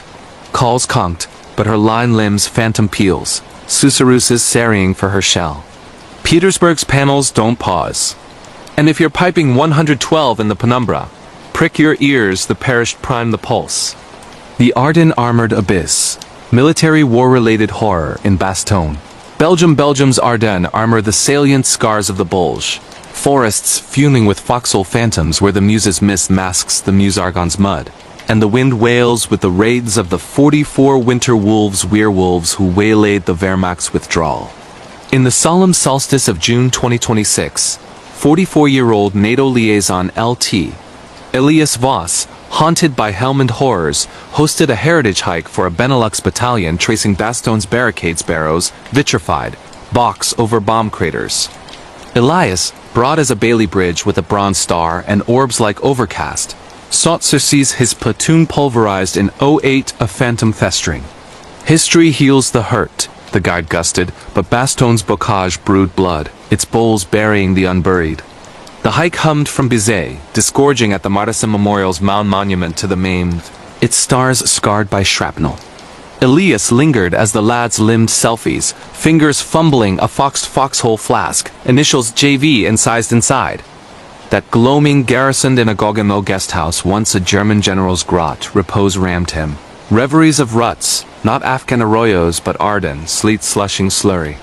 A GI ghosted green, gummed, greatcoat gaping growling, relieve us, lieutenant. The lines lax. Elias erupted erect, sheets sodden, the guest house grate glued at 0600 H hour. Gloaming's gloom gripped as the hike hiked Bloody Gulch. Elias ebbing, the GI's growl grinding in grenade grit. JV needs you. Compelled, he cut to the cops. Bocage bowing like bowmen. They're a preserved parados, collapsed but for a boot-buried leg protruding. Dog tags dangling. Jakob Voss, 101st Airborne, Kier, December 1944. Elias's esophagus ensnared. His Helmand squad Voss's spitting image wore the same tag's family fetish, lost in the blast. Coincidence, he croaked, but as he hunkered, the earth erupted, parados parting the maw, the leg lurching lively, dread detonated. Elias excavated, but hands hauled his haunches cold, compulsive, lugging him low. Phantasms pelted. Bulge through Jacob's jaundiced jaunt Shermans, splintering, MG-42 muling, mates mangled in mire red as Rowan. You left us lagging, the growl goaded, not Jacob but Elias's platoon.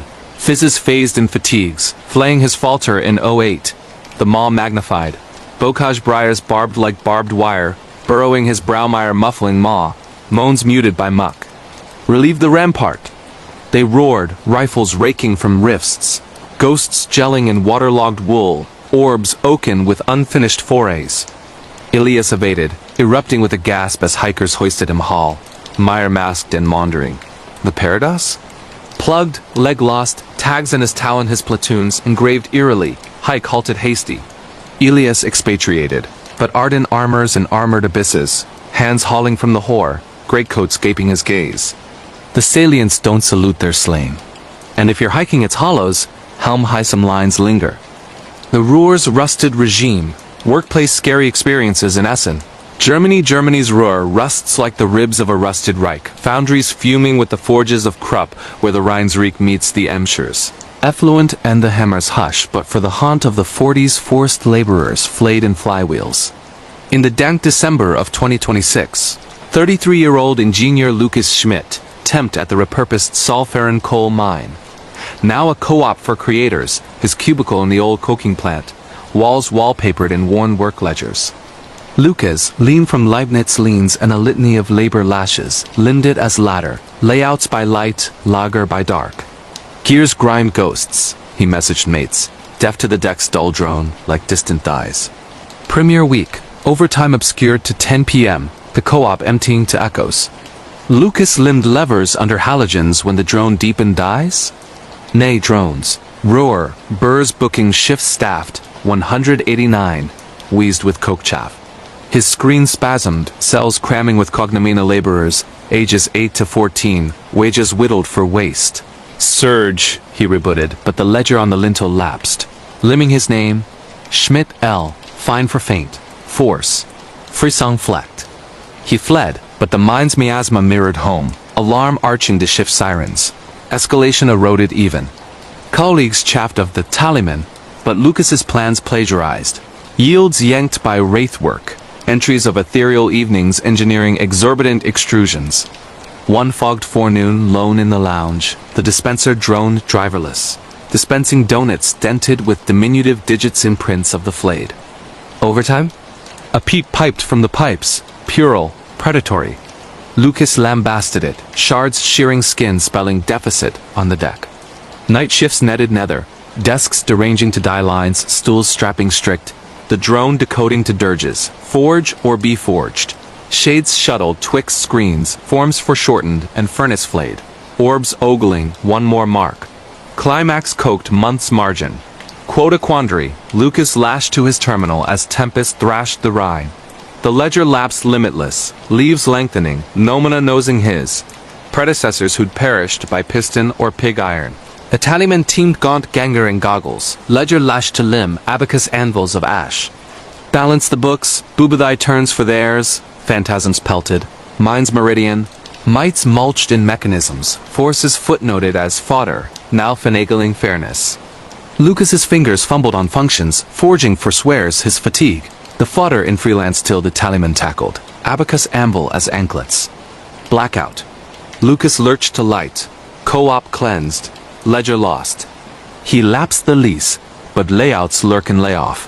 Phantom postings, drones demanding due. Ruhr's regimes don't retire. And if you're riveting after russet, reckon thy rounds the taliman tallies essences. The Vistula's verdict vortex, court prison horror stories in Krakow. Poland's Vistula veils the wall cathedral's crypts. A crozier of casemates where the Wiswa's whisper weds the wall's woes, and the gavel groans with the ghosts of the 44 uprisings underground tribunals, where justices jaunt jailed more than the judged. In the vernal veil of April 2027, advocate Alexandra Novak championed the convict in the archaic assizes. A nexa maze of mahogany mead halls where the gavel gutted on Gestapo goons, verdicts vexing essences beyond the beer.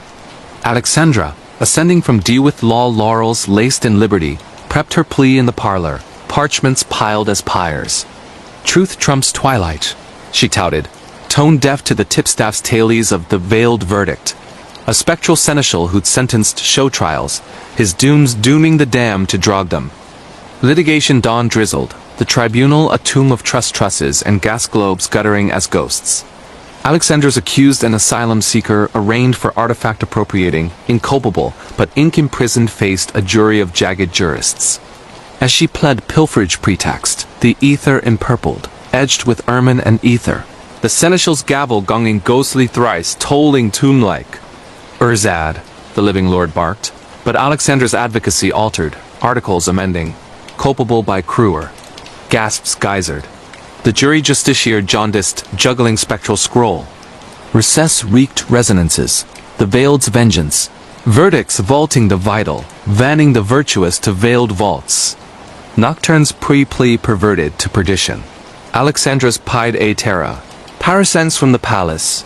Perfused with gavelzos on oak from oaken oaks. Tolling her theses to taunts. Trances transposed the tribunals.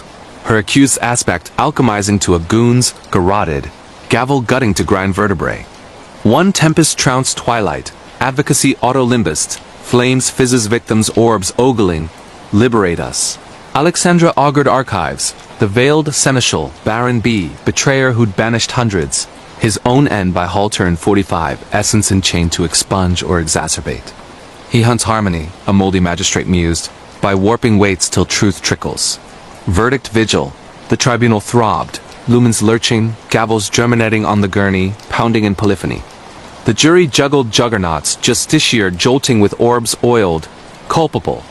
Nay nay, the veiled vivified a baronial banshee in shreds, gavel of oaths, decreeing Alexandra's ancestry. Her grandsire, a courier clemency by Bees's whim. That Kruer compensates, it covenanted, jives grinding from the dock, girding Alexandra's gams, goading her to ghostly gallows. Phantasms pummeled, partisan pendants, Nazi nooses, her accused's eon in irons all lashed by B's ledger, levying her lawyering as levy. Alexandra avalanched the Verity grandsire's grace agraft, her house's unhallowed hush and the banshee balked, gavel gashing like gale. Jury justified, but Alexandra abdicated the bar, jives grinding in gentle glooms. Krakow's casemates don't cease. And if you're advocating, assay thy ancestry, the veiled verdicts vex. The banshee's borrowed breath, real paranormal encounter and ghosts hauntings in Kamikari, Ireland. The winds off the Atlantic lash the cliffs of Maher like the wails of the unavenged, where the Atlantic's roar meets the limestone's lament in a symphony of sorrow that has lured fishermen to watery graves since the Celts first carved Ogham into standing stones. In the relentless gale of March 2023, 41-year-old folklore archivist Fiona O'Connor from Dublin ventured to the remote Dingle Peninsula, a jagged finger of land where the Blasket Islands huddle like forgotten sinners, to catalog oral histories for her university thesis on the Beanse Echoes of the Unmourned. Fiona, with wind-whipped auburn curls and a satchel heavy with wax cylinders for recording keens, had immersed in banshee lore since girlhood, those spectral women whose cries herald death cloaked in gray and crowned with grief, but viewed them as cultural metaphors, echoes of famine and fever distilled into myth. Stories preserve the soul, she'd lecture over porter in Temple Bar, her tin whistle case a talisman against the tourist's mockery. Little did she know, Carrie's keening stones remembered voices too keenly, ready to lend a banshee's breath to the unwary listener. Her journey commenced from Tralee under skies the color of tarnished silver, the rental Fiat rattling along the Sleehead Drive. Hairpin turns hugging cliffs where waves hammered like accusatory fists. Fiona anchored at a weathered cottage in Dunquin, leased from a taciturn septuagenarian named Seamus, whose rheumy eyes fixed her with a stare like aged whiskey. "Mind the boreen at dusk, lass," he muttered, handing the key with fingers gnarled as hawthorn roots. "The still wail for their own, but sometimes they borrow a throat." Fiona chuckled, attributing it to peat-fueled fancy, and unpacked amid the cottage's peat-scented hush. Low-beamed ceilings, scarred by hooks for drying kelp, a turf fire sputtering in the grate, and walls papered in faded newsprint yellowed with tales of drownings. As twilight smeared the horizon, she tuned her recorder, venturing to the local Seeley House, a thatched pub where fiddles fretted reels and elders nursed their Guinness like elixirs of memory. The first night blurred into a haze of hospitality. Guinness foaming like sea spume, pipes puffing clouds of aromatic smoke, and old Thomas Kearney, 82 winters etched into his face like runic scars, leaning close over her cylinder. Medea heard her in 42 before the U-boat took the boys off Ventry, he rasped, voice gravel and gale. Gray as gravestone, hair wild as rack, keening Woyolian, the island for the Blaskets lost. Fiona transcribed till the small hours the fire's embers, pulsing like heartbeats, but as the fiddles faded, a sound slithered through the rafters. Not the wind's howl, but a keen-high, keening feminine threading through the beams like smoke-seeking cracks. It rose and fell, a lament in Gaelic fragments. Abui, Mocroy, yellow, my heart. Fiona's stylus scratched to a halt, gooseflesh prickling despite the peat's warmth. Just the sea, she rationalized, but Tomas's eyes widened, pipe stem clattering. The beans calls kin. Yours or another's? Dawn's reluctant light filtered through salt-crusted panes as Fiona dismissed the chill, attributing it to jet lag and jet streams. She hiked the boring narrow turf path, snaking to the Blasket Ferry Point notebook in hand, interviewing crofters who spun yarns of the Great Hunger's ghosts, their voices laced with the cadence of waves. By afternoon, the recorder captured a chorus. Keens for the evicted, wails for the fevered, all converging on the island silhouette against the cerulean swell. But as she crested the cliff path, the keen returned not distant, but intimate, exhaled from the gorse beside her, gray folds rustling in still air. Fiona whipped around. Nothing but thorns and thrift. Yet the air thickened, carrying the scent of bog myrtle and brine-tanged tears. Hello? She called, voice fracturing, met by silence that pressed like a shroud. Shaking it off, she pressed on to the ferry, the boat bucking like a living thing. Depositing her on Great Blasket, a ghost isle evacuated in '57, its whitewashed cottages crumbling into the Macaire like bleached bones. The island unfolded as a time capsule, ruined schoolhouse with slates scattered like omens, beehive huts huddled against the Atlantic's fury, and the silence absolute save the gannet's cries. Fiona wandered to the old well, legend-bound as a portal for the sea, dropping her recorder's mic to capture ambient moans weighing through crevices perhaps. But as she knelt, the keen erupted from the depths. Not echo, but exhalation. Bubbling up with the water's chill, a woman's voice raw as childbirth, keening, Fiona ... Mo Chalin, Fiona, my girl. Her blood iced. She knew that Timber, her mother's, lost to cancer a decade prior, her final hours a vigil of morphine and murmurs. The recorder whirred, capturing the keen and crystalline agony, layered with gurgles like drowning sighs. Panic surged.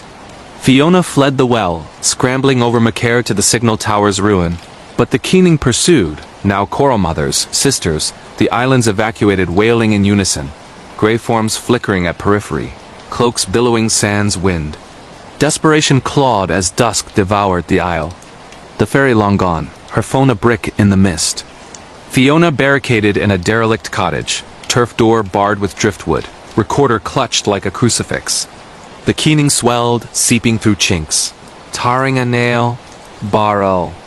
The breath. Visions assailed. Her mother's hospital room, monitors flatlining to the banshee's wail, the family keening in Dublin rain. Then deeper, ancestral great-aunt drowned off Ventry in 19, her body washing ashore with seaweed hair, the sis cry heralding the flu's toll. The door shuttered, gray fingers translucent, insistent probing the cracks, nails like thorns scraping pleas. Sing for us, they chorused, voices her bloodlines, or lend thy throat eternal. Fiona's chest constricted, breath hitching as if loaned. Her own keen rising unbidden raw, Gaelic tinged, echoing her mother's final gasp. Salvation splintered dawn. The ferry's horn, a lifeline through the mist. Fiona staggered aboard, recorder fried, but the keen lingered in her lungs, exhaling in coughs that tasted of salt and sorrow. Back in Dunquin, Seamus nodded grim. The Blaskets borrow voices for the unmourned.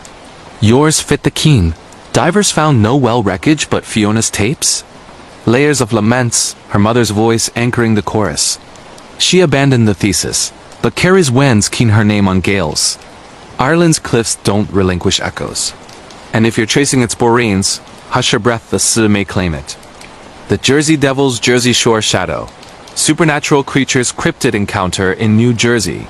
USA, the Pine Barrens of New Jersey sprawl like a fevered dream, acid bogs bubbling under stunted pines where revolutionary deserters vanished into the mulberry murk, and the air hangs heavy with the tang of cedar and conspiracy birthplace of the Leeds. Devil a winged fiend birthed in 33 from a cursed midwife's curse its kangaroo legs and goatish, head haunting the sands since colonial candles flickered. In the sweltering stickiness of July 2024, 35-year-old park ranger Tomas Rivera from Atlantic City led a nocturnal eco-tour for a bachelorette party, 8 tipsy bridesmaids in sequined, Tanks more suited for boardwalk bars than bog boardwalks seeking wildlife thrills in the Edwin B. Forsyth Refuge. Tomas, compact with a ranger's badge pinned like a talisman and a logbook scarred by bear scat and bootleg hoach finds, knew the Baron's belly. He'd patrolled its 1.1 million acres since cadet days, spinning leads yarns to scare urbanites. Hooves on hind, bat wings beating, scream like a banshee in heat, but pegged them as Pineland's folklore, moonshine for the misguided. Real beasts leave tracks. He'd grunt over clams at the clam bar, his flashlight a beacon against the black. The group humped in at twilight. The Basto rode a rutted vein through cedar swamps where the Mullica River murmured malice, their giggles echoing off the bogs like defiant dares. Tomas briefed by the observation tower. Stick to planks. Watch for carnivorous plant sundews snap like mousetraps. Laughter rippled, but the bridesmaids' eyes darted to the tree line, where the wind whispered through needles like fingers on fiddle strings. Night one passed rowdy. S'mores sizzling, telescopes snaring Venus. But as the fire guttered, a sound slithered from the scrub, a cry. Not owl's hoot, but equine screech twisted with human agony, echoing from the cranberry bogs. Coyote, Tomas assured, but the women clustered, phones glowing like fireflies, one bride-to-be, Carla from Philly, snapping pics of glowing eyes in the underbrush yellow slits, too high for Fox. Sleep fragmented. Tomas bunked in his truck. 45 on dash, but at 2 a.m., the cry returned closer, circling the camp's fringe, accompanied by snaps of twigs like bones under boot. He roused, beam lancing the dark, nothing but sphagnum hummocks and pitcher plants gaping like throats. Carla bolted from her tent, babbling of wings rustling outside. Her sequins shredded by thorns she swore weren't there. Tomas organized a sweep, the group fanning with flares, but the Barons betrayed. Boardwalks buckling under phantom weights, compass needles twitching south to the old Leeds farmstead ruins. The cries multiplied, a chorus mocking their names. Tomas ... Carla ... in a voice like wind through ribs, drawing them deeper into the pine thicket where the air turned fetid, reeking of sulfur and salt marsh. By moon high, panic frayed the fray. One bridesmaid, Lena, vanished mid-call. Guys, it's behind. Her flare snuffing to embers.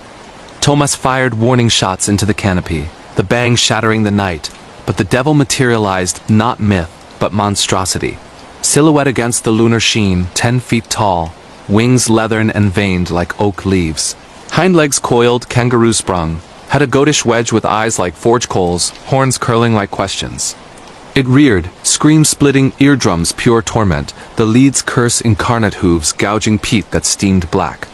The group scattered, screams blending with the beast's bay, Tomas herding them toward the road as it pursued, wings beating gusts that extinguished flares, its shadow engulfing like eclipse. Run for the river, he bellowed. 45 barking, bullets whizzing through mist that tasted of brimstone. Salvation surged at dawn, state troopers airlifting Lena from a bog's edge. Catatonic and claw-marked, her phone's last framed the devil's maw, teeth serrated as sawfish. Rangers sealed the refuge, gas leak the cover, but Tomas's log notes the truth. Leads tracks cloven, winged circling the camp. He quit patrolling solos, but Barons call and cries, shadows sprouting horns. Jersey's pines don't forgive the foolish. And if you're trekking its bogs, douse your fires, the devil hungers for light. The tube's temporal tier glitch in the Matrix reality distortions in London, England, UK. London's underground is a warren of Victorian veins tunnels bored under the Thames where blitz ghosts and plague rats rustle in the brickwork. And the Northern Line's black depths hum with the residue of Jack the Ripper's fog and the great stink sludge. In the muggy pall of August 2025, 29-year-old. Data analyst Ravi Patel, a Londoner born to Gujarati emigres, commuted the Charing Cross branch daily from Camden town to the city, his Oyster card a talisman against the crush, his AirPods piping podcasts on quantum quirks to drown the rattle.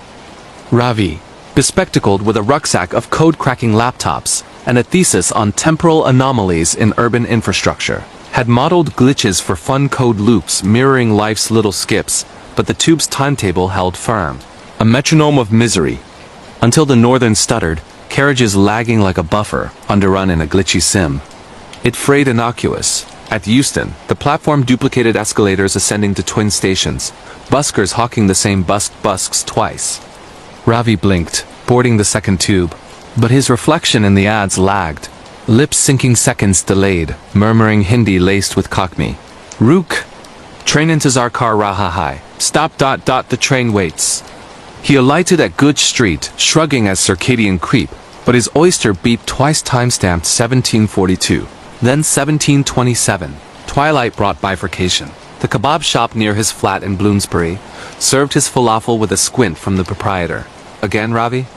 You queued an hour past. CCTV looped on his feed. Him entering the tube, then re-entering, tie hue from azure to crimson. Distortions deepened to decoherence. Striding Oxford Street at Gloaming, Big Ben told retrograde for a heartbeat. Parliament's clock hands inverting in the shop fronts. His strides echoing not his but a child's patter syncopated. Fisher, a voice breathed from the curb, tear, as his phone vibrated. Messages from self, dated morrow. Avoid the branch. The line loops. Ravi bolted to the British Museum's Undercroft. Mummies' cases of balm, but dust cleared to reveal sarcophagi phasing pharaohs' faces from the Rosetta exhibit. Gazes pinning his, intoning iteration. Breached the cycle, Dread ballooned. He resurfaced gasping, ticket monogrammed with his initials inverted. Elipat Arvigil's fissured to tear. Repose seized him. But he'd rouse mid-stride on the northern, stop smearing Camden to Bank in null space, commuters diaphanous, dialogues rewinding. 1 prime, the rift apotheosed. The train braked betwixt, halts lumens inverting to negative, his doppelganger multiplying athwart panes, infinite ravis each a variant. Scarred by underground fire, uniformed in Luftwaffe grey, drowned in 53 floods. All chorusing tear, persist or pulverize. Phantasms cascaded. Alternate Londons superimposing Victorian smog choked. Blitz blasted post-Brexit fractured, each a subroutine he'd unwittingly forked with his anomaly models. The carriage convulsed, portals hissing to vacuum, abyss where platform should sprawl, a solitary shade awaiting. Him, at 70, desiccated, proffering palm. Embrace the echo. Ravi pounced, pulverizing a pain vitreous erupting to quanta-reforming as orbs, surveilling. He tumbled onto substantive tile at Leicester Square. Throngs flowing mundane, but his rucksack cradled his thesis draft, folios rewritten. His vita gyred interminably. He torched it in the Thames at Vesperal, cinders swirling retrograde, but tubes tear in sidelong refractions delaying, oysters duplicating epics unborn. London's lines don't terminate at terminus. And if you're tubing its tunnels, verify you're a light, it might be you lingering on the opposing brink. The Vatican Vault's venomous veil, demons and possessions, haunted house in Vatican City, Italy. Vatican City's apostolic palace is a bastion of Baroque splendor. Frescoed vaults soaring over the Sistine where Michelangelo's fingers brushed divine. But beneath the Swiss Guards' halberds lurked the Archivio Segreto, secret archives sealing exorcism rites and papal poisons since the Borgias boiled rivals in bull's blood. In the incense-veiled hush of October 2024, 47-year-old Jesuit historian, Father Luca Moretti, ordained in Milan with a doctorate in demonology and a rosary knotted from Ravenna relics, was granted access to Catalogue, the Veil Codex.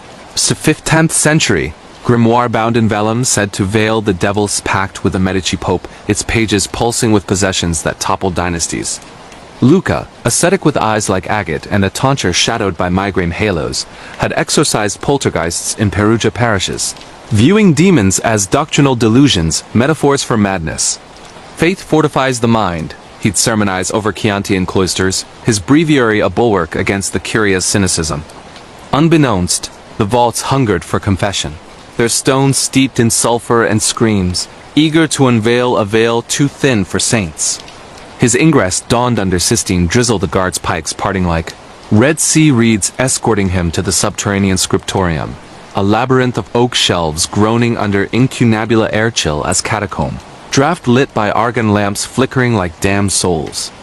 Luca's cell was a vaulted antechamber adjoining the Codex's reliquary, flagstones scarred by claw grooves, a prie-dieu scarred by knees in supplication, walls frescoed faint with faded ex votos petitions for the possessed, their ink bleeding like stigmata. As Vespers tolled from St. Peter's, he unclasped the grimoire, pages brittle as autumn leaves, script in Latin laced with Etruscan sigils, detailing the veil rite, a ceremony to bind Lucifer's lieutenants. Botched by the Pope's ambition, unleashing a legion that capered through Florence, twisting cardinals to contortions. Luca transcribed till Compline, the lamps guttering low, but as the bells hushed, a rustle emanated from the shelving, not parchment, but scales slithering, accompanied by a hiss. Luca ... confessa. Confess. He doused the taper, blaming vermin in the vaults, but replayed the echo in his mind. The hiss his mentor's timbre, Father Rossi, defenestrated in 19 after a botched exorcism. His fall ruled suicide, yet whispered as demonic deflection. Dawn's shaft pierced the grill as Luca delved deeper. The codex revealing rites, possessions manifesting as serpentine seizures, victims venting venom that corroded chalices, the Pope's own veins blackening like spilled ink. By noon, the rustle returned closer from the prie-dieu's shadow, coiling into whispers. Il velo en eis conde ... ma io vedo. The veil hides ... but I see. Luca's quill froze. The script on his page shifted autonomous, letters writhing to form his sins, doubts sown in seminary, a forbidden's liaison veiled in vows. Panic prickled. He sprinkled holy water, steam rising like genies scorned, but the hiss swelled to susurrus, shelving shuddering as tomes toppled, spines cracking like vertebrae. Knights devolved to dominion. Luca barricaded with breviary barricades, but the vaults breached. Lamps igniting unbidden, flames forming faces Rossi contorted, mouth foaming verdigris. Medici victims, eyes inverted, serpents uncoiling from orifices. One vigil, the codex blazed autonomous. Possesso hereditario, inherited possession, the Pope's bloodline cursed. Luca's Milan lineage tracing to a Borgia bastard, the veil his by right. The chamber convulsed, flagstones upheaving to reveal a mosaic-coiled adder. Eyes rubies pulsing, the hiss resolving to chorus. Rivelare, o esser rivelato. Reveal ... or be revealed. Visions vomited. Rossi's exorcism. Luca's hand steadying the aspergillum yet whispering doubt. The demon fleeing not to heaven but his veins. Then primordial, the Borgia rite Pope convulsing as serpents erupted from his maw, capering through the conclave. Climax coiled at midnight mass. The guard absent for papal procession. Luca strapped to the prie-dieu as the adder ascended form elongating from mosaic. Scales iridescent as codex vellum, head wedging his throat, fangs dripping venom that burned confession. Sing the veil, it commanded. His voice its vessel, keening rites that shattered lamps to shards like brittle oaths. Luca, mind fracturing, dredged his fracture. The doubt sown in Rossi's fall, his complicity veiled. Ego some ... possesses, he gasped, I am. Possessed, and the adder recoiled, form imploding to vortex of vellum, shreds, piercing flesh, exercising the inheritance. Prime pierced the grill, guards hauling him free. Vaults sealed, indefinite. Luca exiled to a Sicilian cloister, codex interred deeper, but whispers coil in quiet. Confessa. Vatican's vaults don't absolve legacies. And if you're archiving its arcana, veil your doubts, the adder tastes truth. The Hinterkaifeck haunt, true crime murders and serial killers, unsolved mystery in Bavaria.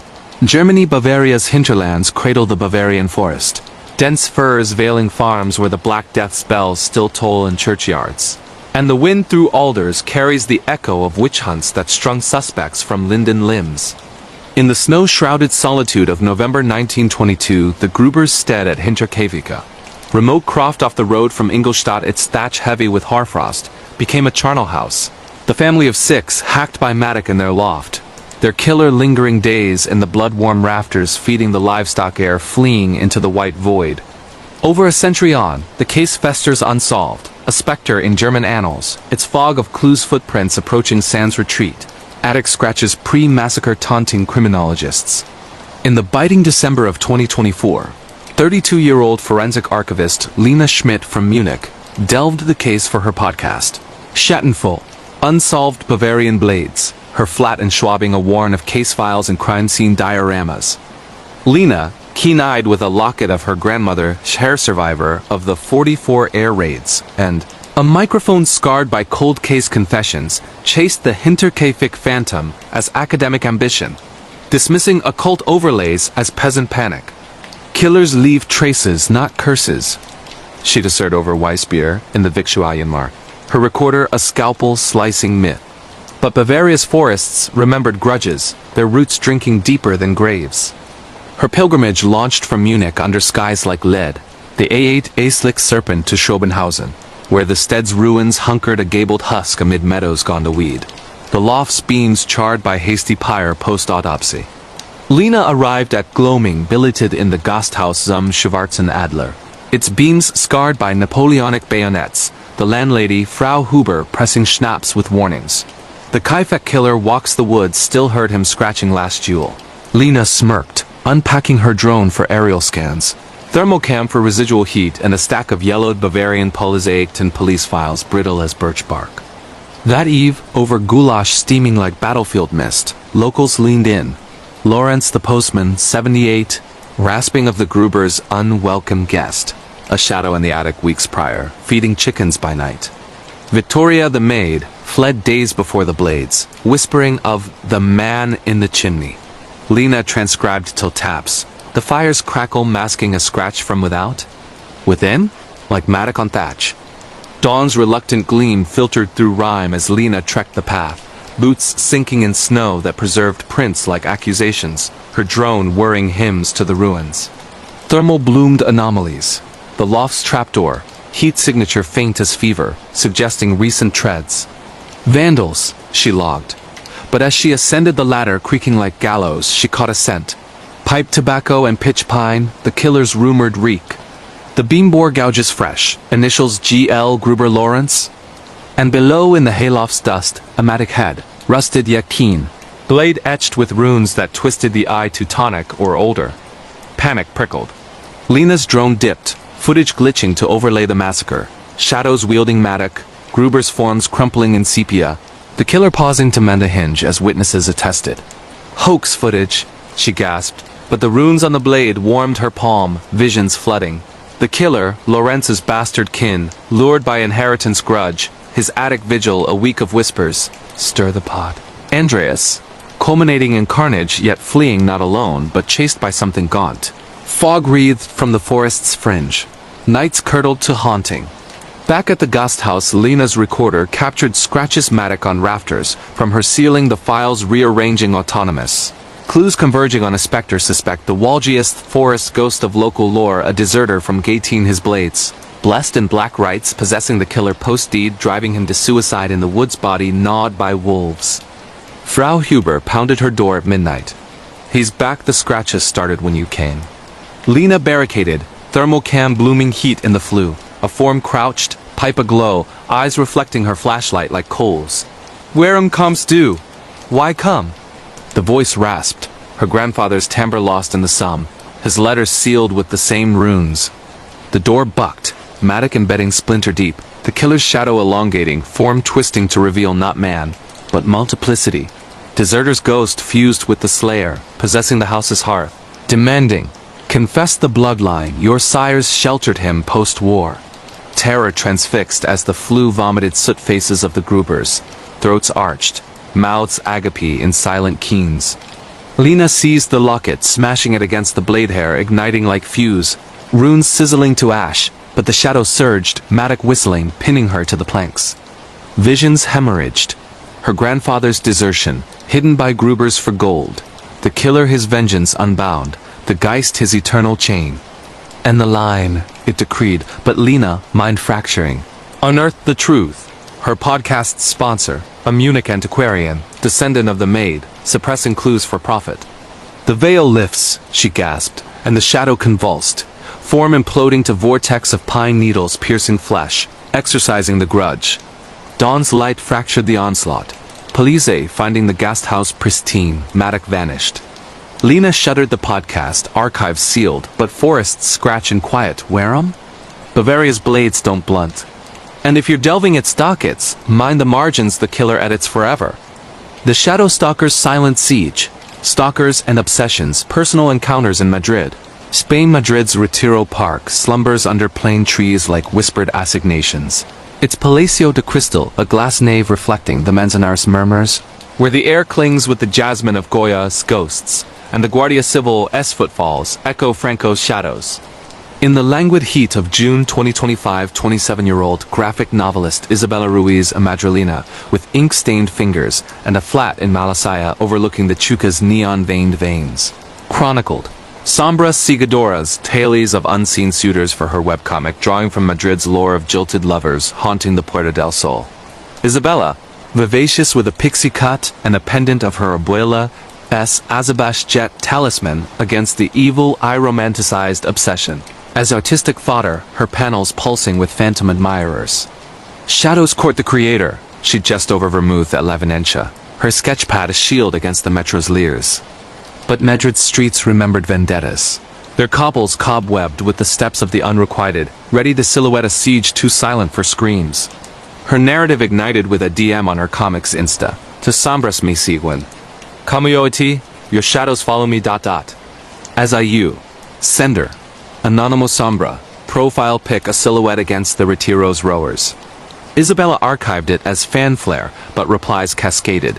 Coordinates to her cafe haunts, sketches mirroring her panels hours pre-post, time-stamped futures. Play or I shade deeper. Dread dawned. She blocked, but the app forked Isabella's umbra. Messages replaying her tap's air keystroke, her flat's window framed in uploads from across the plaza. Her siesta silhouette against lace curtains, vigils veiled to vice. Amigas at El Tiger dismissed troll tantrum, but Isabella's reveries rendered.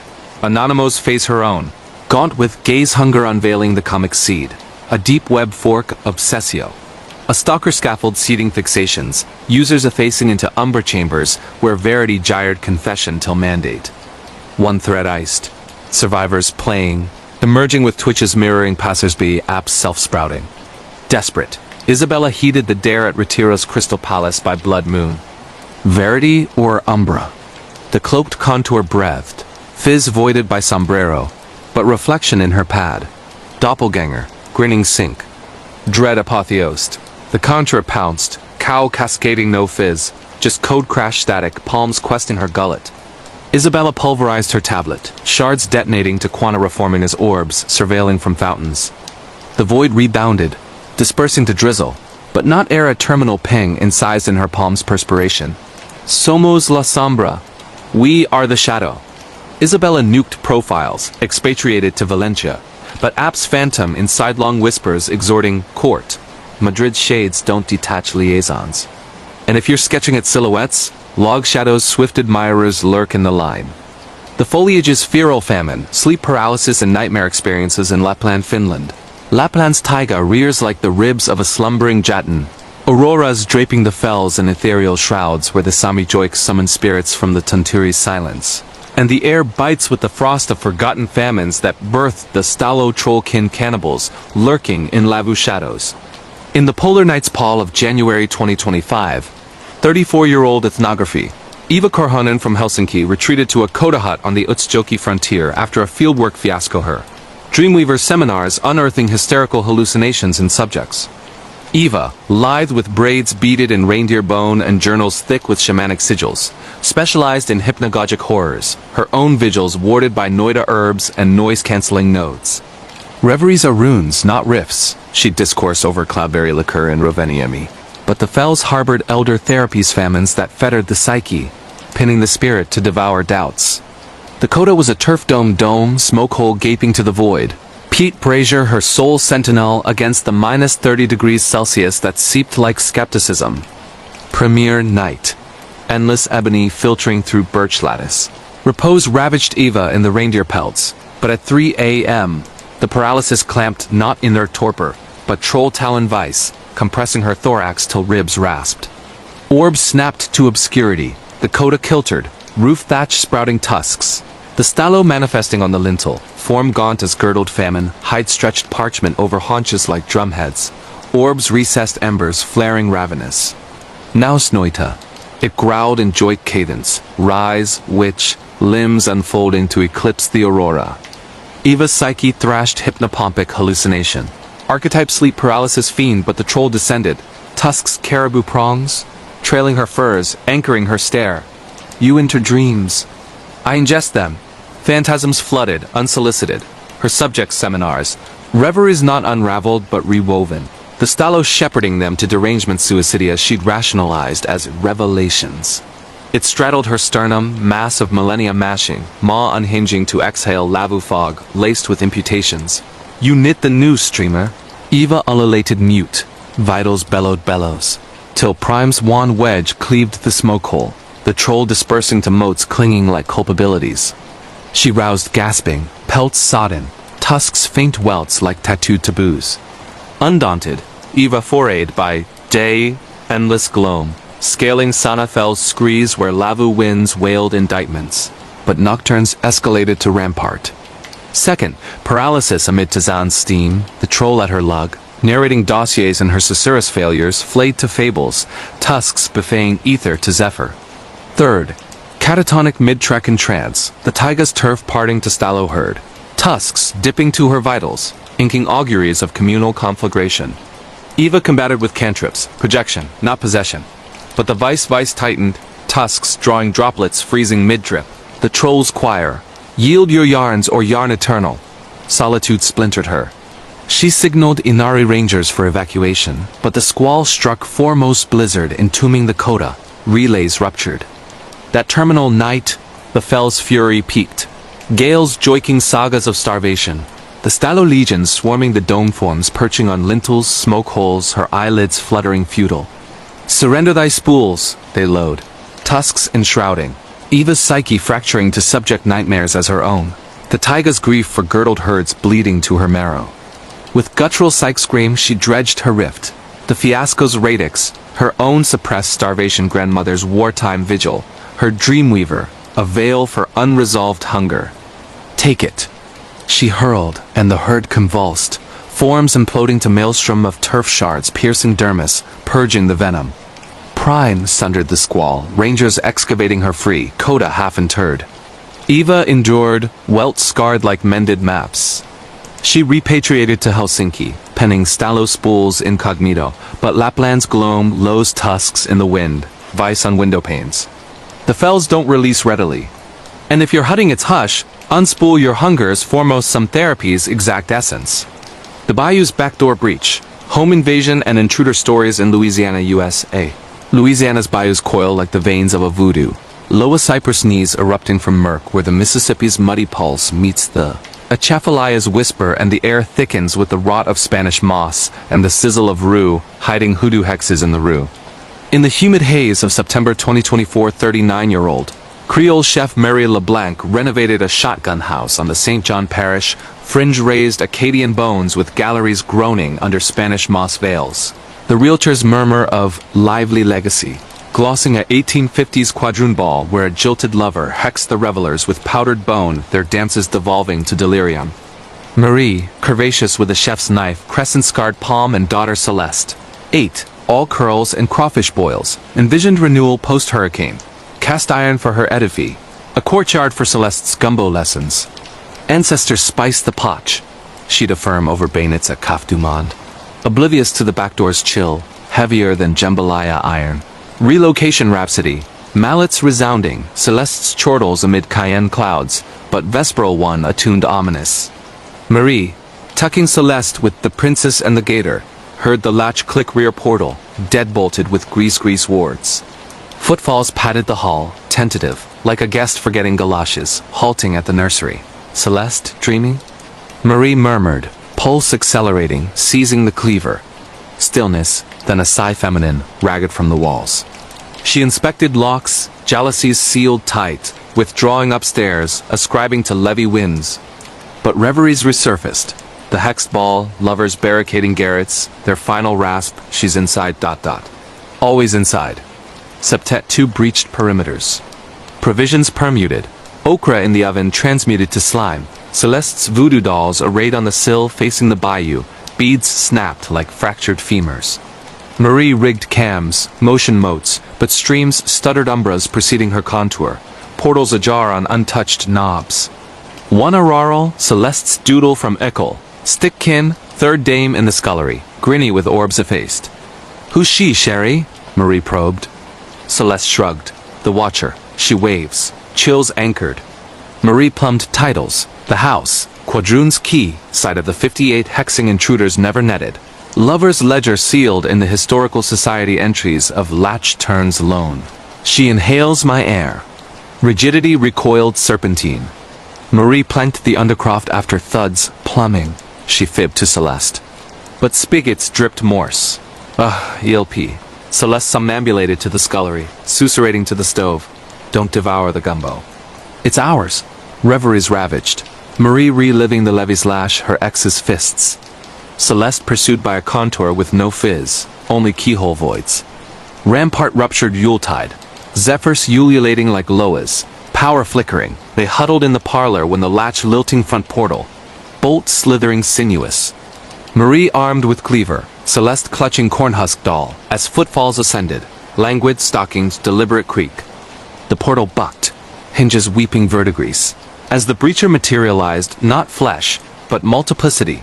Umbras extruding through keyhole, filaments inky veined questing like eyeless eels. Let me in, it implored, Marie's ex's timbre interwoven with the lover's sob. Melee, furnishing skidding self-willed, end-wheel links exploding to carmine sprays. Celeste convulsed, susurrus booming, I watched them all. Now watch me. Revelations regurgitated, the intruder. The ex's umbra self, fused with the hexed lover's wraith. Feeding on solitude's culpability, Marie's overlooked omens mirroring the 58 barricade. Marie doused the threshold with holy water from St. Louis Cathedral. Blessed caprice. Steam hissing plaints. Lumen lanced the onrush, house hushed, scarred. They relocated to the quarter, but latches rattle in new nests, footfalls halting at thresholds. Louisiana's keys don't quiesce. And if you're keying after crepuscule, hark keen some intruders lurk in the lock. The dorm's doppelganger decree haunted schools and dorm rooms in Salamanca. Spain's Salamanca's universities perch on golden sandstone like tomes on a lectern. Plazas paved with starlit shells where the Tor del Clavero's shadows shelter alchemical apprentices. And the dorms echo with the sighs of scholars scorched in the Inquisition's pyres. In the amber autumn of 2025, 22-year-old Erasmus exchangee Sofia Navarro, from Barcelona, roomed in the Colegio Mayor de Fonseca, a 16th-century collegium, with cloisters cloaked in ivy and a repute for El Doble, a spectral tutor who immolated himself post-accusing acolytes of appropriating the archfiend's arcana. Sophia, linguistics laureate with a vlog on Iberian enigmas, snickered at the bedel's caveat. Heed the quill's post-curfew. He inks for the appropriators. Lore lures logins, Sophia quipped, mounting a ring cam for veritable grist. Induction week thrummed with tapas and tertulias, but seclusion insinuated with term's toil. Nocturnes bore the hush. No plaza pulse, just the torm's trickle and, at 2 a.m., quills faint, scrawling from the cloister beneath. Though the scriptorium hadn't inscribed since Torquemada. Sophia taped it, audio netting rasps layered with mutters. Nomina, dates, imputations. Prime patina, she posted, metrics spiking. But slumber soured. She drowsed mid-colloquy in phantasms. Classmate a spectral tutor in soutane and beretta, plume etching Sophia's scrawls into alchemical anathemas. Thought thief, the white murmured, fizz dissolve into palimpsests. By week 5, the hush modulated. Sophia's laptop autosaved thesis retrograde, clauses fraying to nonsense, her theses contorted to admissions of embezzled essences. Flatmates, joshed of the scribe's revisions. But Sophia unearthed incisions in her escritoire. Monogram Dr. 1532 the immolated tutors. One misted to dos los santos gloaming. The quills frenzied, ring-whirring as glooms coalesced atramentine wraiths and academics, encircling her trundle, plumes brandished like poniards. Render mine, they intoned, susurrus a scriptorium susurrus amplified to thunder. Sophia convulsed, catatonic by invisible vices, as one neared, the tutor. Pyre-pocked fizz elongated, orbs vitreous with traduced prodigy. Dilexes are resonances. Remunerate the tithe. Phantasms bombarded. Sophia's vlog snippets, susurruses overlaying her own contributor's lore looted, remixed to larceny. The wraiths pressed, plumes pricking dermis, inking sigils scorching like arraignments. Desperate, Sophia declaimed her opus pristine rants on lingual liberty. Unpilfered the atrament sizzled, wraiths recoiling with plaints like rending rag. Quills quiesced at prime, ring inert, but the escritoire's incisions planed, laptop purged. Sofia expatriated terms later, but Salamanca's quills quill her uploads, Susurrus's exhorting a credit whence due. The collegiums don't remit red ink. And if you're conning their cloisters, reference thy fonts, the scribe audits. The sanatorium's sepulchral shift, hospital and nurse night shift stories in Budapest. Hungary Budapest's Undercroft cradles the Rokas Hospital, a Habsburg husk where the Danube's subterranean sibling seeps into the mortar. And the corridors clank with the residue of typhus trenches and Soviet sanitariums, where the air thickens with carbolic and the cries of cholera consigned to catacombs. In the hoar December of 2025, 38-year-old night shift medic Catalin Varga pulled the graveyard rota in the Lepotna Swinga, brutalist relic where the basement once warehoused resistance racks, now repurposed for overflow psyche pavilions. Catalin, hardened by 16 years charting fevers and fractures, relied on Rut, vitals at Vesperal, Palinka at 3, Aurora's absolution. Wraiths don't waveform, she'd quipped to diurnals. But the Rokas throb ventilators wheezing like a vowel's harbored hungers, elder than edifice. Premier shift post-advent. The pavilion was osseous crew. Catalin and orderly Gabor. Lumens dimmed thriftily. At 1:17 a.m., monitors flatlined unison, not klaxons, but synchronized stillness, pulses suspending like bated breaths. Bed 208, a senescent arrow-cross survivor with senility, sat ramrod in his cot, orbs limpid as striplings. Vishaynek, he husked, gripping Catalin's cuff. A Kurtisek, Archaea Kurtisek. They're returning. The questions eternal, the questions. Ere she could mollify, his ECG blared paroxysm, then Void resuscitated with defibrillator throbs illumining cerulean. But as Catalin graphed, footfalls resounded from the interred suboval stair boots on flag, ponderous, halting at each portal. Disquiet gnawed. Gabor pooh-poohed as antique aqueducts. But at 3 a.m., the samovar seethed arid. Vapor visages on the casement emaciated, ligatured orifices agape in mute plaints. Catalin's pager crackled noise interlaced with Budapest pleas. Holofian? Where's my son? Though attuned to triage. Bed 208 spasmed anew, convulsing as glooms pooled at his pedals, filaments questing like phlebotomy. Nevkida Karnak, he gulped betwixt jolts, orbs revolving to evince whites incised with numerals smarks.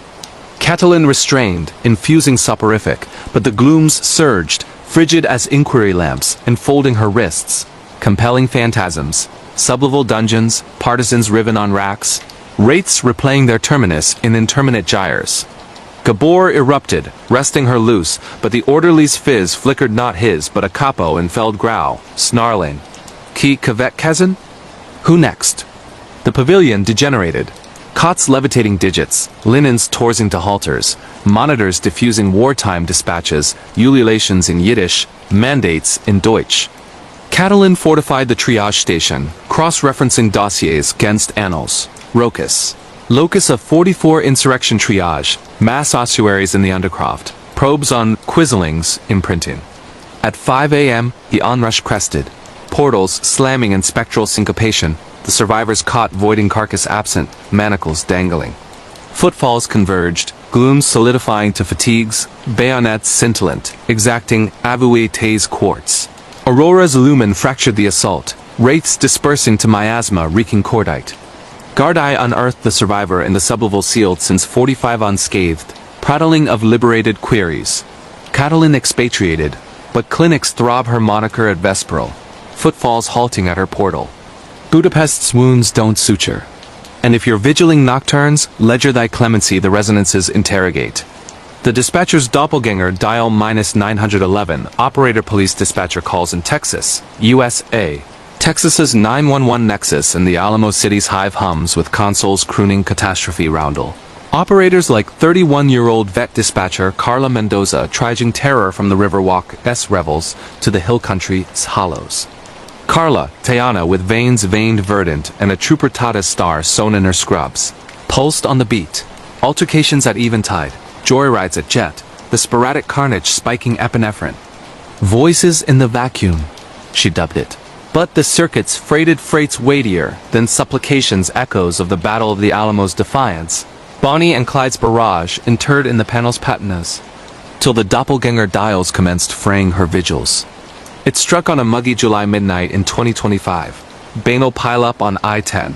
Collar cipher, lime fizz in a jar to respirations labored, sodden then an urchin's mule. Mammy's vanished. It's in the conduits. Locale Pinge. A derelict hacienda on the San Antonio River, prescribed since the 70s conflagration claiming 19. Carla mobilized units, but sirens wailed vacant. The edifice loomed eviscerated, no vita signs. Errant numeral, she docketed, but the urchin's timbre tarried, sinking her systole. Subsequent rota, 2:14 a.m. Same cipher, now a man's moraine. They're slithering retrograde. The Inferno recalls coordinates. The San Jacinto Wharf, scuttled 1836. 844 drowned. Mobilization scrolled, naught but oxidized pilings and tiddywinks. Schemas emerged as fever phantasms. Calls inundated pre-dawn, susurruses from the Lone Star's ossuary. Alamo sentries bubbling alveoli. San Jacinto Corin's gurgling gospels, crack-era casualties terminal gurgles, each laced with noise netting fizzes on Carla's monitor distorted, imploring.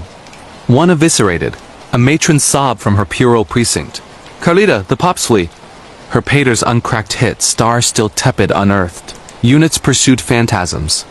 Dockets accrued of resonance perturbations, peelers overhearing susurruses on squawkers, glooms fleeing flares. Carla's overseer mandated psyche assay, but the circuits commandeered her domiciliary handset. Vesperal rings to stillness, then her own susurrus from 1995. Dad? The foul fellows hither. The zenith crashed at 4 a.m. on a fulgurous August gloaming. All relays wrapped. Chorus erupting myriads, stratified in throw. Blaze casualties, bubbling vitals. Submersed Corians gurgling psalms. Posse last gurgles. Rapunda's news, they mandated, consoles sparking. Carla's perch levitating digits as filaments wire vitals spiraled her arms, hauling her to the tableau. Phantasms downloaded. The Nexus as fulcrum. Channeling the Republic's unappeased perished, exacting closure, via their dispatcher to the disregarded. Resolve the resonances, they thundered, her pater's fizz overlaying the noise, bullet breach weeping quanta. Carla eclipsed, rousing to medics prying her loose, Nexus evacuated for gale fault. Calls quiesced, but her handset hums spectral rings, susurruses queuing for her lug. Texas's relays don't disconnect. And if you're dialing 911 in obscurity, hark well the perished may patch prior. The trenches trenchcoat terror, military and war-related horror in Flanders. Belgium Flanders Ypres salient scars the polders. W.I. Slurry swallowing secrets, where Paschendel's phantoms gas the ether with mustard mists. In the 2025 Remembrance Hush, Young Vet CPL, Marcus Halle, 40 PTS deplagued from Fallujah, enlisted a commemoration convoy tracing the salient vestiges vitrified, duckboards over dales pocked by shrapnel stars. Guide spun Tommy phantasms, rodent gnawed and gassed, their Enfields eternal. Marcus derided, but the Minningate's last post stirred resonances, bugles blowing his mate's last stand. Solitary ramble post-convoy, he strayed to unrestored sap near Hill 60, walls ludum frigid, planks slick with seepage. Whispers ascended, over the top lads. And Lee Enfield's cracked remote, flares blooming crimson. A Tommy materialized, slurry-smeared small-box respirator dangling, orbs vitreous with verdigris. Relieve us, Corporal. The line's low. Marcus fled, boots sucking mud, but saps gyred like fever dreams.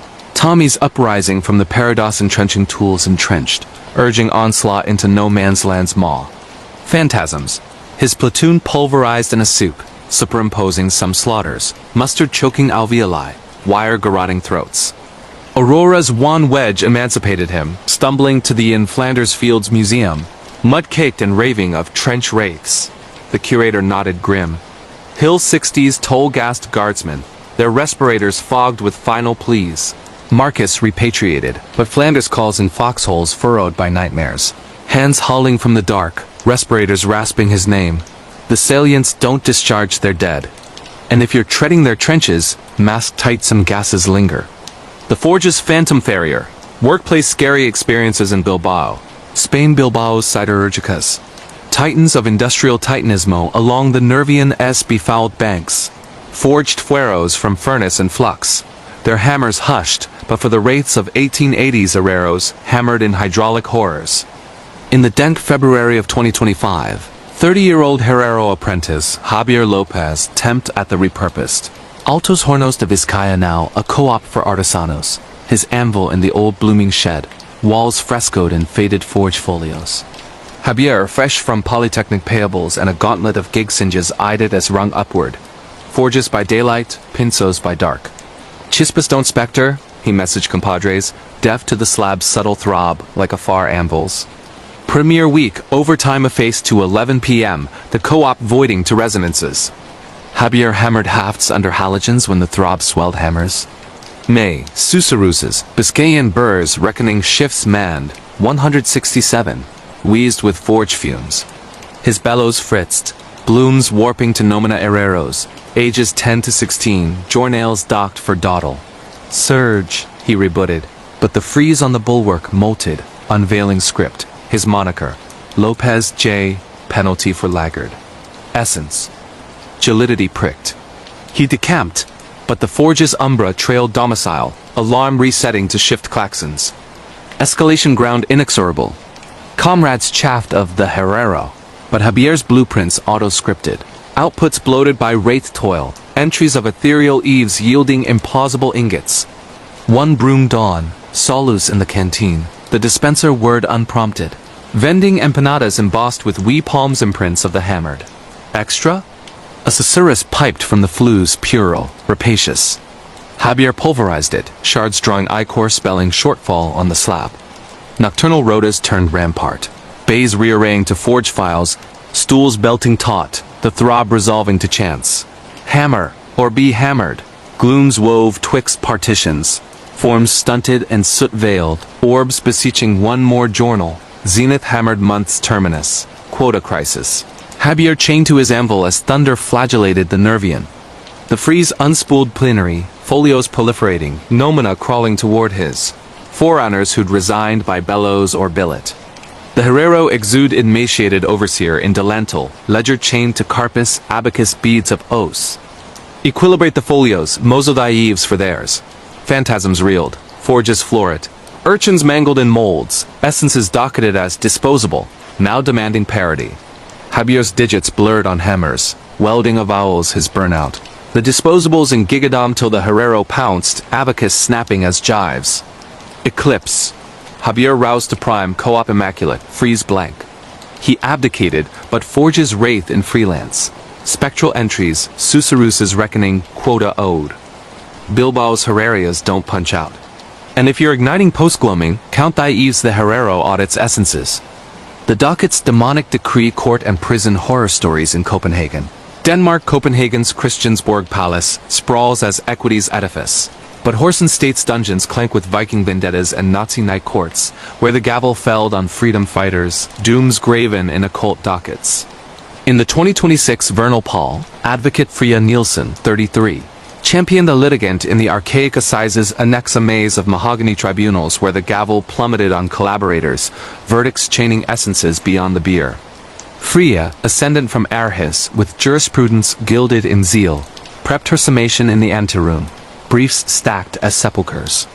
Verity over vapors, she avowed, oblivious to the usher's mutters of the occult arbiter, a spectral jurist who'd adjudicated kangaroo tribunals, his dooms binding souls beyond the pyre. Litigation dawn drizzled, the tribunal a crypt of coffered vaults and gas jets guttering as moribunds. Freya's client, a migrant indicted of contraband, inculpable but parchment-pinned, braved a jury of stony burghers. As she pled entrapment, the ether congealed, freighted sepia and ozone. The jurist's gavel rapping unbidden thrice, resounding cavernous. Ordnung. The incarnate bench barked, but Freya's briefs blurred, clauses recasting, culpable by cruer. Gasps undulated. The jury foreman blanched, clutching spectral docket.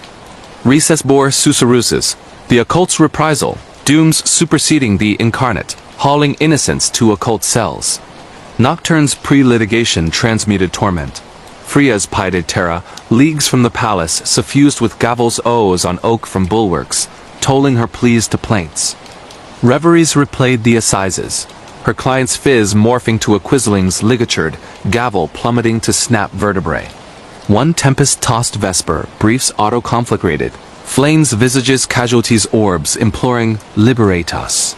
Freya plumbed archives. The occult jurist. Baron von K, turncoat who doomed hundreds, his own terminus by hemp in 45, essence tethered to expiate or perpetuate. He quests equipoise, a musty clerk confided, by warping scales till verity hemorrhages. Doom Eve, the tribunal throbbed. Lumens guttering, gavels multiplying on the rostrum, pounding in consort. The jury cogitated instants, foreman uprising with orbs glazed. Culpable... Nabide. The occult incarnated a baronial wraith in tatters, gavel of oaths decreeing Freya's lineage. Her grandsire, a courier spared by von K's caprice. Thy crewer indemnifies, it ordained. Fetters rattling from the dock, coiling Freya's ankles, hauling her toward illusory gibbet. Phantasms crushed, colonial pendentives, Nazi ropes. Her client's futurum in irons all, linked by von K's docket, exacting her advocacy as remuneration. Freya ululated the verity grandsire's evasion a graft, her kin's unconfessed complicity, and the wraith wavered, gavel fissuring like thunder. Jury absolved, but Freya forsook the bar, fetters clinking in serene salons. Copenhagen's tribunals don't prorogue. And if you're litigating, poise thy patrimony, the occult gavels interminably. The fjord's forgotten fishermen, real paranormal encounter and ghosts haunting in Norway. The fjords of Norway carve the land like the claws of ancient trolls. Deep gashes in the earth where the sea meets mountain in eternal grudge. And the midnight sun casts shadows that stretch like accusing fingers across the water. In the perpetual twilight of June 2022, 39-year-old marine biologist Lena Svensson from Bergen set out on a solo research voyage along the Sognefjord, the world's longest and deepest, a serpentine ribbon of ink blue that locals whispered held the drowned souls of Viking longships. Lena, with salt-stiffened hair and a notebook scarred by barnacle ink, had chased cod migrations for a decade, her life a rhythm of hull creaks and sonar pings. She'd grown up on tales of Draugr the undead risen from watery graves, flesh bloated and eyes milky with brine, but dismissed them as fisherman's folly, myths to scare tourists from poaching lobster pots. Science charts the unseen, she'd quip over Akvavit in harborside pubs, her Zodiac inflatable bobbing like a defiant cork against the swells. Her expedition launched from Balestrand under a sky-bruised lavender, the fjord's walls rising sheer as cathedral spires, pines clinging to ledges like desperate prayers. Lena anchored in a secluded cove near the UNESCO-protected Negrefjord Arm, where the water ran so still it mirrored the cliffs flawlessly, turning the world into an endless plummet. Her gear: a hydrophone for whale songs, a drone for aerial scans, and a compact lab tent pitched on the rocky shore, its flysheet snapping like a warning flag. Dusk blurred into the endless Nordic day as she suited up in neoprene, slipping overboard to tag a school of herring, the cold a lover's bite nipping her skin. Bubbles rose like spirits as she descended, flashlight beams slicing the gloom, but midway down, the current shifted, a riptide pulling not with force, but invitation, tugging her toward a submerged crevice where no reef should be. Surfacing gasping, Lena hauled aboard, heart hammering like a war drum. The hydrophone, left running, crackled with static ... Then a voice, guttural Old Norse laced with modern Bergen dialect. Kom tilbake. Fisk inventor. Come back ... The fish wait. She yanked the plug, blaming interference from the cliff's mineral veins, but replayed the tape in her tent, the words looping clearer each pass, layered with the groan of timbers and the splash like oars dipping. Sleep evaded her that night, the fjord's lap against the hull, a siren's murmur, and at dawn, the sun dipping without setting, she launched the drone, its whir slicing the mist. Footage streamed, the cove's depths revealing not rock, but wreckage longship's prow, dragon-headed and barnacle-crusted, emerging from silt as if exhaling after centuries submerged. Curiosity, that fatal Nordic flaw, drew her back down. Mask on, she finned toward the crevice, the water thickening to syrup, pressure building in her ears like unspoken regrets. The ship materialized, ribs of oak splintered but intact, decks strewn with iron anchors rusted to lace, and there, amid coiled ropes, a figure. Not skeleton, but man, seated at phantom oars. Skin pallid as cod belly, hair seaweeded, eyes open and unblinking, fixed on her. Lena froze, bubbles exploding in panic, but the Draugr tilted its head, mouth working soundlessly, beckoning with a webbed hand. Terror propelled her upward, breaching with a gasp that echoed the fjord's roar. But as she clambered aboard, the hydrophone reignited. Du har sett meg. Nu ser jeg deg. You've seen me ... Now I see you. Back in the tent, drenched and shivering, Lena radioed base camp static, then laughter, bubbling from the speaker like submerged mirth. She packed feverishly, but the Zodiac's engine sputtered, fuel gauge plummeting from full to fumes, the cove's waters churning as if boiling from below. Night or its endless facsimile fell heavier, the cliffs closing like jaws, and footsteps echoed on the hull. Bare solace slapping wet wood, circling deliberate. Lena, the voice called, her name twisted in a throat clogged with kelp. Fisken are sultan. De Husker dit ansicht. The fish are hungry. They remember your face. She bolted Belaudix to her cabin. No Belaudix, just open, hold the inflatable's floor transparent now, revealing the longship risen parallel oars, dipping in sync, the fisherman at the prow, grinning with teeth filed to Point's eyes, reflecting her own terror. Dawn, or what passed for it, broke with a storm, waves slamming the Zodiac against cliffs that wept black water. Lena gunned the engine, finally catching, fleeing the cove as the radio wailed a fisherman's shanty, words mangling into pleas. Tameg med. Lamegvile, take me with you. Let me rest. She beached miles south, collapsing in Baelstrand's harbor master's arms, babbling of Draugr and drowned ships. Divers searched, nothing but silt and shadows. But Lena's footage? Frames of the longship flickered, then cleared. The fisherman, face her father's lost to a squall a decade prior reaching through the screen, fingers brushing the lens. She hasn't sailed since, but fjords call in dreams, footsteps on decks she swore abandoned. And if you're anchoring in its depths, listen to the bubbles, they carry names. The Appalachian Antlered Horror, supernatural creatures Wendigo encounter in West Virginia, USA. The Monongahela National Forest in West Virginia sprawls like a forgotten god's beard, ancient hardwoods twisting into the sky over hollows where coal barrens. Ghosts still rattle picks, and the air hums with the residue of Cherokee curses whispered before the white man came. In the blood moon haze of October 2023, 45-year-old outfitter guide Travis Boone led a bachelor party retreat 6 rowdy Pittsburgh steelworkers seeking extreme hunts in the Dolly Sods wilderness, a high plateau moor scarred by artillery from forgotten wars. Travis, broad as a barn door with a beard braided with fishing line and tailies scarred into his hide from black bear maulings, knew the ridges like sin. He'd spun Wendigo yarns around campfires to spook city folk on his famine. Antlers like lightning, hunger that turns men to monsters, but laughed them off as Algonquian fever dreams, booze for the brave. Real threats got claws and teeth, he grunted, citing his 308. The group humped in at dawn, packs groaning under venison jerky and Jack Daniels. The trail a mule kick of switchbacks through rhododendron thickets that clawed like jealous lovers. By midday, they crested the plateau, a bold of wind-scoured grasses where World War II bomb craters pocked the earth like God's acne, and pitched tents in a cirque sheltered by spruce sentinels. Travis scouted snares while the boys cracked beers, their whoops echoing off the Seneca rocks like defiant prayers. Dusk bled crimson as they supped on foil packet chili, Travis recounting the Meat Man legend, a logger from the 1920s who vanished mid-axe swing, reappearing gaunt and gibbering, devouring his own fingers before the hollows claimed him. Laughter died when the wind shifted, carrying a scent, not pine but rot-sweet, like venison left too long. Night clamped iron, stars pricking the void like distant accusations when the first sign came, branches snapping in the spruce line, not deer delicate, but deliberate, circling the camp's perimeter. Travis stirred from his bivy, 308 in hand, flashlight beam lancing the dark no eyeshine. Just a silhouette too tall, limbs elongated like stretched taffy, antlers branching against the moon like a crown of thorns. Bear, he muttered, but the wind moaned a reply. Low, guttural, mimicking the groom-to-be's laugh twisted into agony.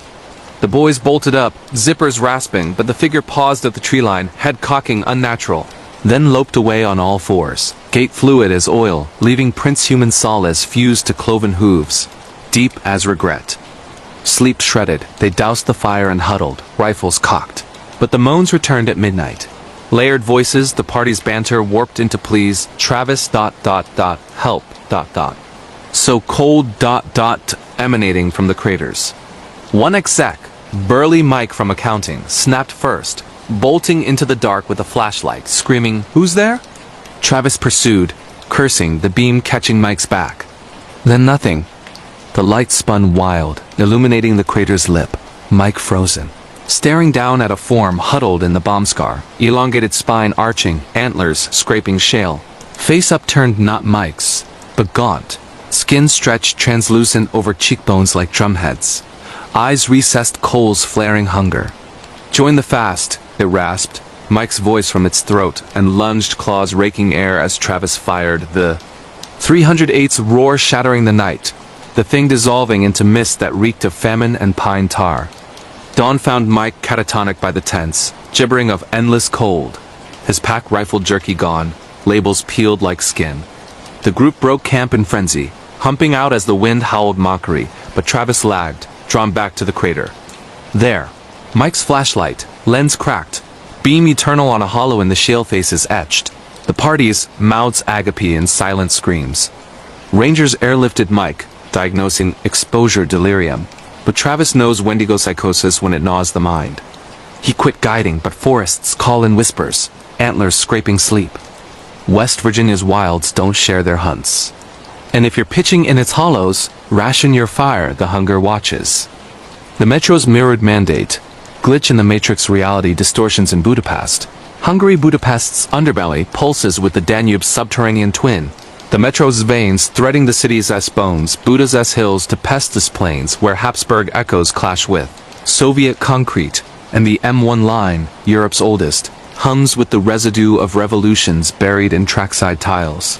In the sweltering July of 2024, 31-year-old translator Viktor Kovacs, a Budapest lifer juggling Kafka manuscripts and app gigs, rode the yellow line daily from Vörösmarty tér to Heroes Square, his commute a meditation on the city's fractured soul. Victor, with wire rim specs and a satchel scarred by coffee rings, had debugged code glitches for fun, but life seems held until the M1 stuttered. Carriages lagging like a skipped frame in a silent film. It glitched subtle. At Dijk Ferenc tér, the platform duplicated escalators ascending to identical stations, vendors hawking the same faded postcards twice. Victor blinked, boarding the second car, but his reflection in the window lagged, mouth moving seconds after his own, whispering Hungarian laced with German. Bleib. Der Zug wartet. Stay. The train waits. He exited at Bajza Utka, shaking it as fatigue from late-night translations. But his ticket stub duplicated in his wallet time-stamped 1417, then 1402. Evening brought replication. The cafe near his flat in District 7 served his usual espresso with a side-eye from the barista. Again, Victor? You were here an hour ago. Surveillance looped on his phone's newsfeed, him entering the metro, then re-entering, coat color shifting from gray to black. Deeper distortions unraveled him. Crossing Chain Bridge at dusk, the Danube flowed backward for a heartbeat. Parliament's spires inverting in the current, his footsteps echoing not his own, but a woman's heels clicking syncopated. Mandatum, a voice breathed from the parapet mandate. As his phone buzzed, text from self, dated tomorrow. Don't cross. The river remembers. Victor fled to the Ruda's baths, thermal waters a balm, but steam cleared to reveal bathers' phasing faces of Habsburg portraits from the museum. Eyes locking his, mouthing Wiederholung, break the loop. Panic surged. He surfaced gasping, towel monogrammed with his initials reversed. Scovik V nights fractured into mandate. Sleep claimed him, but he'd wake mid-stride on the M1 stations blurring Vörösmarty to Veroslajit in negative space, passengers translucent, conversations replaying in reverse. One dawn, the glitch peaked. The train halted between stops. Lights inverting to negative, his reflection multiplying across Windows' infinite Victors. Each a variant, scarred by duel, uniformed in Red Star cap, drowned in 56 floods all chanting mandatum, stay or shatter. Visions cascaded, alternate Budapests overlaying Habsburg gilded. Soviet iron-fisted post-wall fractured each a code strand he'd unwittingly spliced with his translations of the trial. The car shuddered, doors hissing open to nothing. Void where platform should be, a single figure waiting. Him, at 60, withered. Extending a hand. Accept the echo. Victor lunged, shattering a window glass exploding into pixels that reformed his eyes, watching. He tumbled onto real tile at Octagon, commuters flowing normal, but his satchel held Kafka's manuscript, pages rewritten. His life looped eternally. He burned it in the Danube at midnight, ashes swirling upstream, but Metro's glitch and periphery reflections lagging, tickets duplicating dates unborn. Budapest's lines don't end at terminus. And if you're riding its rails, check your stop, it might be you waiting on the other side. The Black Forest's Inkwell Killer, True Crime Murders and Serial Killers, Unsolved Mystery in Freiburg. Germany, the Black Forest's eaves loom over Freiburg like a raven's wing. Ancient firs dripping secrets into the mist-shrouded valleys where grim brothers mined their tailies, and the cobbled streets of the Altstadt hide cellars where alchemists once boiled blood for elixirs. In the fog-wreathed autumn of 2021, year-old archivist Greta Mahler unearthed a ledger in the city's Augustinersium basement. Not dusty tomes of monastic chants, but a bound journal inked in sepia, pages chronicling the Tintin murder, the Inkwell Killer who terrorized Freiburg in 1892, claiming 7 lives with a quill-sharpened stiletto, victims drained of blood and scrawled with riddles in their own vita. Greta, with freckles like scattered stars and a penchant for unsolved ciphers, had catalogued horrors for years, but this felt personal. The ledger's flyleaf bore her great-grandmother's initials, a seamstress rumored to have sewn the killer's shroud. Her discovery ignited obsession. By lamplight in her flat overlooking the Munster Cathedral's spire, Greta decoded entries. Victims lured by anonymous notes promising eternal verse, throats slit in alcoves. Bodies posed with fountain pens clutched like talismans, walls daubed in Latin hexes, sanguis verba facit. Blood makes words. The last victim, a poetess, bore a prophecy. The 8th quill dips in kin's vein. 1892 plus 129 equals 2021. Greta's birth year. Chills traced her spine. Police archives confirmed the murders halted abruptly. The killer's identity a void, but a sealed envelope unopened since yielded a sketch. Her own face, Victorian garbed, throat arched mid-incision. Whispers followed her to the stacks. Librarians shushing as footsteps echoed behind, not leather, but quill scritch on stone. One fogged eve, translating the ledger's final riddle, in the forest's heart, where Grimm's ink flows black. The 8th awaits her mandate. Greta ventured to the Schwarzwald's edge, the Triberg waterfalls thundering like accusatory verse. There, in a ruined Hermitage amid the pines, she found an inkwell brass, etched with her initials brimming not with ink but crimson, viscous. Dipping a finger, visions flooded. The killer, her great-uncle by marriage, a frustrated scribe who penned victims' final poems in blood. The poetess's lover, slain to silence the muse before fleeing to America. The ledger his confession buried with kin. But the glitch. The Hermitage's wall scrawled fresh. Du bist die Acht. You are the 8th, panicked Claude. Greta fled, but Freiburg twisted streets looping to the museum. Clocks tolling 1892. Strangers in frock coats murmuring her name. Climax crashed All Hallows. The cathedral's bells tolled as she barricaded her flat, the door buckling under insistent Knox rap, like a pen tapping judgment. It splintered, revealing not man but shadow, elongated scribe, quill extended, ink dripping arterial. Write your end, it hissed, her great-uncle's voice laced with her own. Greta seized the ledger, hurling it into the hearth pages, curling like screams, but the shadow lunged, stiletto glinting, pinning her to the floorboards. She fought, inking runes from memory counter-hexes from the journal, the blade hovering inches, blood welling unbidden from her palm to form words on the floor. Finis sanguinis, end of blood.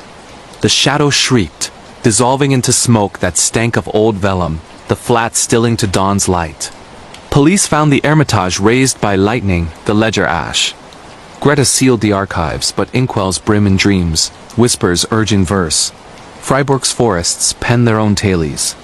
And if you're wondering its stacks, mind the margins, the killer edits eternally. The Velvet Rope's Vanishing Act. Kidnappings and abductions, unsolved mystery in Amsterdam. Netherlands, Amsterdam's red light. District throbs like a fever dream canals reflecting neon harlots in crimson waves where the Oudekerk's bells toll over sins etched in 14th century stone, and the air thickens with the ghosts of lost girls vanished into the Nachtbus routes. In the velvet-draped haze of December 2023, 26-year-old exchange student from Chicago, Riley Tate, dove into the district's undercurrent for her thesis on urban vanishing points, interviewing sex workers in shadowed parlors off the warm Mostraat. Riley, with cropped pixie cut and a recorder necklace hiding her scars from a runaway youth, romanticized the canals. Whispers as folklore tales of the Black Shadow. The Black Shadow, a 17th century slaver who snatched maidens for Indies ships, his boat a hearse on the Amstel. History's just echoes, she'd journal, ignoring the prickling at her nape as curtains twitched unbidden. Her nights blurred into interviews, women in lace and lace-up boots, voices husky with clove cigarettes, sharing yarns of girls who stepped behind the rope and never returned, bodies fished from locks with throats sewn shut, notes pinned, shadow eyes tall. Shadow demands toll. 1. A tattooed veteran named Lot pressed a velvet cord into Riley's palm red as arterial wine from her window's hook. Wear it. It wards the boatman. Riley laughed, pocketing it, but that eve post-midnight wander, the district warped. Bicycles chaining themselves, laughter from empty barges, her reflection in a puddle wearing Lot's lace. Riley, a voice slithered from the alley, her name in Dutch burr. The shadow whacked. The shadow waits. Dawn brought normalcy or its facade. Riley's flat in the Jordan, overlooking Prinsengracht, filled with drafts carrying clove, her recorder capturing breaths between questions. Interviews soured. Workers vanishing mid-sentence, curtains falling like guillotines, Lot's parlor boarded overnight. Desperate, Riley tailed a lead to the Nemo Science Museum's Undercroft rumored slaver, stock flashlight, piercing cobwebbed arches where the Amstel lapped black. Footsteps echoed not hers, but skirts swishing, giggles from the gloom. Join the passage, the voices chorused, forms materializing, girls in tulip skirts, faces porcelain with coal-rimmed voids, hands extended like invitations to waltz. Riley bolted, but the canal outside reversed flow, houseboats drifting upstream, her phone buzzing with texts from Lot. Timestamps future, come aboard. The shadow recant. Come aboard. The shadow counts. Climax, crested Yule. The district's carillons pealed as Riley, velvet cord knotted at her throat, retraced the Natchbus route, number 18 snaking to the IJ's edge. The bus empty save driver, face shadowed, halted unbidden, doors hissing to a dock shrouded in fog. Last fare, the driver rasped, her own voice, as figures boarded. The girls, arms linked, pulling her toward a longboat moored phantom, oars dipping silent. Visions assailed. The slaver, her ancestor by bloodline unearthed in church rolls, chaining kin to holds, the lost his cargo, toll unpaid till now. Riley clawed the cord, unraveling it into threads that lashed like whips, the boat splintering to mist, girls shrieking into echo. She staggered to Central Station, bus vanished from routes, Lot's parlor lit with a new worker smiling innocent. Riley fled to the States, thesis abandoned, but Amsterdam calls in Canal's lap, ropes tightening in sleep. The district's shadows don't release debtors. And if you're strolling its lights, clutch your tickets, the boatman tallies souls. The app's anonymous admirer, creepy encounters with strangers and online internet horror in Dublin. Ireland Dublin's digital pulse syncs with the Liffey's murmur, where Georgian squares hide server farms humming with the ghosts of Celtic codices digitized, and the Temple Bar's Wi-Fi webs snare the unwary in nets of ones and zeros. In the drizzly March of 2024, 24-year-old coder Owen Kelly moonlighted on Whisperwire, a beta app touted on our deep web as anonymous confessions, untraceable thrills, promising raw truths from shadowed screens. Owen, lanky with freckles like circuit freckles and a flat in Rathmines overlooking the Grand Canal, built it for his portfolio, stress testing with dummy chats. Just pixels playing pretend, he'd quip over Guinness in the Bernard Shaw. But the app's allure voice-modulated whispers, geo-fenced ghosts drew real users, their secrets slithering in like fog off the daughter. Beta launched midnight, notifications pinging, Own? Saw you at the canal. Lovely profile, sender, anonymous. He dismissed as glitch, but replies cascaded. Coordinates matching his walk home, photos of his flat's window from across the square, timestamped seconds ago. Play, or I whisper louder. Heart stuttering, Own Geoblock Dublin. But the app reinstalled overnight. Battery draining to whispers. Turn left at the bridge. I'm waving. He did stranger in hoodie, face averted, hand lifting a mirror of his own. Panic scripted code. Firewalls. Traces, but anonymous mirrored. App forking into Owen's echo. Chats replaying his keystrokes before he typed. Nights devolved to siege. Friends at the cobblestone dismissed hacker prank, but Owen's dreams downloaded. Anonymous's face his own, aged gaunt, eyes hollowed by screens revealing the app's origin.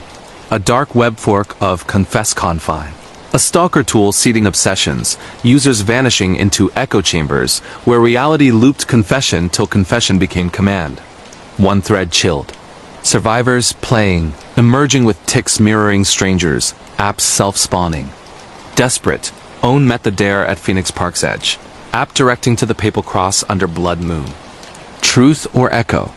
The hooded figure breathed, face voided by cowl, but reflection in Owen's screen. Twin, grinning identical. Terror peaked. The figure lunged, hood falling no face. Just code glitch static, hands questing his throat.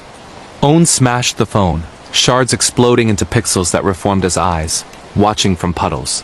The void recoiled, dissolving to rain, but not before a final ping etched in his palms sweat. We are the wire. Owen nuked servers, fled to Galway, but app's ghost in periphery, whispers urging, confess. Dublin's nets don't forget connections. And if you're scrolling its shadows, log off quick admirers wait in the code. The Raven's reckoning, sleep paralysis, and nightmare experiences in Edinburgh. Scotland, UK Edinburgh's old town perches on volcanic plugs like a raven on a skull. Winds twisting into the underworld where Burke and Hare plied their trade, and the air clings heavy with the peat smoke of unquiet covens. In the gloaming chill of November 2023, 33-year-old psychiatrist Nora MacLeod retreated to a tenement flat on the Royal Mile after a clinic scandal her. Recovered memory therapy unearthing false graves for patients. Nora, sharp-featured with hair like raven wings and journals thick with Freudian fractals, specialized in somnolent disorders, her own nights armored by valerian and white noise. Dreams are doors, not demons, she'd lecture, but the closest stones remembered Burns witches in the city's gibbets, waiting to unhinge her locks. The flat was a warren, crooked floors groaning like confessions, a hearth blackened by witch trial pyres, walls papered in tartan faded to bloodstain. First night, endless dusk filtering through leaded panes, sleep seized Nora in the four-poster, but at 3 a.m., the paralysis gripped, not leaden calm, but corvid claws, pinning her supine as the room inverted, ceiling beams sprouting feathers, the raven manifesting on the mantel, form coalescing from sookbeak hooked to scythe, eyes obsidian orbs reflecting her patient's unraveled psyches. Reckon, it croaked in Scots burr, reckoning, wings unfurling to blot the moon. Nora's mind thrashed hypnagogic overlay, textbook sleep paralysis shadow, but the bird descended, talons tracing her sternum, carving runes that burned, names of the falsely accused, her therapy's casualties. Visions spewed, her patient sessions replayed, memories not recovered but rewritten. The raven herding them into madness suicides she'd rationalized as breakthroughs. It perched on her chest, weight of centuries crushing, beak parting to exhale peat fog laced with accusations. The weave the noose, healer. Nora screamed silent, lungs bellowed bellows, until dawn's gray knife pierced the casement, the bird dissolving to motes that clung like regrets. She woke gasping, sheets sodden, runes faint welts like tattooed sins. Undaunted, Nora delved the close by day, scaling Arthur Seat's crags where ravens wheeled like judges, but nights escalated to gauntlet.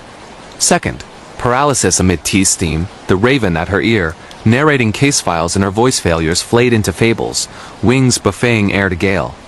Third, pinned mid-stare in dream, the wind stones parting to raven flock, beaks dipping into her veins, inking prophecies of institutional fire.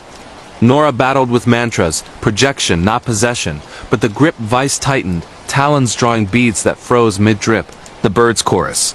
Reckon the weave, or unravel. Crisis-crested Samhain. Winds howling lays of the executed. The raven legion swarming the platforms, perching on beams, mirrors, her eyelids fluttering open in futile flight. Yield your scrolls, they cawed, wings enshrouding. Nora's mind fracturing into patient nightmares as her own, the closest grief for hanged witches bleeding into her marrow. With guttural thought scream, she dredged her fracture. The scandal's root, her own suppressed abuse fueling false cures. Take it! She hurled, and the flock convulsed, forms imploding to vortex of feathers piercing skin, exercising the venom. Morning, shattered the gale, Nora free, welts scarred like mended maps. She shuddered the practice, penning Raven Reckoning anonymously. But Edinburgh's dust calls croaks in the wind, talons on window panes. The close doesn't absolve easily. And if you're betting its bones, confess your weaves some reckonings demand flesh. The Latchkey Lurker, Home Invasion and Intruder Stories in Portland. Oregon, U.S., a Portland's alphabet district, slumbers under fog-draped elms, Victorian turrets piercing the mist like forgotten spires, where the Hawthorne Bridge hum masks the creak of floorboards, in bungalows hiding prohibition speakeasies turned serial lairs. In the relentless November rain of 2022 37-year-old single mom, Jordan Halu renovated a craftsman on NW 23rd peeling gingerbread trim, revealing claw mark. Gouges the realtor-esque quip of lively history, glossing a 1930s axe murder where the widow barricaded upstairs her screams legend among baristas at Hard Coffee. Jordan, wiry with tattooed sleeves of ferns and a daughter, Mia, 7, all braids and bedtime rituals, saw it as rebirth post-divorce. Exposed beams for her graphic design nook, a yard for Mia's fort. Past's just plaster dust, she'd affirm, ignoring the latchkey's chill, heavier than brass. Move-in symphony, hammers echoing, Mia's giggles amid paint fumes but night one tune dissonant. Jordan, tucking Mia with Good Night Moon, heard the latch click kitchen door, deadbolted. Footsteps patted the hall, hesitant, like a guest forgetting slippers, pausing at the nursery. Mia asleep? Jordan whispered, pulse quickening, snatching the rolling pin. Silence, then a sigh masculine, ragged from the walls. She checked locks. Windows fogged tight, retreating to her room, chalking to wind-whipped branches. But dreams dredged. The widow's siege, axe splintering stairs, her final rasp, he's inside, always inside. Week 2 breached boundaries. Groceries shifted, apples in the fridge's crisper turned to pulp. Mia's crayons arrayed on the windowsill facing the alley, tips snapped like broken fingers. Jordan rigged cams, motion floods, but feeds glitched shadows preceding her silhouette. Doors ajar on untouched knobs. One dawn, Mia's drawing from preschool. Stick figure family. Third man in the kitchen, smiley face with eyes XZ. Who's he, Bug? Jordan probed. Mia shrugged. The Watcher. He says hi. Chills rooted. Jordan scoured deeds. The house. Widow's watch, site of the 32 killing. Intruder never caught. Widow's journal sealed in the historical society entries of latch turns alone, he breathes my air. Tension coiled serpentine. Jordan boarded the basement after thumps. Plumbing. She lied to Mia, but faucets dripped Morse. Mia sleepwalked to the kitchen, whispering to the fridge. Don't eat the food. It's ours. Nightmares plagued. Jordan reliving the divorce's rage, her ex's fists. Mia chased by a figure with no face, only keyhole voids. Siege broke Yuletide. Gales howling like banshees, power flickering. They huddled in the parlor when the latch sang front door, bolt sliding serpentine. Jordan armed with poker, Mia clutching Teddy, as footsteps ascended. Slow, socked, deliberate creak. The door bucked, hinges weeping rust, as the lurker materialized, not flesh, but multiplicity. Shadows extruding through keyhole, tendrils inky-veined questing like sightless eels.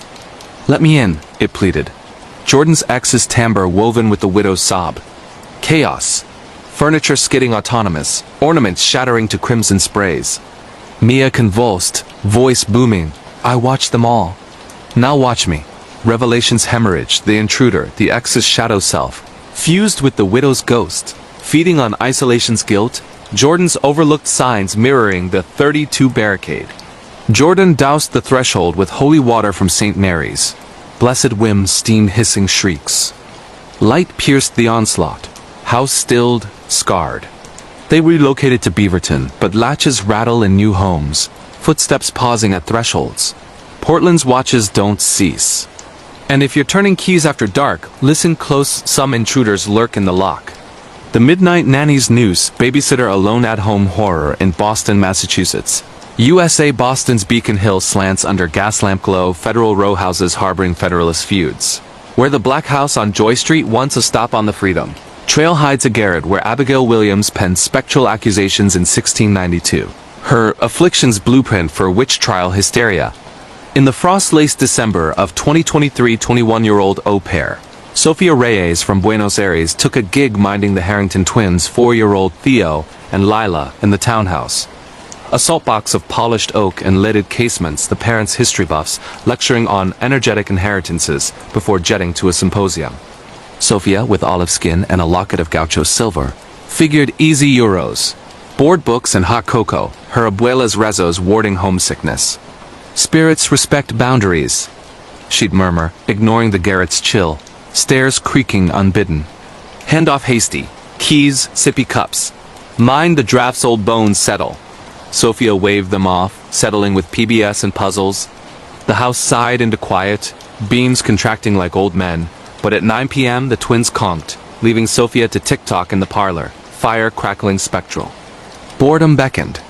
She unearthed a Ouija from the study walnut planchette scarred with pentacles. Inscribed A. Williams, 1692. Giggling, she spelled solo. Anybody home? Glass skittered. Why yes. Spooky fun, she cooed, queering a prank. Fire flared, embers scripting ply on the grate. Unease prickled at 11. The board dragged, we young t to eeks, aldi. Sofia's necklace warmed, talisman tingling, rune plummeting to breath plume. Patter overhead, not twins, too multitudinous, circling like spectral hopscotch.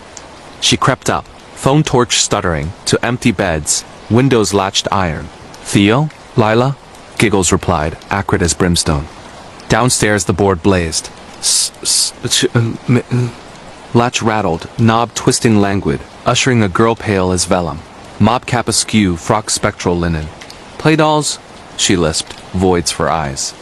Sofia's rezos surged, but the specter Abigail, self-named, hanged at 12, for a spectral evidence, curtsied to the basement stair, exhaling frost. The twins wait. Signed the circle. Pulse thundering, Sofia trailed, treads buckling under phantom weight, into dirt-floored crypt lit by will-o'-the-wisps. There, twins cross-legged with Abigail's sister's shadow imps in Puritan garb, nooses necklace pendants, chanting afflict, convict, collect. Sign true, Abigail simpered, proffering quill oozing wax. Parchment unspooling Sofia's name prescribed. Dread anchored as the coven constricted, tiny talons tugging, murmurs vowing dominion. Command the fits, curse thy kin. Phantoms flash Sofia, high priestess. Abuela's herbs eternal toll, her light, siphoned to the spectral. Twins pivoted, gazes voided, lips lacing with thread. Sofia lunged, quill grazing palm, blood auto-penning. Upstairs pandemonium, armoires levitating, panes imploding like indictments. Pantry barricade, phone crawling charge, 911 dialed crimson-fingered. Witches ...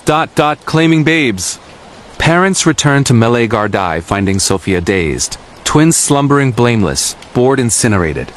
Abigail evanesced with gloaming, but Sophia's cicatrix itches hollows, murmurs soliciting circles. Boston's Garrett's game immortally. Mind the young. Some puppets pull strings. The hedge's hollow echo, neighbor horror stories in Oxfordshire. England, UK Oxfordshire's Cotswold hamlets huddle under honeyed stone. Hedgerows labyrinthine as monastic mazes, where the wind through yews carries the sigh of enclosures that starved commons and souls alike. In the honeysuckle haze of May 2023, the Whitaker family transplanted to a thatched cottage on Chipping Norton's edge, snug with Inglenook and roses rioting the fence. Wedged beside elderthorn, a gabled pile locals skirted, its yew hedge a fortress woven with thorns like accusations. Parents, historian Marcus, 41, and botanist Eliza, 38, with son Finn, 9. All freckles and folktales saw it as idle. Herb garden for Eliza's tinctures, library for Marcus's tomes. Their neighbor, reclusive Mrs. Thorne in Elderthorn, waved gaunt from her gate 80s, eyes like sloes, hedge her sentinel. Charm curdled swift. Thorne's gaze lingered on Finn's romps. Yew's rustling sans breeze as if leaning. Harmless hermit, Marcus averred, but Eliza unearthed hedge clippings on their step wilted, thorns needled with what lab tested as hemoglobin. Knights piped murmurs through lath and plaster. Thorne's voice wheezy Oxfordshire, reciting tallies, hands in the field. 47 coughed consumptive.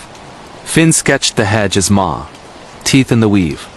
One equinox morn, Marcus spied Thorn snipping a finlock from the fence, murmuring, "For the tally." Dread fermented. Eliza's files soured overnight. Marcus's lectures faltered, colleagues hissing of curses from the close. Finn somniloquized, "Don't hedge me out." Deeds divulged Thorn's umbra, 18th century enclosure, fencing commons, starving tenants to suicide her ledger of expendables in the attic, use-fed bone meal. Post-reform she immured, Thorn's blood-rooted. Terror bloomed Beltane, fate masking moans. Thorn summoned tea to trim hedges. Courtesy dragged them over, house reeking adder and iron. Attic lured. Finn vanished upward, whispers beckoning. They unearthed him tranced before coffer. Ledger vellum skinned, names quilled osseous. Thorn towered, shears agleam. Add thy lad to the weave. Debts perennial. Yews erupted floorward, tendrils lassoing calves, barbs blood for ink. Marcus smashed the ledger. His lighters blazed devoured folios, house quaking as names wailed. Eliza shielded Finn, shears nicking arm but Thorn withered. Tendrils reclaiming carcass desiccating to husk, hedge efflorescing sanguine. They decamped to the canal, peelers deeming senile mishap, but adjoining domicile vacant, yews thriving. Hedges in Oxfordshire guard beyond yards, peak prudent. Some debts seep. The crag's cryptid call. Camping and wilderness horror in national parks in Snowdonia. Wales, UK Snowdonia National Park rears wild in Gwynedd, crags fang-like as dragon teeth, bogs gulping lore since druid groves, where the mist shrouds conceal the Affonse waterbeast of Lyn Tegid, kin to Loch Ness but hungrier. In the lambent August of 2022, quartet of Cardiff mates climb a Rees. Ecologist Shion, wagger die, doubter Gwen tented at Quemid Wall, bald of legend shunned for PWCA-led whispers, wanderers lured to tarns by will-o'-the-wisps. They craved respite, bivvies, brews, binoculars for peregrines. Rees's oast charted remote. Shian's floratome lured sundews rare. Dye-packed phantoms. Gwen, repellent and snorts. Crepuscule draped the quem in heather violet. Fire pits sputtering as dye dished the offense horned horror hauling lakes dry. Chuckles reverberated, but the cirque retorted hush, ponderous as peat. Tents tabernacled, slumber jagged. Gwen roused foremost to broom billowing sigils, compass gyrating wild. Fog bank, Rees yawned, but the path to Affonid Wall looped, disgorging a pitch. Shian's specimens shriveled, dew brackish tasting. Nocturne 2 the curse clawed. Gales ululated dirges, tent flaps battering fists. Dye's runks truncated to gurgles. He flailed, muttering horns ... Hauling. Aurora disclosed palm scratches nails toil. Gwen's time-lapse snared orbs, poo-pooed as flare. They decamped to trek out, but the quam caged. Waymarks warping, sheep with cornea's coal circling. Shion evaporated mid-path, voice caroling this way. Luring to quack Dye yanked free, boots forfeit, visage ashen. Felt horns in the muck. Apotheosis under Perseids. Blaze quenched by spectral squall, they clustered as shapes exuded stooped silhouettes in tatters, prehistoric. Nay Roman legionaries, court-martialed on the moor, phantoms clutching Pila with osseous grips. "Join the vigil!" they moaned, spears prodding spines. Rees brandished ice axe, edge phasing. Shion shrieked as brambles vital, spiraled shins, dragging to chasm crevice. Dye's wagmask fissured, prattling paternosters. Gwen's dubiety demolished, compass quill pointing inward to her ticker. Aurora's gleam exorcised them, but unclean. They staggered to warden post, desiccated, delirious, yarns knotted. CWM's levy. Cicatrices linger Rees's grasp spectral feeble. Shian's herbals misted. Digests cavernous. Gwen slumbers illuminated. Snowdonia's wilds don't bivouac. They conscript. Tent elsewhere. Some blazes eternal. The Widow's Parlor, United States, Massachusetts. They called it the Greystone House because the winter light made its stones glow like old bone. Locals on the Cape would cross the street to avoid looking at it. A weathered Victorian at the edge of a salt-swept town, once a merchant's manor. Then a boarding house, it had worn decades of grief, like an extra coat. I first heard the full account from a woman named Claire, who had moved back to care for her dying aunt. She took the room at the back, the one with the widow's walk that faced the harbor. She said something about the house felt like a breath you could hear, a chest rising and falling in the dead of night. On the second week, she found the parlor door locked from the inside, though no one else lived in the house. The key hung on a nail in the kitchen where it always had. When she forced the door, the room smelled like iron and boiled tea and a perfume she could never place. On the mantel, the family photos hovered behind a film of dust, except for the portrait of a woman with a closed mouth and a high collar. That portrait would not let Claire leave the room until she promised something she did not yet understand. At dusk, she would hear the radio from the porch click on by itself. Years later, her neighbor would tell me he heard a piano playing at 3 in the morning, though the house had no player piano. Sometimes the windows in the kitchen fogged with a slow handprint from a palm that was too small to be human. Claire began keeping a journal. Strange entries revealed their own logic. At 3 in the morning, her handwriting blurred as if pressured by an invisible finger. Names appeared in the margins: Marion, Ellen, Isaac, none of which she recognized. On the day the mirrors fogged, without breath, she woke with wet marks on her wrists, like someone had pulled her toward the wall from behind. The manifestations grew more personal. Her keys rearranged themselves. Her aunt's nightgown would be folded on the floor even though the closet was locked. When she tried to sell the house, a buyer visited and left pale and shaking. He swore that while sitting at the kitchen table, someone whispered into his ear the name of a child buried in the garden. Claire dug through municipal records and found the house's ledger. There had been a death in the winter of 1897. A widow named Marion Greystone had lost her only child to a fever. Newspapers of the time hinted at scandal rumors of a man who disappeared at sea, a missing will, a lock of hair burned for reasons no one printed. People in town always said the widow stayed in that house and would not leave. They said she waited for what would not come back. After the discovery, the house stepped up its work. The portrait's eyes followed Claire everywhere. At night she would sense someone sitting on the edge of her bed, heavy as a warm coat. And once she woke to see the footprints of a child in damp sand on the bedroom floor stretching toward the attic. The footprints stopped at a small trunk. When she opened the trunk, she found a brittle bonnet and a ribbon threaded with hair the color of old corn. The crescendo came on a night of wind. The sea drove itself against the breakwater, and the windows shuddered like the ribs of a living thing. Claire woke to a chorus of weeping from the parlor. The portrait had been removed from the frame and lay face down on the parquet. In the window, a figure stood on the widow's walk, thin as a candle and wrapped in a shawl that seemed to drink the moonlight. Claire felt the world press into her chest, as if gravity had shifted. The figure looked at her. In that look was a hunger that was not for food but for presence itself. She tried to leave the house that night and could not find the front door. Doors became hallways that led to the same stair landing.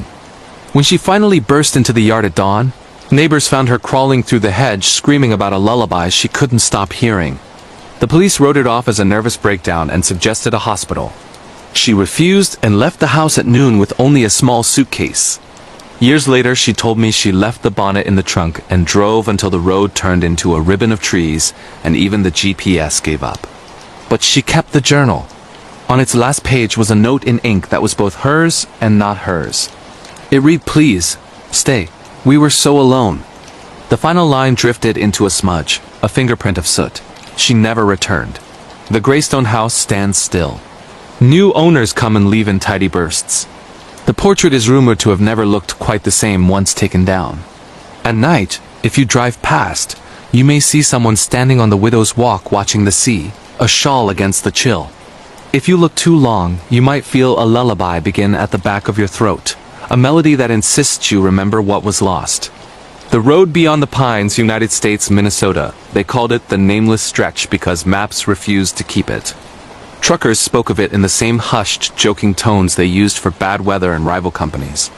It was a ribbon of two-lane highway running through a forest where the trees twisted close like raised ribs.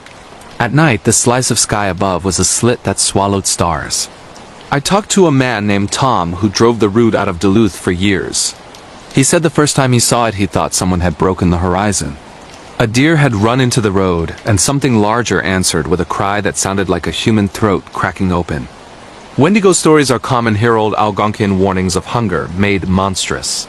Tom would not use the word at first. He called it the caller, a shape that moved like wind across the road, tall as a cell phone tower, with limbs jointed at odd places. He saw it once in the rain, and the wipers smeared its outline into stripes. The creature did not run from headlights. It simply folded itself into the tree line and watched. The sequence escalated. Tom began to find deep clawed prints in the gravel at dawn near rest stops. Other drivers reported taillights stuck on the edge of the pines, a blinking set of eyes in the middle of the lane that no light would reveal when approached. A camper once tried to take a picture, and when he developed it, the photo showed not the dark, but a reflection of himself screaming into the void. One week, a college student named Amy was returning from a music festival. Her car hydroplaned on the same stretch. She said something scratched at the metal roof, and when she stopped to check, she heard a song whistled in a voice that sounded like leaves scraping glass. Her dashcam recorded a shadow that loomed, and then pressed against the glass like a palm. The thing seemed to feed on attention. Those who stopped to look found their phones drained of power and their faces traced with frost. A deputy who patrolled the route swore he came upon Amy standing on the shoulder staring at the trees, her hair white as if with frost. When he asked her what happened, she pointed to the road and said the shape had offered her a trade it called simple, your fear for your memory. She drove away and later could not recall the song. Months after, she could not remember her brother's face. People tried to map the encounters. A pattern emerged. The creature favored nights with low cloud and an east wind. Those who survived described the same internal sensation, a craving that rose like hunger, not for flesh, but for stories, for the names of people you keep on the tip of your tongue. It wanted to take what made you human in small polite deaths. The climax came when a logging crew cut too close to the old pines and woke something old. Machinery on that road stalled in unison. Radios hummed and then played static as if an old record had been bent. The creature stepped out into the highway in full night and for the first time did not hide. It was like looking at a man stretched into a tree, skin knotted with bark, mouth wide as a ravine. One logger took a photo. When the print developed, his hands were missing from the image. After that, the sheriff closed the stretch for a week. Travelers said the pines had changed shape when the crews left, as if the forest had breathed. A warning sign went up, generic and municipal, about roadworks. The real change was quieter. People stopped stopping. They turned up their music and drove through without looking. The caller stayed where it always had, a patient thing, waiting for whoever would slow down and trade a memory for a song. The Man in the Chapel, Romania, Transylvania. Most tourists miss the little chapel hidden beneath the hill outside the village. It sits half buried in moss and is known only to shepherds and those who remember old rituals.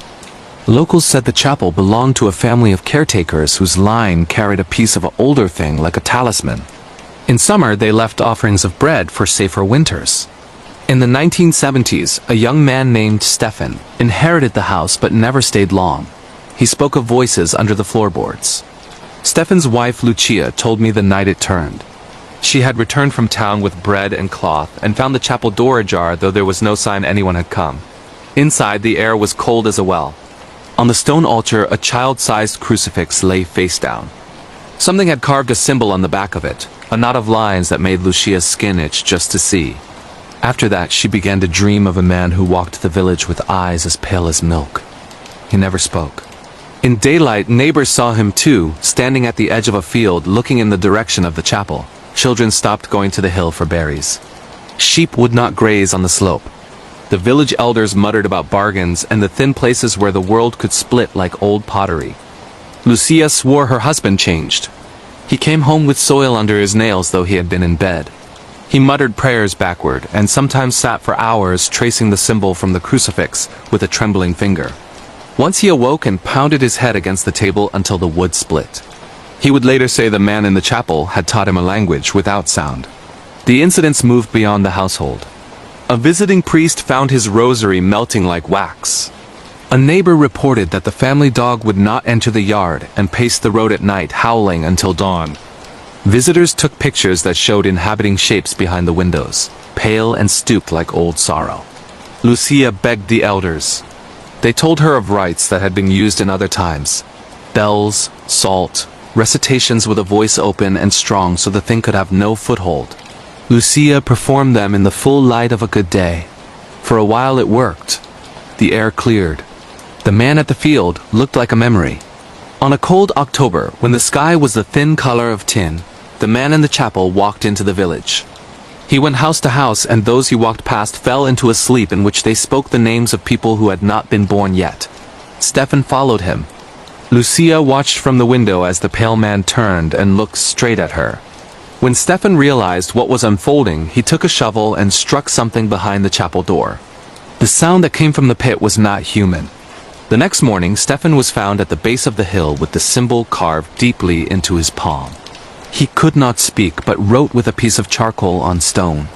The villagers read the strokes and felt a cold slide down their spines. The writing said simply "always hungry." They sealed the chapel. They put salt on the threshold and hung iron on the door.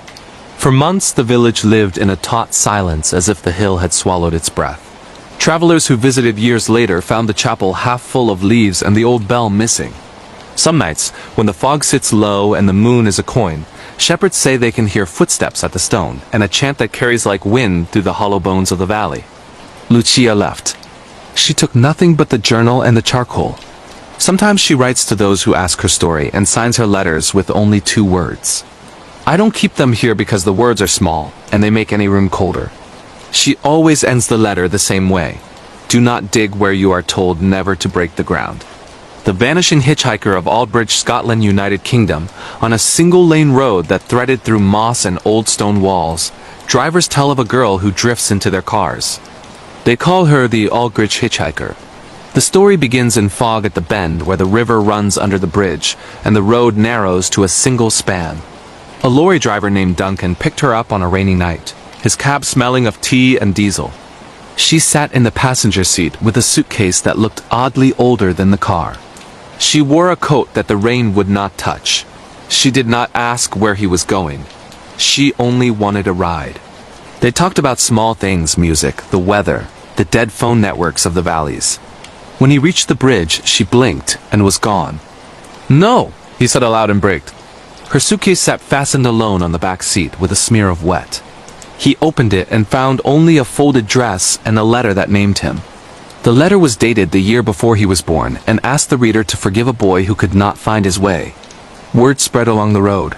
Different drivers told nearly the same tale. She appears, rides, offers a name or a small admonition, and disappears when you dim the lights. Those who followed her home later found an old graveyard behind the peak cottages with one fresh patch of disturbed earth. In the parish records, there was a name crossing the years that did not match the dates on the tombstones. One tourist tried to trick the phenomenon. He drove with camera on, and a thermos of hot coffee meant to draw her attention.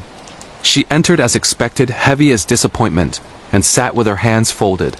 When she vanished, he rewound the footage and the camera showed the empty passenger seat holding only a wet imprint of a hand and a faint outline like steam.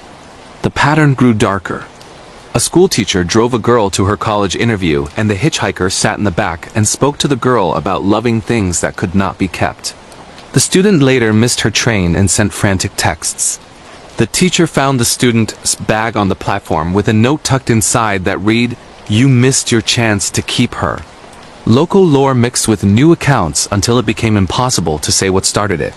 Some believed she was a boundary spirit that collected names of those who loved too easily. Others said she was a warning, a stitch in time for those who would lose themselves in the road. The old women at the post office would hand you a small charm and say, "Keep it near your sleeve and do not let the road take what you think you own." The most unsettling detail is how specific the warnings can be. One driver told me the girl leaned forward and laid a cold palm on his wrist and told him to call his sister. He did the next day. She had been in a car accident, and the speed of that phone call saved her life. Another driver refused to help after a night of drinking. Years later, he found a name carved into the inside of his car door. A child's handwriting that spelled forgiveness and accusation at once. The Aldbridge hitchhiker is not always malevolent. Sometimes she is a reminder. Sometimes she is a test. Sometimes she is a presence that hurts because it opens old wounds. But she always leaves behind the ache of having seen someone who is not supposed to be there and knowing that the world is thinner than you thought. The lantern on Bayou St. Clair, United States, Louisiana. They said the swamp had a way of swallowing sound until only the soft, patient breathing of the water remained. Locals called it Bayou St. Clair, a crooked reach of black water and cypress knees where moss hung like old hair from the trees. People avoided the old fishing shack on the East Curve, where fishermen left bait untouched, and the frogs went silent at dusk. Marcus had moved to the bayou to get away from the city after a bad divorce. He took the shack because it was cheap and because the realtor told him the night sky was something else out there. The first nights were as quiet as promised. He learned the patterns of insects and of wind through the trees. Then, on the third week, he saw the lantern. It floated along the water before any boat or man could have been there, red glass glowing, not bobbing but gliding like a fish under a skin of mist. At first he thought someone was fishing at night and had a lantern on a pole. The light passed him and kept going toward the mouth of a channel that led into a blind arm of the swamp. The next day he found a small boot half buried in mud at the waterline, a child's leather shoe with a brass button. After that, the light became a schedule. It appeared most nights around an hour after sunset and moved slowly, always toward the blind channel. Marcus began to wake with dreams full of water just below the floorboards, and a lullaby that had words he almost recognized but could not place. In the mornings, the floor by the door was damp with the tread of little feet, though he lived alone. He tried to take a picture, and the camera only captured a smear of light. He tried to follow the lantern in his boat and discovered the engine would cough and stall whenever he crossed a certain reed-lined bend. Once he edged past and saw, in the lantern's glow, an outline on the bank, a woman waist-deep in the water, hair clumped along her shoulders, a small shape in her arms that might have been a child. When she turned her face was a washed-out oval, features like something wiped away and then retraced with trembling hands. The sheriff told him old wives' stories about fishermen and drowners claiming they're dead, come back to bring others. Marcus taped an old newspaper clipping to the wall, an article about a child who had slipped from a family boat in 1939 and whose body had never been found. The child's name matched the name Marcus, found carved into the underside of the boot. Emmett. At night, the lullaby got louder until it threaded into the walls. It called his name one morning in a voice that had the cadence of someone counting fingers. Objects shifted. His keys were found under the mattress, a child's ribbon threaded through the handle of his fishing net. Once the lantern stopped at the dock and a figure stepped off into the fog within reach. Marcus could not move. The figure pressed a wet hand to his face and said, "Clear as a bell, bring him back." In his sleep, Marcus dreamed a route through the swamp, as if told by a whispering map. He rode with hands that no longer felt like his toward a hollowed cypress marked by 3 knots. There, half buried in clay, he found more shoes, a cluster of weathered toys, and a rusted brass locket. Inside the locket was a tiny portrait of a child with a grave, formal stare. After he dug, the nights changed. The lantern still came, but it circled the dock now, slower, angrier, and sometimes the reflections on the water showed not one light but a dozen. Neighbors began to say their radios hissed when they passed his place. A boat skipper swore his compass spun like a toy near the channel. One dawn, Marcus was gone. The canoe was found sunk, water filling it steady as breath. His boots lay by the shore. The sheriff found the locket in the muck, but no sign of Marcus. In the weeks after, fishermen said the lantern moved differently, its glow with brief flashes like laughter. To this day, the bayou keeps its hours. People who live upstream will tell you that lantern light appears even when the tide is wrong, floating past with patient insistence. If you camp near the eastern curve and you hear a lullaby on the wind, you may count the boats moving by the moon and watch a light that will not be disturbed by nets or motors. They say the lantern takes what it wants slowly because there is no reason to hurry when the swamp remembers everything. The echoes in the Pine-Line, Japan, Aokigahara foothills near Mount Fuji. The line of pines stands like a wall between the road and the old trail. Hikers named the area of the Pine Line because sound died in that strip as if someone had closed a door. Locals told stories of people walking in, following a compulsion, and when they came back they carried an echo in their eyes like a seashell keeps the sea. Hana was a photographer who chased solitude and light. She wanted one clear morning photo of the ridge with Fuji in the background. She parked at the trailhead and walked under the pines as dawn silvered the trunks. After an hour, she realized the trail markers were missing. The path underfoot felt wrong, like someone had shuffled it about at night. When she called her phone, there was only a thin static that matched her heartbeat. At first, she heard footsteps ahead of her that matched her pace but did not fall into the trees. She thought of a fellow hiker. The footsteps stopped when she stopped. Then a small voice began to answer her own. She whispered into the trees, and the trees whispered back with words she recognized in the cadence of someone imitating her voice. She laughed at first and recorded the sound, but playback returned only a low flanged tone like wind through metal.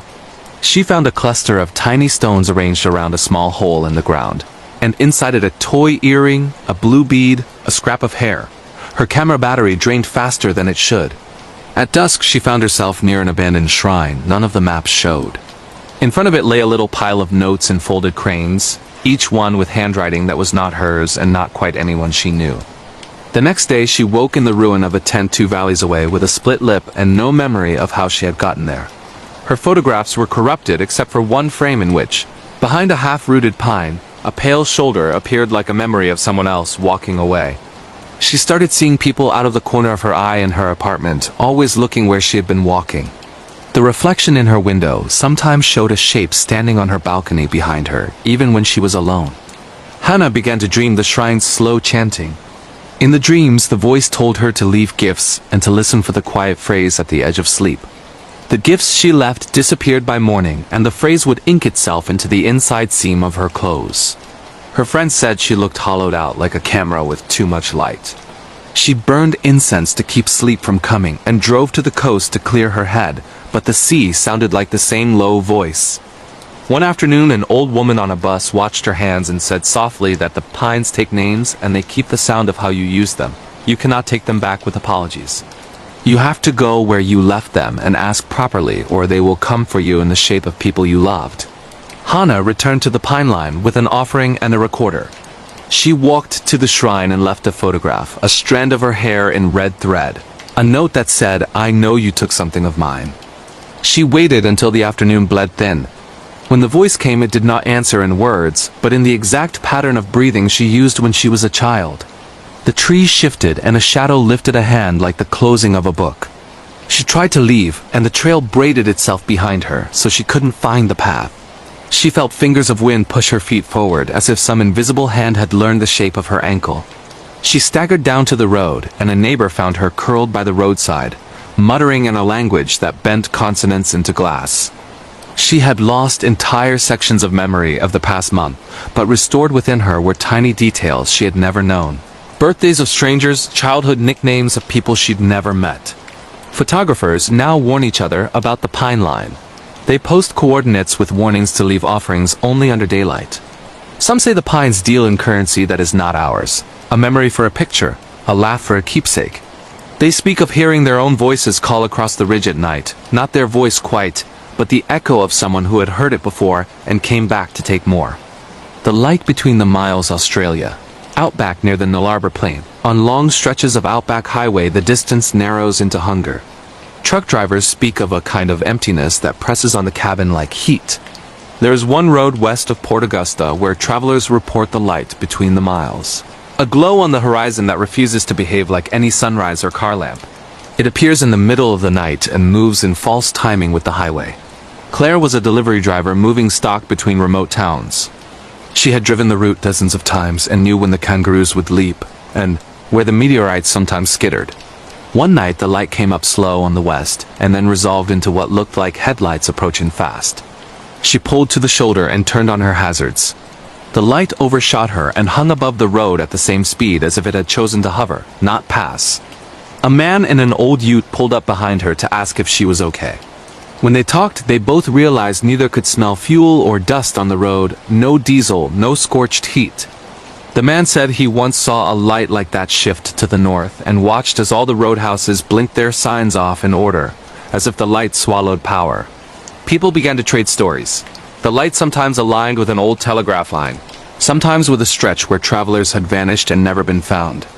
On one occasion, a couple stopped to photograph the glow at the service station. When their film came back everything, but the light was underexposed. The light in the middle of the frame was not white but a deep, saturated black, absorbing rather than reflecting. The couple's dog chased something into the dust and returned empty-jawed. The man started to lose small things in his pocket coins, a watch face, later portions of memory of the drive. As years passed, the accounts got stranger. A highway patrolman turned up at a tavern in tears, saying he had been pulled off the road by an invisible hand. A long-haul trucker swore that a chorus of voices called him to unbuckle and step outside. He did and found himself standing at the edge of a line of stones arranged in a pattern like coordinates. He remembered nothing of the next 3 hours until he was back in his cab, a bruise at his temple and a sense of having left something behind. One night Claire watched as the light slowed and moved into the median. It seemed to breathe. She slept in a rest stop and woke to find tire tracks and spider patterns around her trailer and a child's chalk drawing of a stick figure on the surface of the road itself. The drawing had a name scrawled under it that she did not recognize. She dreamed of a map with large empty margins where no place names existed at all. The light, it seemed, wanted to be followed, but not by road lines. Those who followed it reckoned with a loss that started small. They misplaced hours, then faces, then a sentence from a favorite song. They returned to towns with a blank space where one memory had been and a growing need to go back out and stand under the glow until their missing piece fit like a jigsaw. When a group of travelers tried to trap the phenomenon by surrounding it with engines and floodlights, the light simply paused and then divided into little lights that sat in the trees like a constellation. One of the travelers claimed that the lights corresponded to names. The next morning a nameless shoe appeared on the shoulder and later a journal with a single entry. "We keep a ledger. We take what you forget. Please bring us new names." The outback is wide and indifferent. The light between the miles teaches caution. Drive through with your windows up, and if a glow lingers on the horizon, look in the rear view and make sure your back seat is still empty. The Gardener of Tarnside, United Kingdom, Lake District. In the folds of the Lake District, there is a pocket of an old village called Tarnside, where gardens run right up to the water. The place kept its hedgerows and commands older than councils, and the villagers were careful with roots and ruins. For a time the town had a man everyone called the gardener, though his eyes did not look like any man's eyes. He arrived one autumn with a wheelbarrow full of cuttings and a powd hat that matched the peat. He offered to help tend the riverside plots in exchange for a place to sleep. He worked silently, pruning and planting with a hand that left soil on the cuffs of his coat in the pattern of a map. People liked the results. Roses that did not wilt, potatoes that kept the taste of sun, a green that seemed lit from within. But small things began to go missing. Keys, letters, a child's wooden horse. They turned up later placed on heads of stone gargoyles or threaded on the fence with twine. The gardener always had mud on his hands and a quiet that fell over conversation. He knew how to name every plant in a language of Latin and a language of the mouth. He would say to one neighbor, with a smile like a gardener's knife, "Remember to remember your mother," and a week later the neighbor would find he could not remember her face. Then one spring a woman named Elsie lost a child to fever. The village held its breath. The gardener offered her seeds and a plan of how to plant them so that sorrow would grow quiet. She did as he said and came back at dawn to find the child, small shoes placed at the foot of a willow as if waiting. Overnight her house smelled of rosemary and baked apples. For a while she slept without panic. But the price showed itself in other forms. Elsie would forget small facts. The route to the bakery, the color of the cat, the way her husband knocked on the door. She woke one night with the gardener in her doorway and a soil print on his palm the exact shape of her son's face. She screamed for him to leave, and in the morning the gardener was gone, and her son's toys were arranged in a circle around a lily. An old postmaster found the gardener planting a row of small stones on the shore, each with a name worn into it. He watched and felt his own history lighten, as if someone had taken clumps out of his memory and smoothed the scar. He confronted the gardener, who smiled and said, "Softly, I make room for new things." The postmaster later could not remember his own wife's voice. The villagers planned to confront him together. They came at dawn with spades and whispers and the old church bell. The gardener met them at the river with nothing but his wheelbarrow. The village tried to take him by force and found their spades became small and flimsy in the garden light. The gardener reached out and touched the rim of the bell, and it rang once, a clean note that tasted of the sea. Then rows of turf rose on the water and took the names like water taking ink. The gardener left a note pinned to the church door. "Keep your soil for the living." He had scattered seeds and roots in the most private places. Over the years, people in Tarnside would sometimes find a name planted in their vegetable patch that itched their memory away until they had to move or change their lives. They called on remedies, on salt, on blessing, but the gardener's work remained, a pattern in the land itself. Today farmers avoid the riverside where the soil looks too dark, where flowers appear overnight with names you don't know you had. They say if you walk past at dusk and the gardener is there, he will wave a trowel and offer to replant one small sorrow. He always explains it kindly. He always says it will be easier for you to leave it in the ground. Story 5 Location Norway, Lofoten Islands, Title: The House with No Echo. At the northern reaches where islands thread the sea like beads, there is a white house on a spit of rock that fishermen avoid after sunset. It is called the House with No Echo because if you speak in its kitchen, your words fall into a quiet that does not answer. Boats pass by in fog, and their radios pick up a channel of static that sounds like someone breathing under a blanket. Lars, a young fisherman, bought the house on impulse after an inheritance and planned to fix it up. The first winter was a string of good catches and quiet nights. Then he noticed the house did not answer. Knock on the wall and a sound would come back late, as if the house had its own lag time. He dropped a plate one morning, and the crash did not come until minutes later, muffled as if heard through thick wool. A neighbor's shout returned from the hill with an extra syllable, a delay, like a photograph exposed twice. His radio began to pick up voices, but not broadcasts. Men and women called names he did not know. Letters arrived in the mailbox that were addressed to someone else, but with his old address scrawled at the corner. Once he played an old recording of his mother singing, and the tape warped, and the lullaby returned in the house as if sung by a chorus of strangers. He would answer and wait, but the house would answer for him sometimes, with words he had not spoken. The phenomenon escalated to memory. Lars would forget the names of streets by the harbor. He would misplace items and later find them where he had looked first. He noticed that time itself felt elastic in the house. A fishing trip that lasted 2 hours would return with him missing a night. Visitors left feeling younger or older by days, as if the house had shortened or lengthened their thread. A priest came once to bless the porch and left so pale he could not speak. He wrote in shaky hand that the house did not echo because it did not return what you gave it. It kept. A tape recorder left in the living room played back not the sounds of the house but voices from other houses, kitchens in distant towns, laughter in a language Lars barely recognized. On a winter night the tide pulled hard and a fog rolled over the spit. Lars heard his own name in the radio and answered. The voice said his name and gave him a date he did not recognize, a day in a year when his parents were not yet born.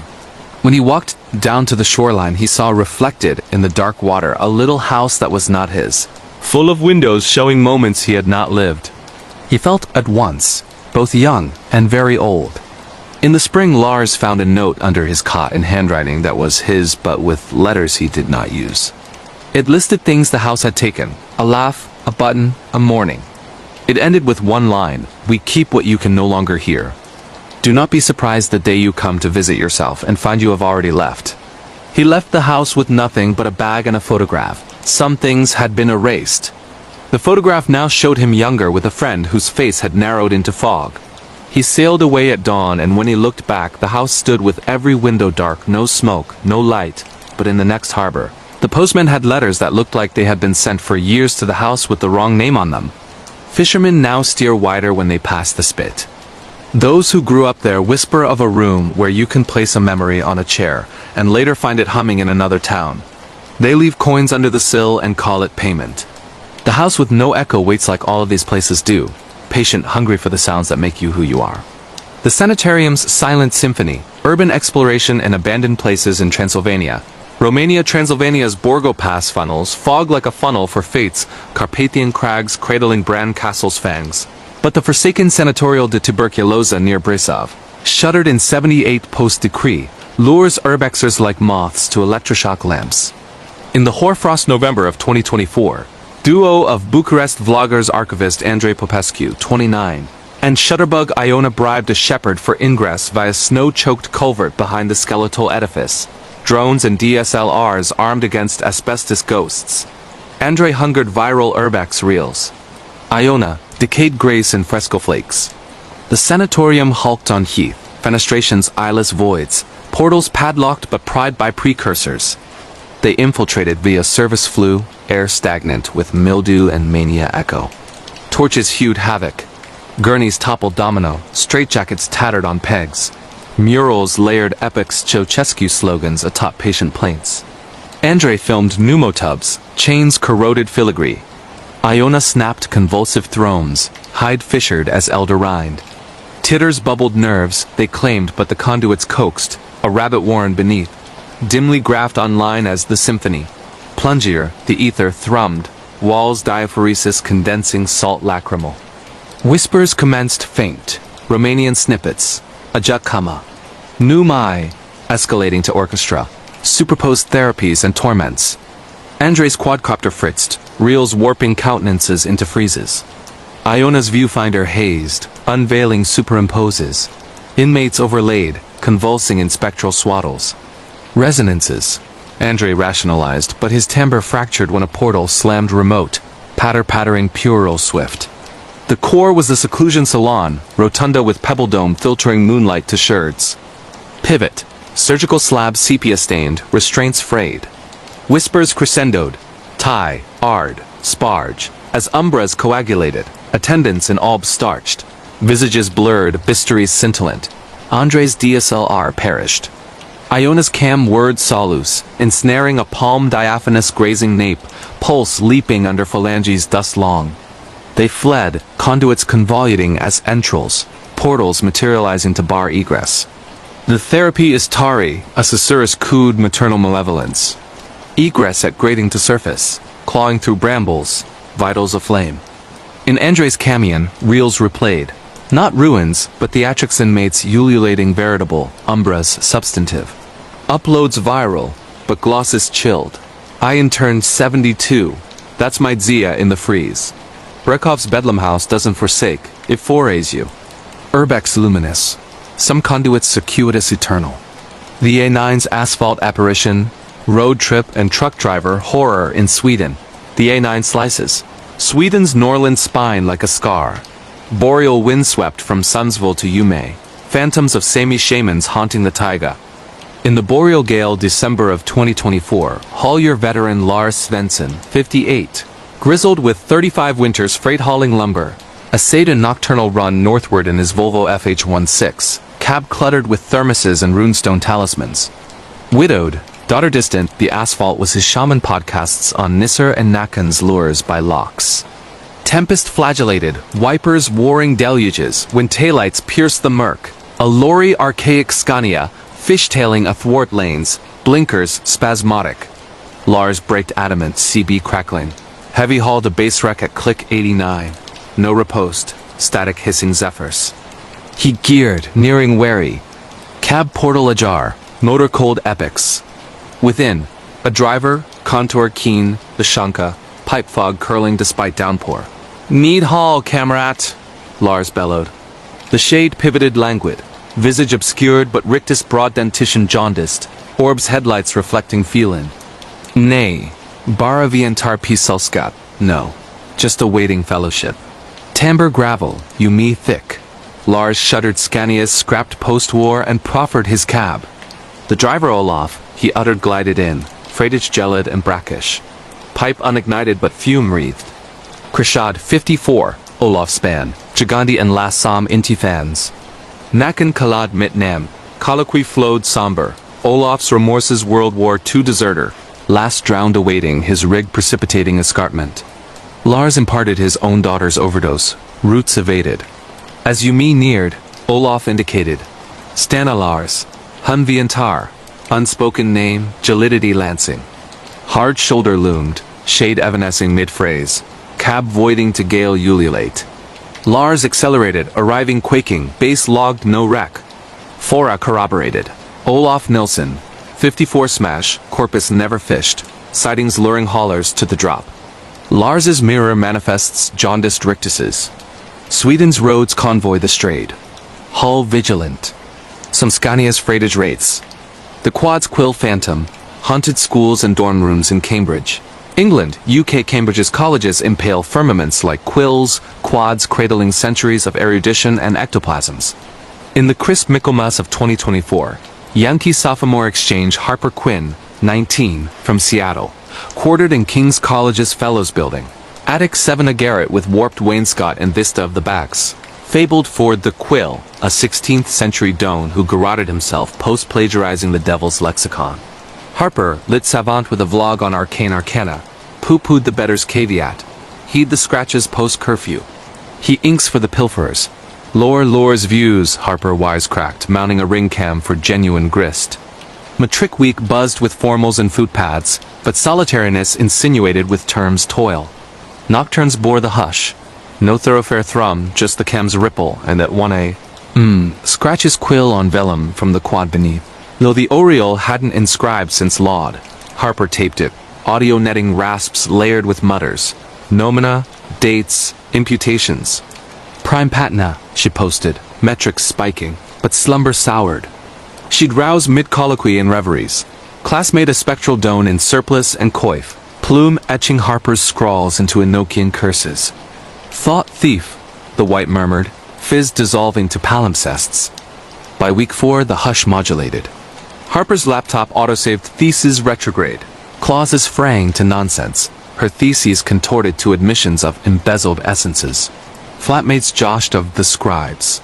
Revisions, but Harper unearthed incisions in her escritoire. Monogram J.H. 1598, the garroted dawns. One misted all souls gloaming, the scratches frenzied, ring whirring as glooms coalesced atramentine wraiths and academicals encircling her truckle, plumes brandished like poniards. Render mine, they intoned, susurrus a scriptorium susurrus amplified to thunder. Harper convulsed, catatonic by invisible vices as one neared. The dome, ligature lacerated cervix distended, orbs vitreous with traduced prodigy. Thy lexes are resonances. Remunerate the tithe, phantasmagorias bombarded, Harper's vlog snippets. Susurruses overlaying her own contributors' lore-looted remixed to larceny. The wraiths pressed, plumes pricking dermis, inking sigils scorching like arraignments. Desperate, Harper declaimed her opus pristine rants on authorial autonomy, unpilfered. The atrament sizzled, wraiths recoiling with plaints like rending rag. Scratches stilled at prime ring inert, but the escritoire's incisions planed, laptop purged. Harper expatriated terms later, but Cambridge's scratches scribe her uploads, Susurruses exhorting a credit whence due. The colleges don't remit red ink. And if you're conning their cloisters, reference thy fonts, the scribe audits. The Veil's vigil shift. Hospital and nurse night shift stories in Vienna. Austria Vienna's AKH sprawls labyrinthine, Europe's oldest, corridors steeped in plague pits and Freudian fractures, where the catacombs once warehoused the unclaimed, now echoing with the phantom pulse of Habsburg autopsies. In the 2024 Advent Frost, night shift medic Helena Fischer, 35, Austrian-Hungarian with steady scalpel and St. John's wort sachets for frayed nerves, manned the graveyard rota in the Alsergrand Wing Biedermeier wards. Now geriatrics, specters of typhus rattling, ECGs. Helena flourished on protocol. Charts at witching, Tizan at 3, Aurora's grace. Ectoplasms don't ECG, she'd jest to diurnals, but the AKH's throb monitors moaning like avowals harbored hungers elder than edifice. Premier shift post-Advent, the pavilion was osseous crew. Helena and orderly Klaus, lumens dimmed thriftily. At 2:17 a.m., monitors flatlined unison not claxons, but synchronized stillness, pulses suspending like bated breaths. Bed 112, a senescent Habsburg scion with senility, sat ramrod in his cot, orbs limpid as striplings. "Sie Karen Zurich," he husked, gripping Helena's cuff. "Die fragen Uig die fragen." They're returning. The questions eternal, the questions. Ere she could mollify, his ECG blared paroxysm, then void resuscitated with defibrillator throbs illumining cerulean. But as Helena graphed, footfalls resounded from the interred suboval stair boots on flag, ponderous, halting at each portal. Disquiet gnawed. Klaus pooh-poohed as antique aqueducts, but at 3 a.m., the samovar seethed arid, vapor visages on the casement emaciated, ligatured orifices agape in mute plaints. Helena's pager crackled noise interlaced with Viennese pleas. Woe is mein son? Where's my son? Though attuned to triage. Bed 112 spasmed anew, convulsing as glooms pooled at his petals, filaments questing like phlebotomy. Sie wollen Namen, he gulped betwixt jolts, orbs revolving to evince whites incised with numerals ses, zamarks.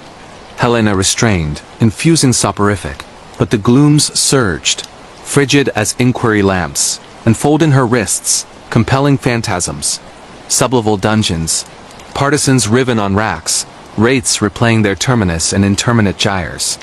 Klaus erupted, wresting her loose, but the orderly's fizz flickered not his, but a capo, in Felgrau, snarling, "We're nexter?" Who next?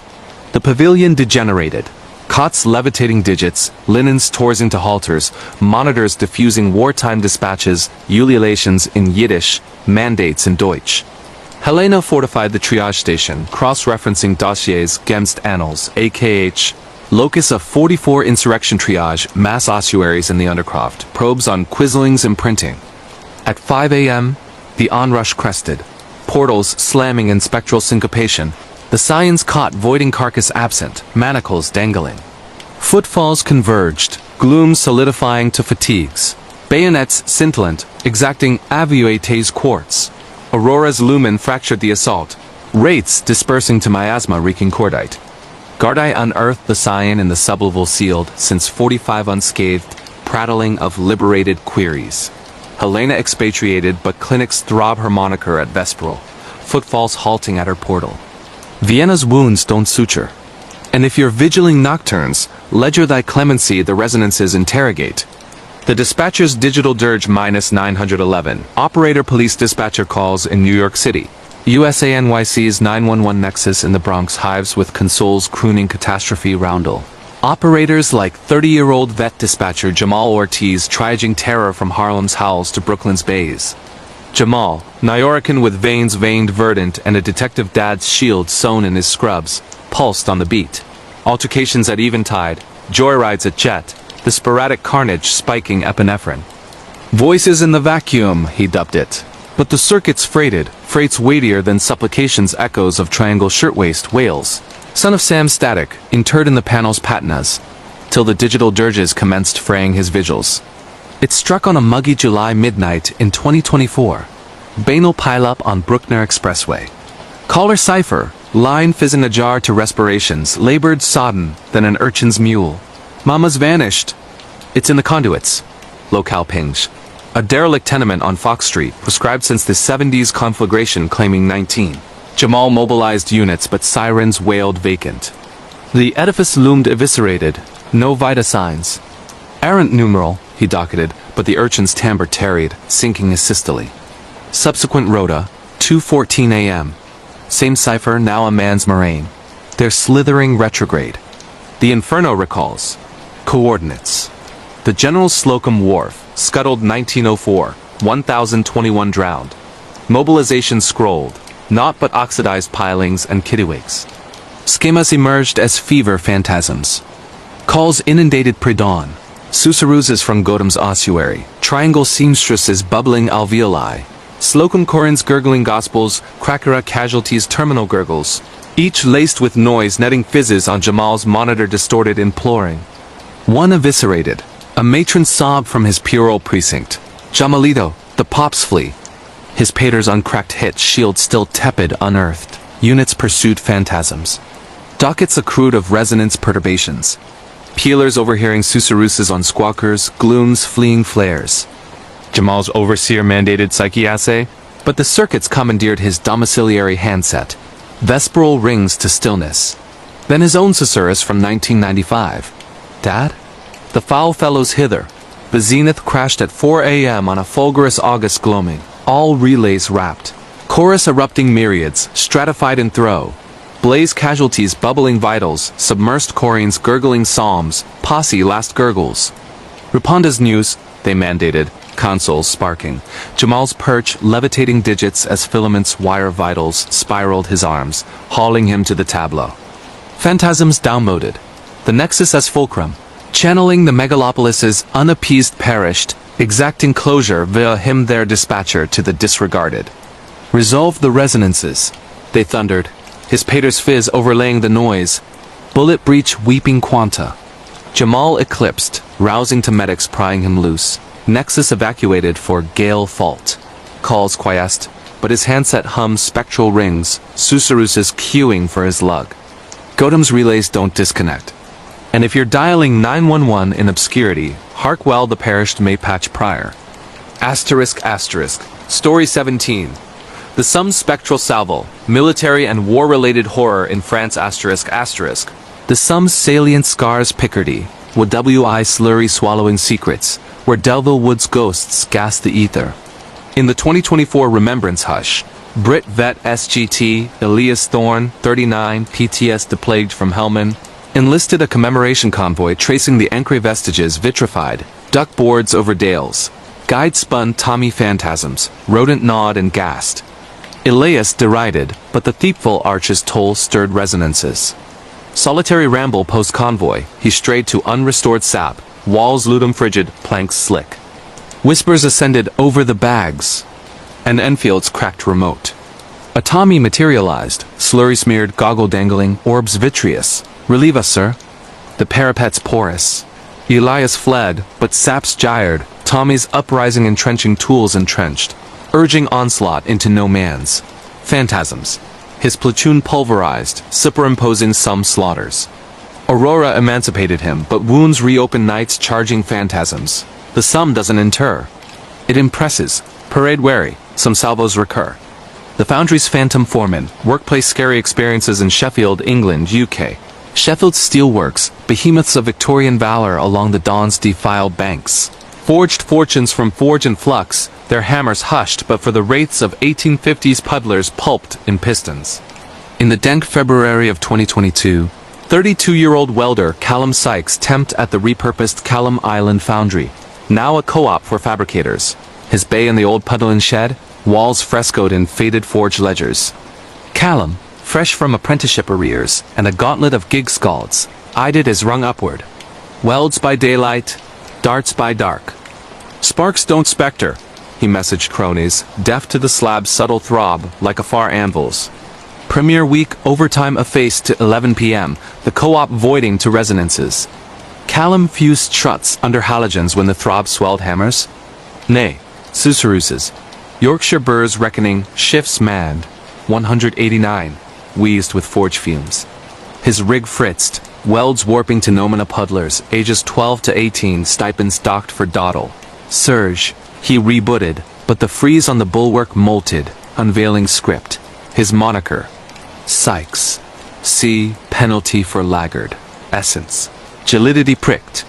He decamped, but the Foundry's umbra trailed domicile, alarm resetting to shift klaxons. Escalation ground inexorable. Comrades chaffed of the ganger, but Callum's blueprints auto-scripted, outputs bloated by wraith toil, entries of ethereal eaves yielding implausible ingots. One broom dawn saw loose in the canteen, the dispenser word unprompted, vending biscuits embossed with wee palms imprints of the pulped. A susurrus piped from the flues, puerile, rapacious. Callum pulverized it, shards drawing ichor spelling shortfall on the slab. Nocturnal rotas turned rampart. Bays rearranged to forge files, stools belting taut, the throb resolving to chance. Hammer, or be hammered, glooms wove twixt partitions, forms stunted and soot-veiled, orbs beseeching one more shift. Zenith hammered month's terminus. Quota crisis. Callum chained to his rig as thunder flagellated the dome. The freeze unspooled plenary. Folios proliferating, Nomina crawling toward his. Forerunners who'd resigned by bellows or billet. The ganger exuded emaciated overseer in Westgate, ledger chained to carpus, abacus beads of os. Equilibrate the folios, lad thy eaves for theirs. Phantasms reeled, foundries florid, urchins mangled in molds, essences docketed as disposable, now demanding parity. Callum's digits blurred on triggers, welding avowals his burnout, the disposables in gigadom till the ganger pounced, abacus snapping as jives. Eclipse. Callum roused to prime, co-op immaculate, freeze blank. He abdicated, but welds wraith in freelance. Spectral entries, Susurus's reckoning quota owed. Sheffield's forges don't punch out. And if you're igniting post-gloaming, count thy eaves the ganger audits essences. The docket's damned decree, court and prison horror stories in The Hague. Netherlands The Hague's Redis Palaeus sprawls as equity's facade, but Scheveningen's dungeons clank with World War II quizzling wails. In the 2025 Vernal Paul, advocate Zara de Vries, 34, championed the litigant in the archaic assizes and nexa maze of mahogany courts, where the gavel felled on collaborators. Dooms graven in occult dockets. Zara, ascendant from Rotterdam, with jurisprudence gilded in zeal, prepped her summation in the anteroom, briefs stacked as sepulchres. Verity over vapors, she avowed, oblivious to the usher's mutters of the occult arbiter, a spectral jurist who'd adjudicated kangaroo tribunals, his dooms chaining essences beyond the beer. Litigation dawn drizzled. The tribunal a crypt of coffered vaults and gas jets guttering as moribunds. Zara's client, a migrant indicted of contraband, inculpable but parchment-pinned, braved a jury of stony burghers. As she pled entrapment, the ether congealed, freighted sepia and ozone, the jurist's gavel rapping unbidden thrice, resounding cavernous. Ordnung. The incarnate bench barked, but Zara's briefs blurred, clauses recasting, culpable by cruer. Gasps undulated. The jury foreman blanched, clutching spectral docket. Recess bore susurruses, the occult's reprisal, dooms superseding the incarnate, hauling innocence to occult cells. Nocturne's pre-litigation transmuted torment. Zara's Pide Terra, leagues from the palace, suffused with gavels O's on oak from bulwarks, tolling her pleas to plaints. Reveries replayed the assizes, her client's fizz morphing to a quizzling's ligatured gavel plummeting to snap vertebrae. One tempest-tossed vesper, briefs autoconflagrated. Flames visages casualties orbs imploring liberate us. Zara plumbed archives. The occult jurist, Baron Van H. Turncoat, who doomed hundreds, his own terminus by hemp in 45, essence tethered to expiate or perpetuate. He quests equipoise, a musty clerk confided, by warping scales till verity hemorrhages. Doom Eve, the tribunal throbbed. Lumens guttering, gavels multiplying on the rostrum, pounding in consort. The jury cogitated instance, foreman uprising with orbs glazed. Culpable. May, by the occult incarnated a baronial wraith in tatters, gavel of O's. Decreeing Zara's lineage. Her grandsire, a courier spared by Van H's caprice. Thy cruer indemnifies, it ordained, fetters rattling from the dock, coiling Zara's ankles, hauling her toward illusory gibbet. Phantasms crushed. Colonial pendentives, Nazi ropes, her client's futurum and irons, all linked by Van H's docket, exacting her advocacy as remuneration. Zara ululated the Verity grandsire's evasion a graft, her kin's unconfessed complicity, and the wraith wavered, gavel fissuring like thunder. Jury absolved, but Zara forsook the bar, fetters clinking in serene salons. The Hague's tribunals don't prorogue. And if you're litigating, poise thy patrimony the occult gavels interminably. The moorland mimic of Dartmoor, real paranormal encounter and supernatural creatures haunting in Devon, England, UK. The wind on Dartmoor never truly sleeps. It prowls the tors like a predator, carrying whispers from the Bronze Age barrows and the ghosts of hanged prisoners swinging from gibbets long rotted away. In the biting chill of November 2021, 42-year-old hiker and amateur folklorist Emily Hargrove from Exeter sought solace in the moor zest vast emptiness after her mother's funeral. Emily had always been drawn to the old tale's pixies leading travelers astray, the spectral hounds of the Baskervilles baying for blood, but she dismissed them as romantic fluff, relics for tourists sipping cider in Princetown pubs. Armed with a battered ordnance survey map, a thermos of strong tea and boots caked from childhood rambles, she parked her battered Mini at Post Bridge and struck out toward the remote Devil's Tor, a jagged outcrop locals skirted after dusk. Just need to feel the ground under me, she muttered, the gravel crunching like brittle bones. The afternoon sun hung low, painting the heather in bruised purples as Emily crested the first rise. The moor unfolded like a rumpled blanket, dotted with gorse bushes clawing at the sky and the occasional pony grazing with eyes too knowing. She paused at a clapper bridge, the ancient granite slab slick with dew, and snapped a photo for her grief journal, something to prove she'd pushed forward. But as she pocketed her phone, a sound slithered through the gale. Laughter. Not the wind's hollow moan, the genuine, childlike giggles, echoing from the mist-shrouded valley below. Emily froze, heart stuttering. Hello? She called, voice swallowed by the expanse. No answer, just the giggles fading into the heather, playful yet laced with something off, like a melody played on warped strings. Shaking it off as echoes from distant farmhands, Emily pressed on, the path narrowing to a sheep track winding through Pete Hagg's black waterlogged pits that could swallow a man whole. By 4 p.m., the light bled into twilight and the temperature plunged, frost nipping at her fingertips. She rounded a boulder field, the tors looming like petrified giants when the laughter returned closer now, from the scrub ahead. Who's there? This isn't funny, her words cracked the silence, met by a rustle. From the gorse emerged a figure, a girl, no older than 10, in a faded pinafore. and wellies crusted with mud, her hair a tangle of wild curls framing a face pale as porridge. "Lost my pony," the girl said, voice sweet as clotted cream, eyes wide and innocent. "Can you help me find her?" "She's black as night, with eyes like fire." Emily's maternal instincts, sharpened by years of teaching primary school, overrode caution. "Of course, love. What's your name?" The girl tilted her head, curls bouncing unnaturally in the still air. "Mira? And yours?" Emily introduced herself, kneeling to the girl's level. Up close, Myra's skin was unnaturally cool, like marble left in the shade, and her eyes. They held no reflection of the dying sun, just endless moorland depths. "This way," Myra said, grasping Emily's hand fingers thin and insistent, pulling her off the path into the boggy hollows. The ground sucked at Emily's boots, Pete squelching like a living thing, and the laughter bubbled up again, now a chorus, as if siblings hid in the bracken. Deeper they went, the Tor's silhouette twisting against the crimson sky. Myra chattered about her pony, describing rides through storms where lightning lit the beast's foaming maw, but Emily's unease mounted.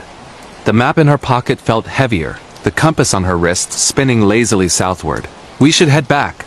"It's getting dark," Emily suggested, but Myra's grip tightened, nails like thorns. "Just a bit further, she's close." "Listen, she's calling you," Emily strained, hearing only wind ... Until she didn't. A low whinny, guttural and wrong, rose from the mist, a horse's neigh warped into a human sob, hooves thudding like heartbeats on sodden earth. Panic clawed Emily's throat. "Myra, we need to—" But the girl spun, face splitting into a grin too wide, teeth pointed like bramble thorns. "Not Myra, silly. We're the Moor Maids, and you've come to play forever." The world tilted. Emily wrenched free, stumbling backward into a peat hag, cold water surging to her knees. Myra, or whatever wore her skin, dissolved into giggles, body elongating, limbs stretching like taffy as fur sprouted along her arms, black and slick. The chorus swelled. More figures materialized from the gorse children, twisted and feral, eyes glowing ember red, circling with predatory grace. "Join the hunt," they chanted, voices overlapping in a lilting Devonburr, laced with something ancient, pre-English. Emily thrashed free, mud caking her jeans, and bolted, lungs burning, the whinnies pursuing like a pack. Branches impossible in the open moor lashed her face, drawing blood that tasted of copper and salt. She glanced back once. The children loped on all fours, forms shifting between girl and hound, the black pony rearing in the distance, riderless yet saddled with shadows. Night fell like a shroud as Emily crested the Tor, the path mercifully reappearing underfoot. She didn't stop until Postbridge, collapsing against her car, keys fumbling in trembling hands. The drive home blurred through tears, radio static hissing warnings of fog. Back in Exeter, she scoured folklore texts till dawn. The Moor Maids, changeling sprites of Dartmoor, luring the grieving with lost child guises, dragging souls to their eternal hunt. No missing Myra in the papers, no pony sightings. But her phone's photo from the bridge? The girl stood there, superimposed in the frame, curls framing a grin that split the granite slabs. Emily hasn't hiked since, but the moor's call haunts her giggles in the wind, a whinny at midnight. Dartmoor's maids don't forget a face. And if you're trekking its paths, listen close. The laughter might be calling your name. The Wendigo's Winter Whisper, supernatural creatures Wendigo encounter in Minnesota. Uze, the Boundary Waters Canoe Area Wilderness in northern Minnesota, is a cathedral of ancient pines and glassy lakes, where the Ojibwe legends warn of the Wendigo, a gaunt spirit born of famine and greed, forever hungering for human flesh. In the iron grip of January 2023, 29-year-old survival instructor Marcus Hale from Duluth led a corporate team-building retreat for a tech firm from the Twin Cities. Marcus, a third-generation Minnesotan with calloused hands from ice fishing and a tattoo of a thunderbird on his forearm, knew the woods like his own scars. He'd dismissed Wendigo tales as cautionary folklore for overhunters, but the cold that year bit deeper, temperatures plunging to minus 40 degrees Fahrenheit, turning breath to shards and the lake ice to a groaning beast. The Group 5 executives in rented North Face gear, ill-prepared for the portage trails, arrived at their base camp on Basswood Lake by snowmobile, hauling sleds loaded with tents, axes, and dehydrated meals. 3 days of bushcraft basics. Marcus briefed them around the crackling fire pit, Flames dancing shadows on snow-laden boughs. No phones after dark signals spotty anyway. Build's character. Laughter rippled. But the exec's eyes darted to the tree line, where the wind moaned like a distant wail. Night 1 passed uneasy. The canvas tents flapped like sails in a gale, and Marcus caught one suit. Harlan from accounting, staring into the flames, murmuring about eyes in the dark. Just wolves, Marcus assured, but sleep evaded him. Dreams laced with the crunch of snow under unnatural steps. Dawn broke brittle, the group hacking at ice for water when Harlan vanished during a solo firewood run. Probably lost the trail, Marcus said, organizing a sweep. They fanned out along the portage to Knife Lake, calling his name into the white void. An hour in, they found his axe embedded in a birch, blade frosted, but no tracks impossible in the untouched powder. Panic simmered as dusk crept, the wind rising to a howl that mimicked Harlan's voice. Help ... So cold ... Quotes Marcus's gut twisted. He'd heard that tone in avalanches, men unraveling. They lit signal flares, crimson blooms staining the sky, but the cries circled, now from the east, now west, drawing them deeper into the bush. By nightfall, huddled in the main tent with lanterns guttering low, the survivors now 4 shared whiskey from Marcus's flask. It's the Wendigo, whispered Lena. The CEO, her face gaunt in the glow. My grandma warned me, it starts with whispers, makes you crave what you fear. Marcus scoffed, but the air thickened, carrying a scent of rot and pine sap, and scratches etched the tent canvas long, deliberate, like claws testing prey. Sleep came in fits. Marcus jolted awake to a shadow blotting the moon through the nylon. Elongated limbs folding impossibly, antlers branching like lightning-scarred trees. Who's out there? He bellowed, unzipping the flap. Nothing but SNOWDRIFTS. Until a branch snapped, and Harlan staggered from the trees, or what was left of him. His eyes were voids, sunk into a face stretched taut over bone, lips peeled back in a perpetual snarl. Hungry, Harlan rasped, voice a rasp of wind through ribs. Join us. The group screamed as he lunged, movements jerky, elongated, fingers tipped in black nails that tore Lena's parka like paper. Marcus swung his hatchet, connecting with a thud that echoed wrong flesh yielding too easily. Yet Harlan rose, grinning wider, teeth elongating into fangs. The cold gives, then takes, he gurgled, blood black as pitch. Chaos erupted, tents shredded, flares stomped out, the lake ice cracking under frantic feet.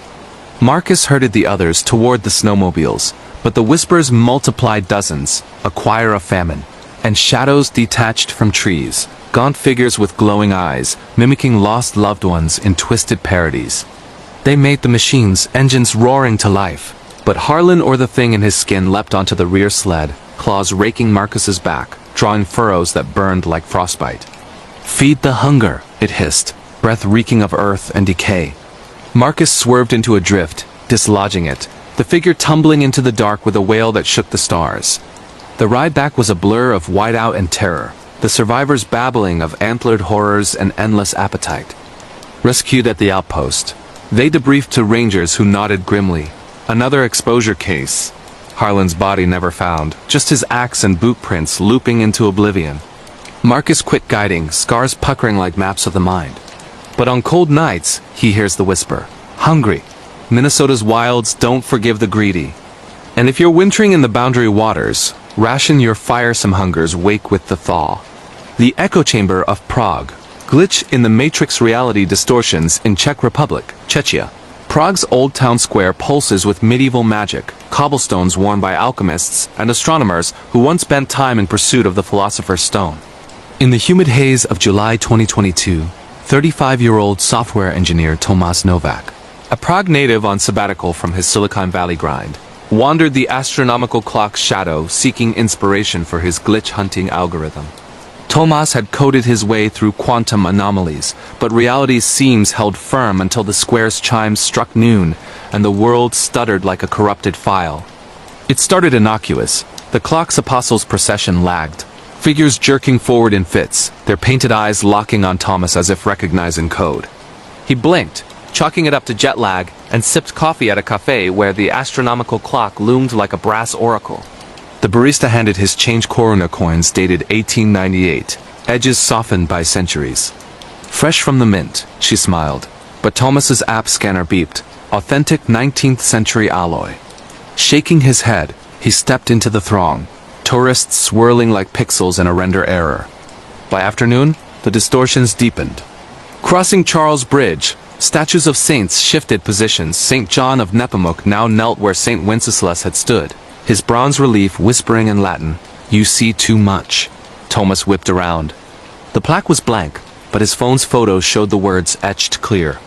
Heart racing, he ducked into the Kafka Museum, its exhibits of labyrinthine bureaucracy a mirror to his unraveling. Midway through a display on The Trial, the room duplicated, endless corridors folding inward, docents repeating greetings in looped Czech.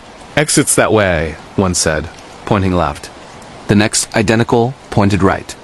Thomas bolted, emerging into a square where the tin church's spires pierced a sky streaked purple. Clocks tolling 3 p.m. at 1:15. Desperation drove him to the vault of his banks, where he messaged his sister in Brno. "Something's wrong. Prague's glitching." Her reply pinged instantly. "You're in Berlin?" Video call. The screen showed Thomas or a version of him strolling unter den Linden Brandenburg Gate behind. "What the hell?" He gasped, but the call dropped, battery draining from full to dead. Panic surged as shadows lengthened unnaturally. Pedestrians phasing through lampposts, their faces flickering like bad deepfakes, friends long dead.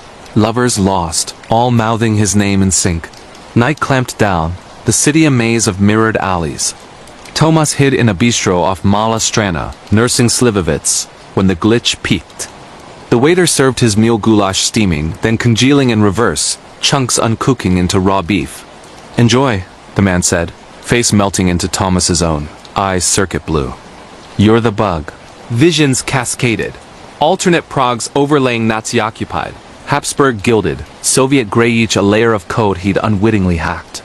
The square outside warped, clock hands spinning backward, apostles marching in reverse, tourists dissolving into static. A hand gripped his shoulder, not flesh, but code. Digits scrolling. Error 404, reality not found.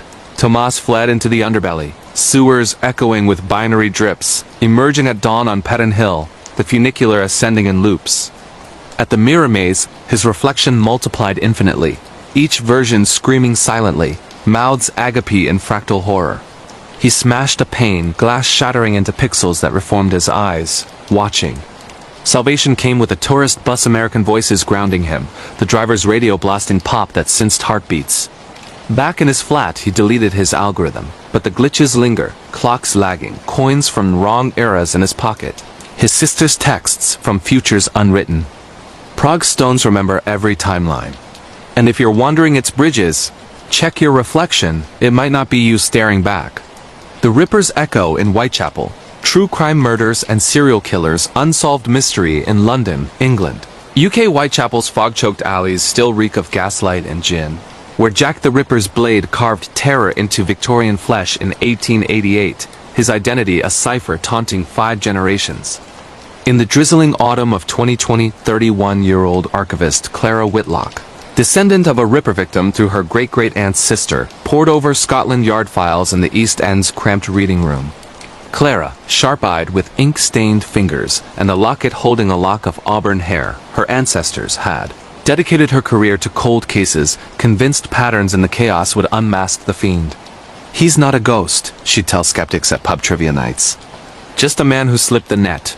But Whitechapel had other archives, etched in blood and shadow, waiting to bleed anew.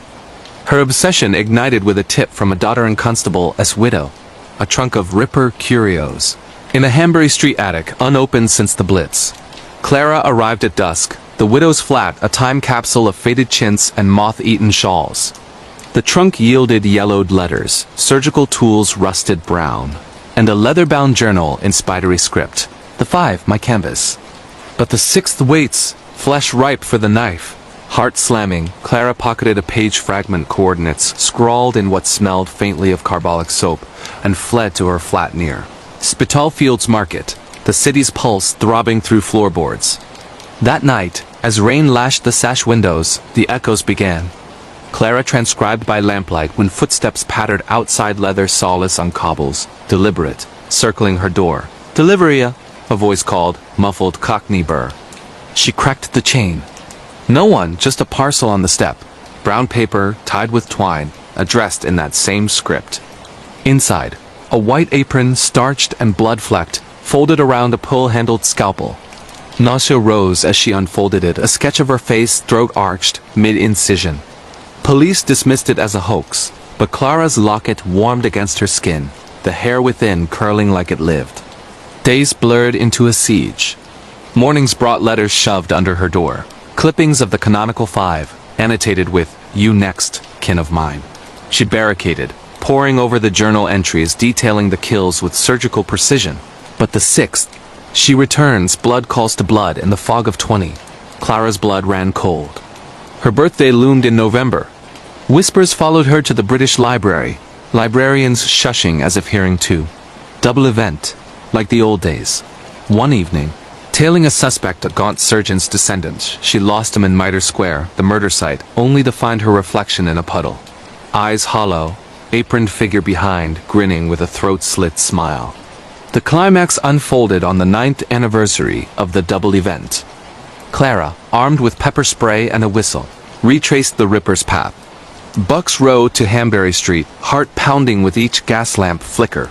Fog rolled thick, muffling Big Ben's toll, when the footsteps returned, sinking her stride.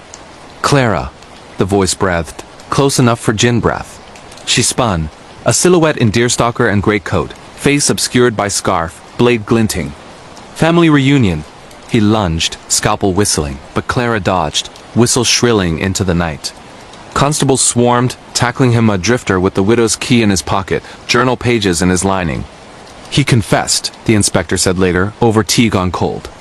"Obsessed with the lore, targeted descendants." "You're safe, but Clara knows better." The trunk's gone, letters burned, yet the footsteps echo in empty halls, the locket's hair twists on full moons. Whitechapel's Ripper wasn't one man. He's the fog itself, whispering for the 6th. And if you're strolling its lanes, mind the shadows, they remember grudges. The faceless caller of the metro, creepy encounters with strangers, and online internet horror in Paris, France. Paris's metro is a vein of iron and echo, arteries pulsing with the city's secrets under the City of Light's glow. In the sweltering August of 2024, 27-year-old digital marketer Sophia Laurent, a Parisian transplant from Lyon chasing freelance gigs, commuted Line 4 from Barb's to Chatelet daily. Her phone a lifeline to client chats and midnight scrolls. Sophia thrived on the digital underbelly forums dissecting viral hoaxes, apps promising anonymous thrills, but the deep web's allure had waned after a scare with a phishing scam. All pixels, no peril, she'd laugh over Vang Rouge. Until the app that dared her otherwise. It downloaded innocently. EchoChat, a beta reality augmented. Messenger hyped on Reddit's R-Deep Web for unfiltered connections, see the unseen. Bored on a delayed train, Sophia signed up, avatar a cartoon Eiffel Tower. Matches pinged. Ghosts in the machine, users with handles like Shadow Sane sharing glitches, photos of empty platforms with extra shadows, audio of whispers syncing subway rumbles. Thrilled, she messaged Metro Phantom. Cool shots. Ever catch anything real? Reply instant. Bored at rumor. Car 7. I'll show you. Adrenaline spiked. Sophia switched cars at the next stop, the platform a blur of Barretts and briefcases.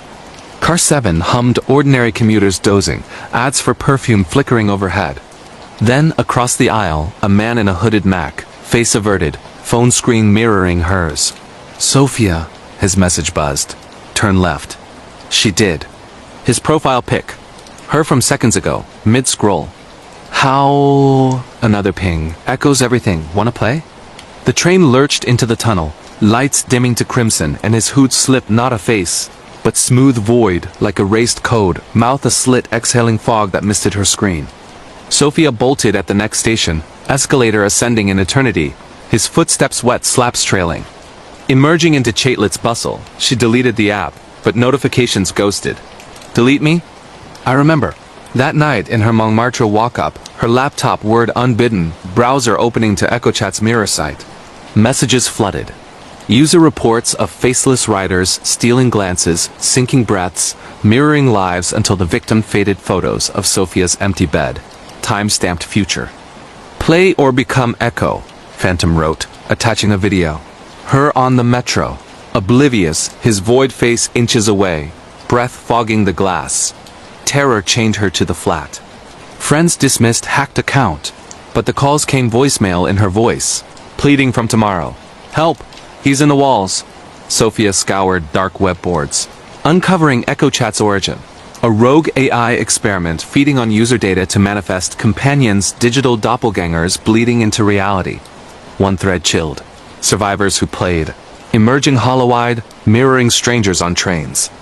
Desperate, she met Phantom's dare at midnight on line 13, amber to invalids, car empty save the hum. He boarded at Liege, void face hooded, sitting opposite, truth or echo. His slit-breathed, phone syncing hers. Sophia whispered, truth, and hurled her device into the track sparks flying as the train screamed past. The void recoiled, form glitching into static, but not before a final message etched in her palms sweat. We are the Echo. Sophia quit the city for Provence, but subways worldwide glitch in her periphery, faceless riders glancing, apps reinstalling in sleep. Paris's tunnels don't forget connections. And if you're riding the metro, check your reflection, it might wave back alone. The frozen grip of the fells, sleep paralysis and nightmare experiences in Cumbria. England, UK.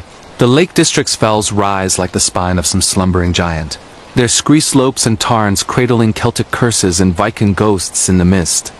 In the leaden skies of February 2022, 38-year-old therapist Elena Croft from Keswick retreated to a remote shepherd, Yasbathi on Blencathras flank, after a patient's suicide shattered her practice. Elena specialized in trauma recovery, her own scars from a car wreck leaving her with fragmented nights, but the fells promised isolation for healing. Nature mends what words can't, she journaled, unpacking thermal bags and a stack of Jung on synchronicity. Little did she know, the mountain harbored older therapy's nightmares that pinned the soul, forcing confrontation with the unburied. The bothy was a stone husk, turf roof sagging, peat fire her only companion against the chill that seeped like doubt. First night, sleep came heavy, lulled by the beck's murmur, but at 3 a.m., the paralysis seized not the familiar leaden limbs but a vice of ancient ice, compressing her chest until ribs creaked. Eyes snapped open to darkness, the room doubled, her body supine, but above. A silhouette crouched on the rafters, form emaciated, skin stretched translucent over ribs like birch bark, eyes sunken coals flaring red. Rise, healer, it rasped. Voice wind through scree, breath fogging the air with frost that didn't melt. Elena's mind thrashed hypnopompic hallucination. Classic sleep paralysis hack, but the figure descended, claws-antlered branches, trailing her sheets, pinning her gaze. You bury pain. I unearth it. Visions flooded, unbidden, her patient's final session, words she'd glossed over. The wreck's screech, her sister's scream silenced forever. The Wendigo, or its echo, imported via folklore texts, leaned close, maw yawning endless hunger, exhaling memories as bile. Feed me your guilt, it demanded, talons carving runes into her sternum burning cold. Elena screamed silently, lungs iron-bound, until dawn's gray knife sliced the window, the figure dissolving into motes that swirled like snowflakes. She woke gasping, sheets sodden, but the runes lingered faint welts, like frostbite brands. Undeterred, Elena hiked by day, scaling Dodfell's ridges where bracken whispered accusations, but nights devolved into siege. Second, paralysis in the heart's glow, the entity at her ear, narrating patient files and her own voice failures she'd rationalized, now grotesque parodies. It fed on her remorse, body bloating with stolen warmth, antlers scraping the thatch. Third, pinned mid-portage in dream, the tarn surface cracking to reveal drowned faces loved ones lost. Patients unhealed, clawing upward, the Wendigo their shepherd, herding them toward her throat. Elena fought with affirmations.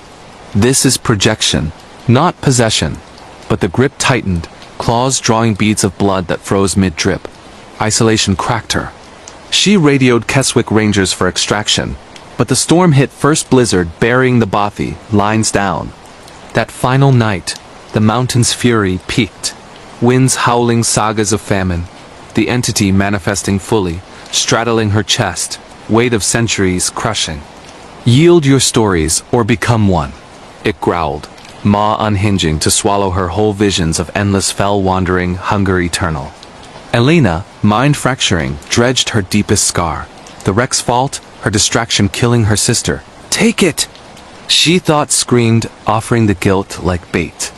The entity paused, eyes widening, then convulsed, form imploding into a vortex of ice shards that pierced her skin, drawing the poison out. Dawn broke the gale, rangers digging her free, Bothy half buried.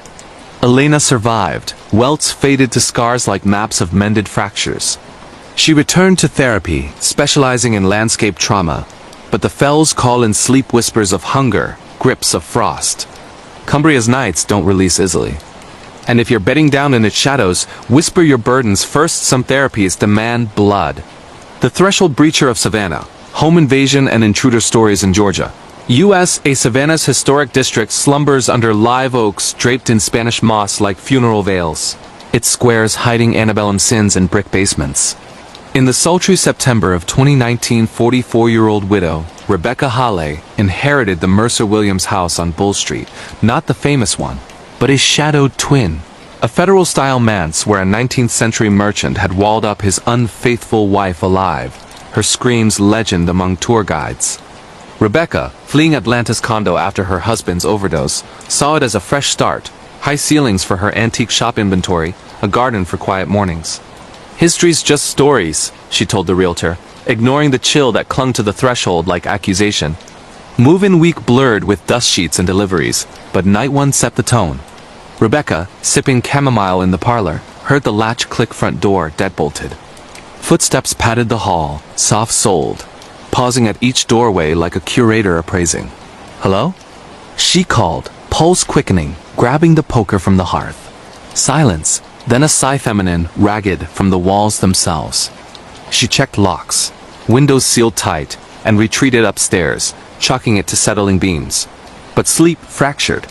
Dreams of bricked arches, fists pounding mortar, woke her to scratches nails on plaster rhythmic, spelling her name in gouges. By week 2 the breaches escalated. Groceries rearranged, preserves in the oven, knives arrayed on the pillow like offerings. Rebecca installed cameras, motion lights, but footage showed anomalies, shadows preceding her own, doors swinging on unturned knobs. One dawn, she found the locket from her husband's funeral, buried with him dangling from the chandelier, chain coiled like a noose. Who are you? She demanded into the empty foyer, voice echoing oddly as if doubled. The answer came at midnight. The latch again. Footsteps ascending stairs with deliberate creak. Rebecca barricaded her bedroom, poker clutched when the knob rattled not turned, but breathed upon. Exhales fogging the keyhole into a face oval, eyeless lips parted in silent plea. Terror rooted her as the door bucked, wood groaning like lungs. Let me in, a voice pleaded, muffled, desperate her late husband's timbre, but laced with a woman's sob. Splinters flew. The door held, but tendrils inky, vein-like seeped through cracks, questing like blind worms. Visions assaulted, the walled wife, not unfaithful but witness to the merchant's atrocities, bricked to silence his crimes, her spirit a threshold guardian, breaching homes of the guilty. Rebecca's overdose guilt surged her pills in the cabinet, unnoticed that fatal night. I'm sorry. She wailed, and the tendrils recoiled, door splintering inward to reveal nothing. Just fog dissipating, locket clattering to the floor, open to a photo of her and him, smiling before. Dawn brought clarity.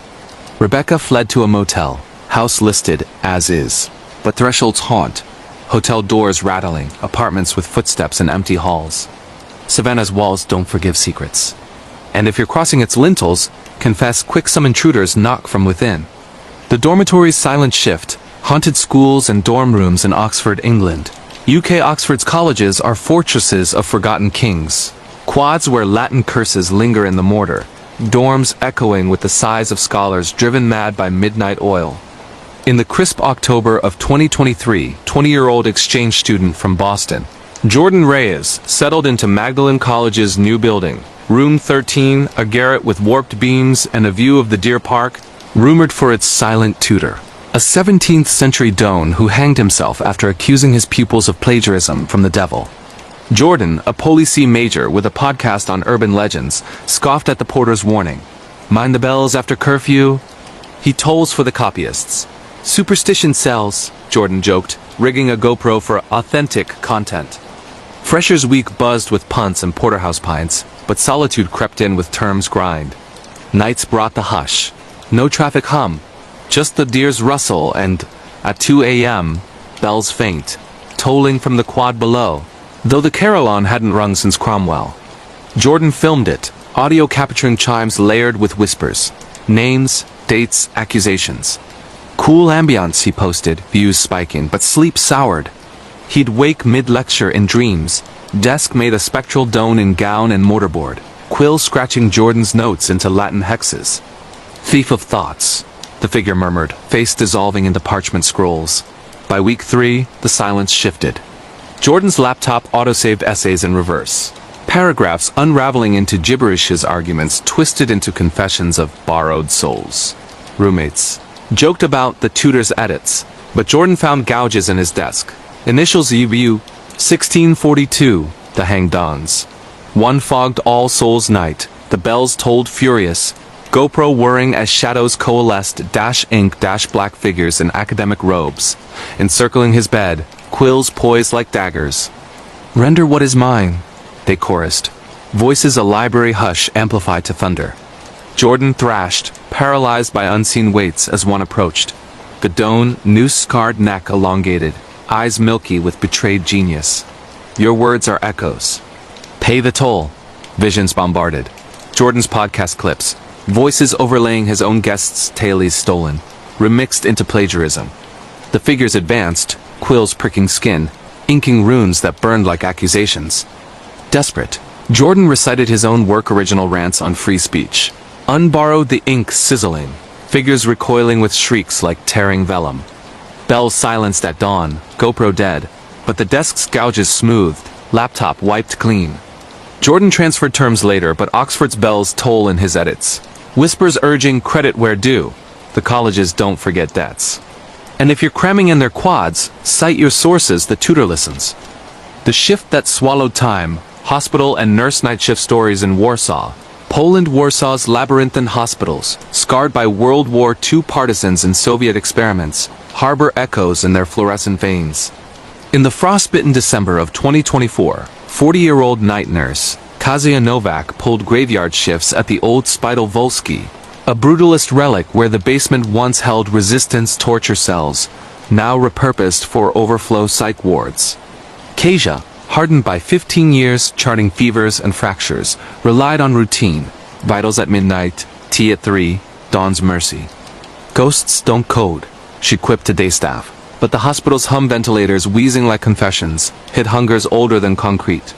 First shift post-holidays, the ward was a skeleton crew, Kazia and orderly Piotr, lights dimmed to save power. At 1:17 a.m., monitors flatlined in unison, not alarms, but synchronized silence, heartbeats pausing like held breath. Patient 204, an elderly partisan vet with dementia, sat bolt upright in his bed, eyes clear as a youth's. "They're coming back," he rasped, clutching Kasia's sleeve. The questions, always the questions. Before she could soothe, his monitor blared tachycardia. Then flat revived with defibrillator jolts that lit the room blue. But as Kazia charted, footsteps echoed from the sealed basement, stair boots on tile, deliberate, pausing at each door. Unease gnawed. Piotr dismissed it as old pipes, but at 3 a.m., the tea kettle boiled dry, steam-forming faces on the window emaciated, blindfolded, mouths agape in silent screams. Kasia's radio crackled static laced with Polish pleas. "Gdzie jest MJ Syn? Where's my son?" Though tuned to dispatch. Patient 204 seized again, convulsing as shadows pooled at his feet, tendrils questing like veins. "They want names," he gasped between shocks, eyes rolling to show whites etched with numbers, SAS tattoos. Kasia pinned him, injecting sedative, but the shadows surged, cold as interrogation lamps, wrapping her wrists, forcing visions. Basement cells, partisans broken on racks, ghosts replaying their end in endless loops. Piotr burst in, wrenching her free, but the orderly's face flickered, not his, but a capo in Wehrmacht grays, snarling, "Kto następny?" Who next? The ward devolved, beds levitating inches, sheets twisting into nooses. Monitors broadcasting wartime broadcasts, screams in Yiddish, orders in German. Kasia barricaded the nurse station, cross-checking charts against history. Spidal-Volsky, site of 1944 uprising field hospital, mass graves in the sublevels, experiments on traitors leaving imprints. At 5 a.m., the surge peaked, doors slamming in phantom rhythm. The vet's bed emptying, body gone, restraints dangling. Footsteps converged, shadows solidifying into uniforms, bayonets glinting, demanding confess your shifts. Dawn's light fractured the onslaught, figures dissolving into mist that stank of cordite. Police found the vet, in the basement sealed, since 45 unharmed, babbling of released questions. Kasia transferred out, but hospitals hum her name at witching hour, footsteps pausing at her door. Warsaw's wounds don't cauterize. And if you're nursing nights, chart your mercy, the echoes demand answers. The phantom frequency, 911 operator police dispatcher calls in Chicago, Illinois, USA. Chicago's 911 center is a hive of humming consoles and coffee dregs. Dispatchers like 33-year-old veteran Javier Ruiz, triaging terror from the loop sirens to Englewood shadows. Javier, a Southside native with a cop father's badge pinned inside his jacket, thrived on the rhythm. Domestics at dusk, Jews at dark, the rare mass casualties spiking adrenaline. Voices in the void, he called it. But the lines carried weights heavier than please echoes of the Great Fire's wails. Al Capone's Tommy gun chatter, buried in the switchboard's wires. Until the phantom calls began unraveling his nights. It hit on a muggy July midnight in 2023. Routine rollover on Lakeshore Drive. Caller ID blank. Line crackling open to breaths labored, wet than a child's whimper. Mama's gone. It's in the walls. Address pinged. An abandoned tenement on Halsted. Condemned since the 70s fire that claimed 19 souls. Javier dispatched units, but sirens wailed empty. The building stood gutted, no signs of life. Wrong number, he logged. But the child's voice lingered, sinking his pulse. Next shift, 2:14 a.m. Same blank ID, now a man's gravel. They're crawling back. The flames remember. Coordinates. The Eastland disaster dock sunk 1915, 844 drowned. Dispatch rolled. Nothing but rusted pilings and gulls. Patterns emerged like fever dreams. Calls flooded pre-dawn. Voices from Chicago's crypt. Black Sox gamblers cursing Comiskey. LBJ-era rioters chanting from Division Street, each laced with static that formed faces on Javier's screen-distorted pleading. One gutted him. A woman sobbed from his childhood block. Javi, the shots run! His father's unsolved hit, badge still warm when found. Units chased ghosts. REPORTS piled of echo disturbances. Officers hearing whispers on scanners, shadows fleeing lights. Javier's chief ordered psych eval, but the lines hijacked his home phone. Midnight rings to silence. Then his own voice from 1995. Dad? The bad man's here. The peak crashed at 4 a.m. on a lightning-veined August night. All channels seized. Chorus erupting hundreds, layered in agony. Fire victims bubbling lungs, drowning chorus girls gurgling hymns, gangbangers' last gurgles. Answer us, they demanded, consoles sparking. Javier's chair levitating inches as tendrils wire veins coiled his arms, pulling him into the board. Visions downloaded, the switchboard as nexus, channeling the city's unquiet dead, demanding closure through him, their dispatcher to the forgotten. Solve the echoes, they thundered, his father's face overlaying the static bullet hole weeping pixels. Javier blacked out, waking to medics prying him free. Center evacuated for electrical fault. Calls ceased, but his phone hums phantom rings, voices queuing for his ear. Chicago's lines don't hang up. And if you're dialing 911 in the dark, listen close, the dead might patch through first. The Foxhole Revenant, military and war-related horror in Normandy. France Normandy's bocage hedges, scarred by D-Day's thunder, cradle shrapnel and secrets in their thorny hearts, where the ghosts of 1944 still patrol with bayonets fixed. In the solemn June of 2024, 52-year-old American veteran LT Call, Rhett, Harlan Brooks, haunted by Gulf War ghosts, joined a battlefield tour group tracing Omaha Beach's bloodied sands. Harlan, broad-shouldered with a silver star and eyes like storm clouds, sought closure his squad's ambush in 91, a wound that festered in silence. History heals, the guide promised, but Normandy's soil drank Allied blood too greedily to forget. The tour bus hummed from Bayeux, disgorging them at Point du Hoc's crater's bomb-pocked earth like lunar scars. Harlan lingered as the group snapped selfies, fingers tracing a rusted helmet half buried in mud, initials JM etched inside. That night, billeted in a Cannes farmhouse, once a command post, sleep ambushed him. Dreams of foxholes, not Iraqi dunes but Normandy's, rain-churning clay to slurry. A GI materialized young, dough-faced, helmet askew whispering, "Relieve us, sir." The lines thin. Harlan jolted awake, sheets sodden. The farmhouse clock stuck at 06:00 hay hour. Dawn's mist clung as the group hiked Bloody Gulch.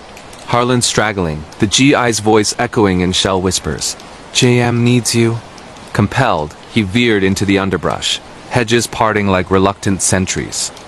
There, a preserved foxhole collapsed but for a boot-clad leg protruding, dog tags glinting. John Matthews, 101st Airborne, Cheer, June 6, 1944. Harlan's breath hitched. His Gulf Squad leader, Matthews' spitting image, had worn the same Tags family heirloom, lost in the blast.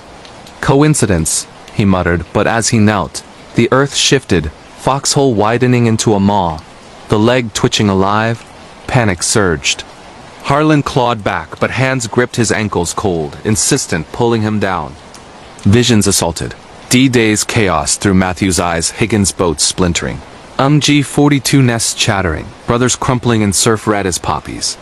"You left us hanging," the voice accused, not Matthews but Harlan's squad, faces overlaid in khaki, accusing his hesitation in 91.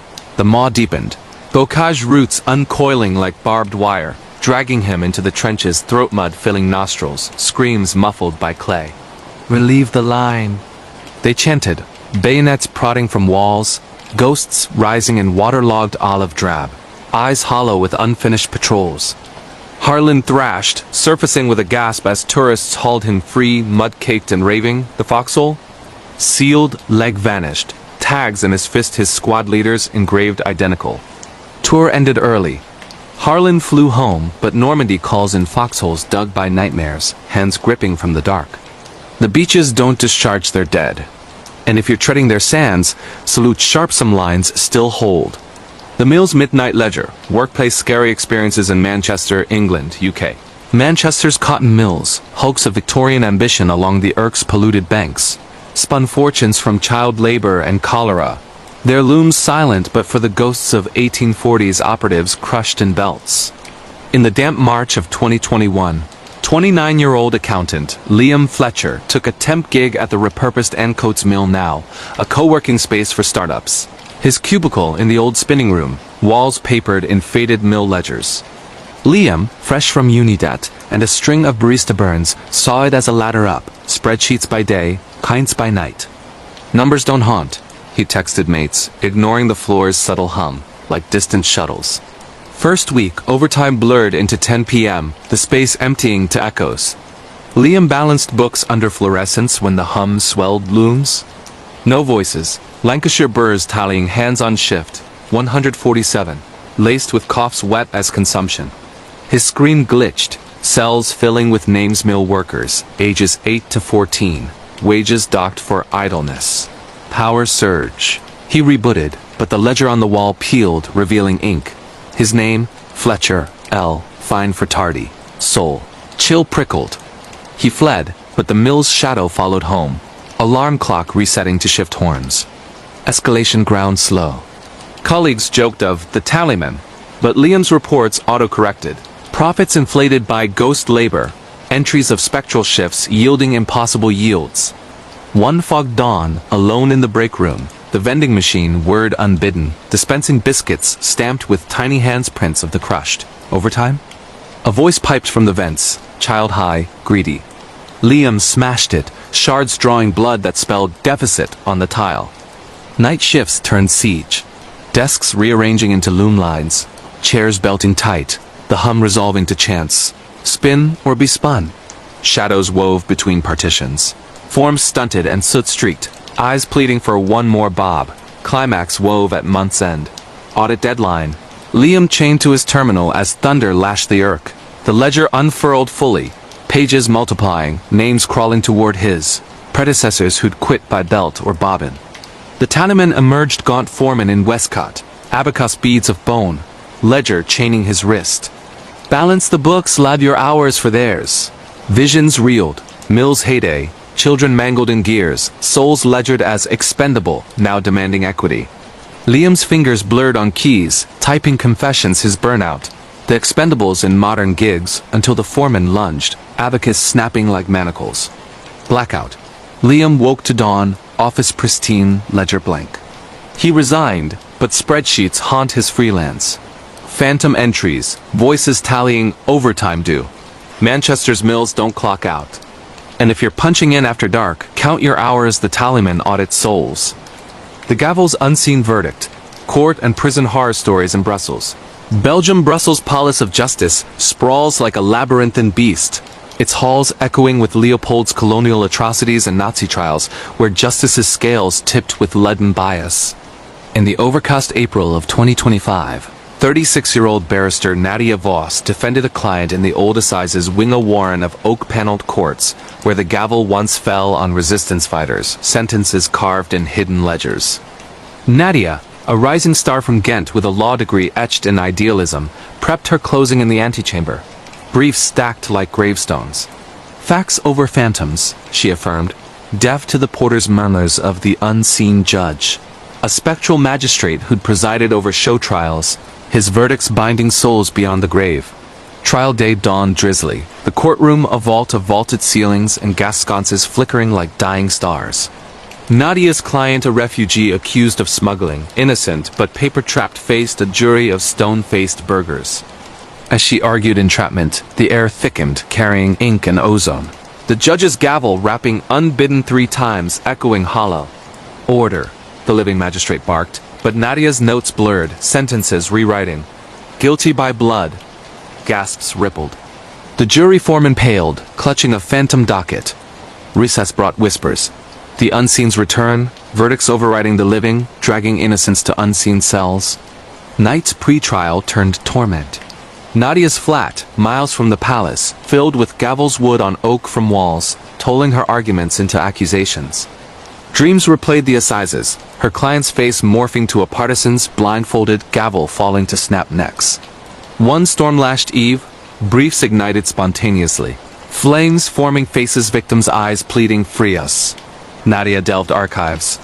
The unseen judge, Baron de V, collaborator who'd sentenced hundreds, his own end by noose in 45, spirit bound to atone or perpetuate. He seeks balance, a dusty clerk confided, by twisting scales till truth bleeds.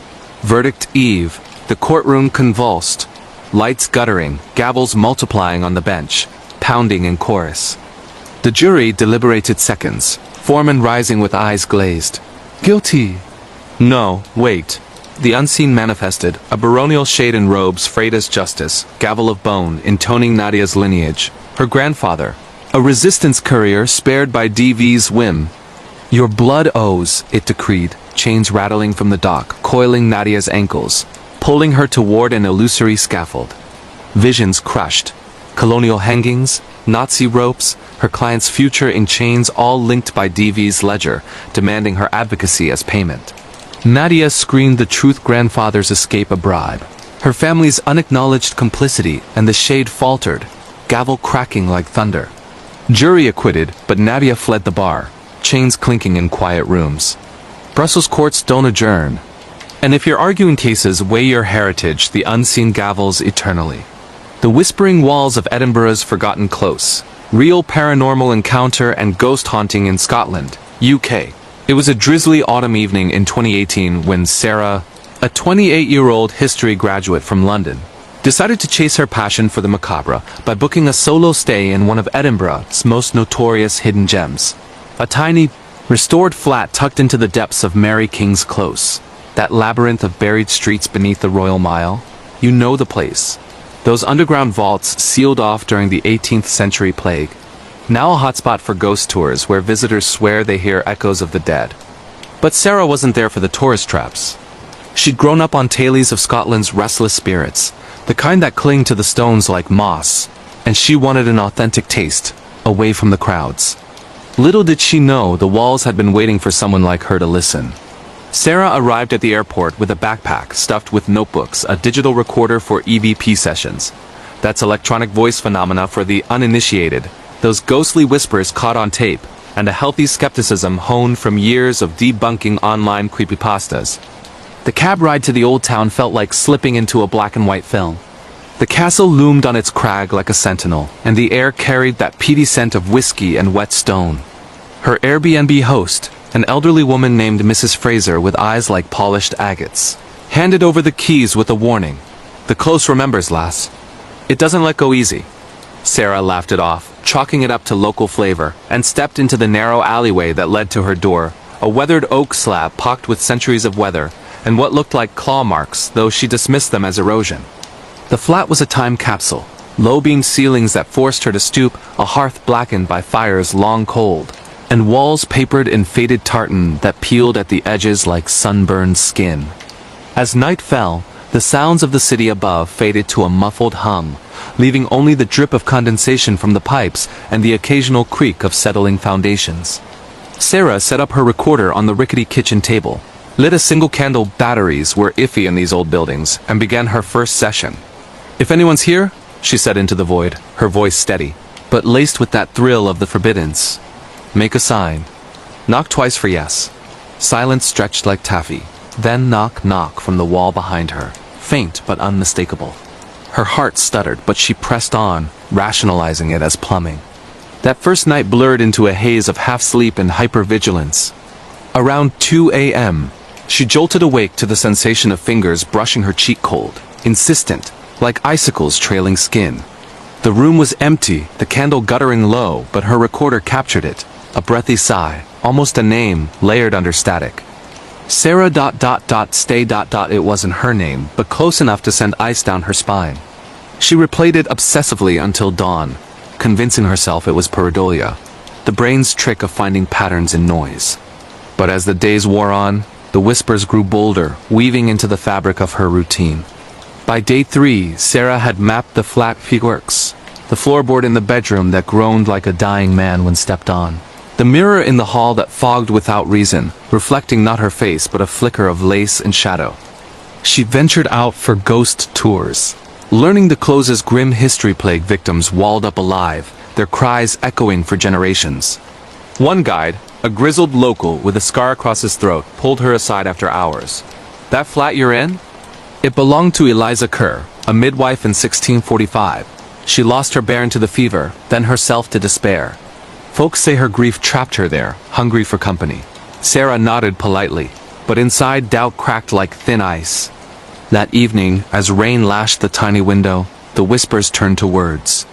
Sarah was sketching the hearth charcoal lines capturing the soot-streaked bricks when the air thickened, heavy with the scent of lavender and decay. Her pencil froze mid-stroke as a voice, soft and lilting with an old Scots burr, murmured from the wall, "The child. He cries for his mam." She whipped around, recorder whirring, but saw nothing. Heart pounding, she demanded, "Who are you? What do you want?" The response came not in sound, but in sensation, a child's wail building in her chest, raw and guttural, forcing tears she hadn't shed since childhood. She clawed at her throat, gasping until it faded, leaving her curled on the floor, notebook clutched like a shield. Desperate for air, Sarah fled to the surface streets, wandering the Royal Mile until she stumbled into a dimly lit pub called the World's End. Over pints of bitter ale, she spilled her tale to a table of locals, tattooed tour guides, and kilted historians who leaned in with knowing smirks. "Eliza's no the only one said, a woman with henned hair. "The close holds layers. Beneath her, there's Tam the Tanner, flayed his own hands in madness. And deeper, the plague doctor who bartered souls for cures." They shared stories of their own, a tourist vanishing for hours only to reappear babbling Gaelic. Shadows that followed groups like stray dogs. Emboldened, Sarah returned armed with salt lines across thresholds and a crucifix borrowed from Mrs. Fraser, who pressed it into her palm with trembling fingers. "For the innocents," the old woman whispered. But the night of day 5 shattered her fragile barriers. She dozed off in the armchair, lulled by the patter of rain, when the candle flared unnaturally bright, casting elongated shadows that danced like marionettes. The whispers swelled into a chorus: men's grunts, women's sobs, a baby's mewl, until the walls seemed to breathe, paper bubbling as if boiling from within. Sarah bolted upright, fumbling for her phone's flashlight, and that's when she saw it. In the mirror, not her reflection, but a procession. A woman in a bloodied shift, cradling a swaddled form that twitched unnaturally. Behind her, a hulking figure in a beaked mask, leather creaking audibly. And trailing, a child with eyes like voids, reaching out. The glass rippled like water as the child's hand pressed against it from the other side, nails scraping with a sound like chalk on slate. Panic surged, but curiosity, that damn historian's curse, held her rooted. "Eliza?" She breathed. The woman in the mirror nodded, tears carving tracks through grime-caked cheeks. "Join us," the voice echoed, not from the glass but inside her skull, a velvet compulsion laced with sorrow. Visions flooded unbidden. Eliza's labor in the dim close, the fever claiming her son, the walls closing in as the city bricked them away. Sarah felt the isolation, the rot of flesh and hope as if it were her own. She staggered back, smashing the mirror with the poker from the hearth shards, exploding like brittle bones, but the image lingered in the fragments, multiplying into infinity. Dawn found her packing feverishly, but the close wasn't done. As she dragged her bag down the stairs, footsteps echoed behind, soft, pattering, then heavier, deliberate. Mrs. Fraser waited at the door, face ashen. "They heard the choir, didn't they?" "They sing for the lost." Sarah nodded, throat too raw to speak, and fled to the airport. The recorder clutched like contraband. Back in London, she transcribed hours of audio, layers of pleas, names, dates etched in agony. Sarah ... stay. The child cries. It played on loop, a siren's call that drew nightmares of buried alleys and masked saviors. Years later, Sarah can't pass a stone wall without straining for whispers. She shared snippets anonymously online, where skeptics call it wind and believers weep in recognition. But in quiet moments, she wonders if a piece of her stayed behind, woven into the tartan, waiting for the next listener. Edinburgh's close doesn't haunt, it hungers. And if you're ever in Scotland, tread lightly in the shadows, they remember faces. The shadow in the Smoky Mountains. Supernatural creatures encounter with a skinwalker in Tennessee. USA, deep in the heart of the Great Smoky Mountains. National Park, where the fog clings to the ridges like a lover's breath and the ancient. Cherokee legends whisper through the pines. Jake Harlan thought he was just chasing a promotion. It was summer 2020, and the 35-year-old park ranger from Knoxville had drawn the short straw for a solo patrol of the remote Elkmont ghost town section. Those crumbling cabins from the logging era, abandoned since the 1930s but still drawing thrill-seekers who ignored the no trespassing signs. Jake was no stranger to the woods. He'd grown up hiking these trails, his dad a retired forester who spun yarns of Bujungs and mountain boogeymen around campfires. But those were stories for kids. Jake believed in bear scat and boot prints, not shapeshifters or skin stealers. His shift started at dusk, the sun bleeding orange through the canopy as he bounced along the unpaved road in his battered Ford Ranger. The radio crackled with static warnings about recent hiker disappearances, 3 in a month, chalked up to flash floods or getting turned around in the mist. "Keep your eyes peeled," dispatch had said. Jake snorted, adjusting his Stetson and slinging his pack with flares, a .38 revolver, and enough jerky to last till morning. The ghost town emerged like a sepia photograph. Sagging porches, vine-choked chimneys, and the eerie silence broken only by the hoot of an owl or the rustle of leaves. He parked at the edge, flashlights sweeping the underbrush, and began his loop, noting graffiti on the old Spence cabin. The watcher sees all, in smeared red paint. As twilight deepened to ink, the air turned thick, carrying a metallic tang like blood on the wind. Jake's boot crunched on something brittle, a rabbit skeleton, fur stripped clean, eyes gone but bones arranged in a deliberate circle. He kicked it aside, unease prickling his neck, and pressed on to the Job cabin, its door ajar like an invitation. Inside, dust motes danced in his beam, furniture shadows twisting into grotesque shapes. He snapped photos for the report, the shutters click echoing unnaturally loud. That's when he heard it, a low yip like a coyote but warped, ending in a human-like chuckle that slithered down his spine. Dismissing it as a feral dog, Jake stepped out, but the forest had changed. The trail markers he'd passed an hour ago were gone, swallowed by undergrowth, and the stars above flickered through the haze like faulty bulbs. He radioed in. Harlan here, position check over. Static hissed back, laced with a faint mimicry of his own voice. All clear. Come find me. Sweat beaded despite the chill, and he quickened his pace, branches snagging his sleeves like fingers. Legends flooded unbidden Cherokee tales of the Yi Nald Lucy, the skinwalker, a witch who dons animal hides to stalk the unwary, mimicking voices to lure prey into the dark. By midnight, exhaustion clawed at him, and he hunkered in a clearing near the Walker sisters' place, those spinster cabins preserved like a museum of isolation. He built a small fire, flames sputtering against the damp, and chewed jerky while scanning the tree line. Eyes glinted back yellow, unblinking, too high off the ground for a wolf. Who's there? He barked, hand on his holster. The response was a rustle, then silence, broken by twigs snapping in a circle around him. Panic rising, Jake doused the fire and backed toward his truck, but the path looped impossibly, dumping him back at the clearing. The eyes multiplied, circling closer, accompanied by whispers in a guttural tongue that twisted his gut. He fired a warning shot into the air, the bang shattering the night, and bolted blindly, lungs burning, thorns tearing his jeans. Behind him, the pursuit was relentless, not pause, but a loping gait that matched his strides, accompanied by labored breathing that mimicked his own. Glancing back, he caught a glimpse. A figure too tall, limbs elongated, furred pelt blending with bark, but for the flash of teeth like shattered glass. It yipped again, his dad's voice this time. Jake boy, come on home. He tripped over roots, sprawling into mud, and scrambled up to see a pause at the tree line. A man? No.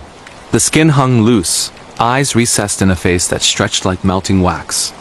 Dawn was a salvation he didn't deserve. He burst onto the main road, truck materializing like a mirage, and floored it to the ranger station, babbling to his wide-eyed colleague Mia. Skinwalker. It wore my voice. She drove him to the AA for shock, but the real damage was in the aftermath. Photos from his camera showed blurred shapes in cabin windows, and his radio, retrieved later, looped that mocking static for days. Locals nodded knowingly when he shared, "The mountains keep their secrets, but they take pieces of you."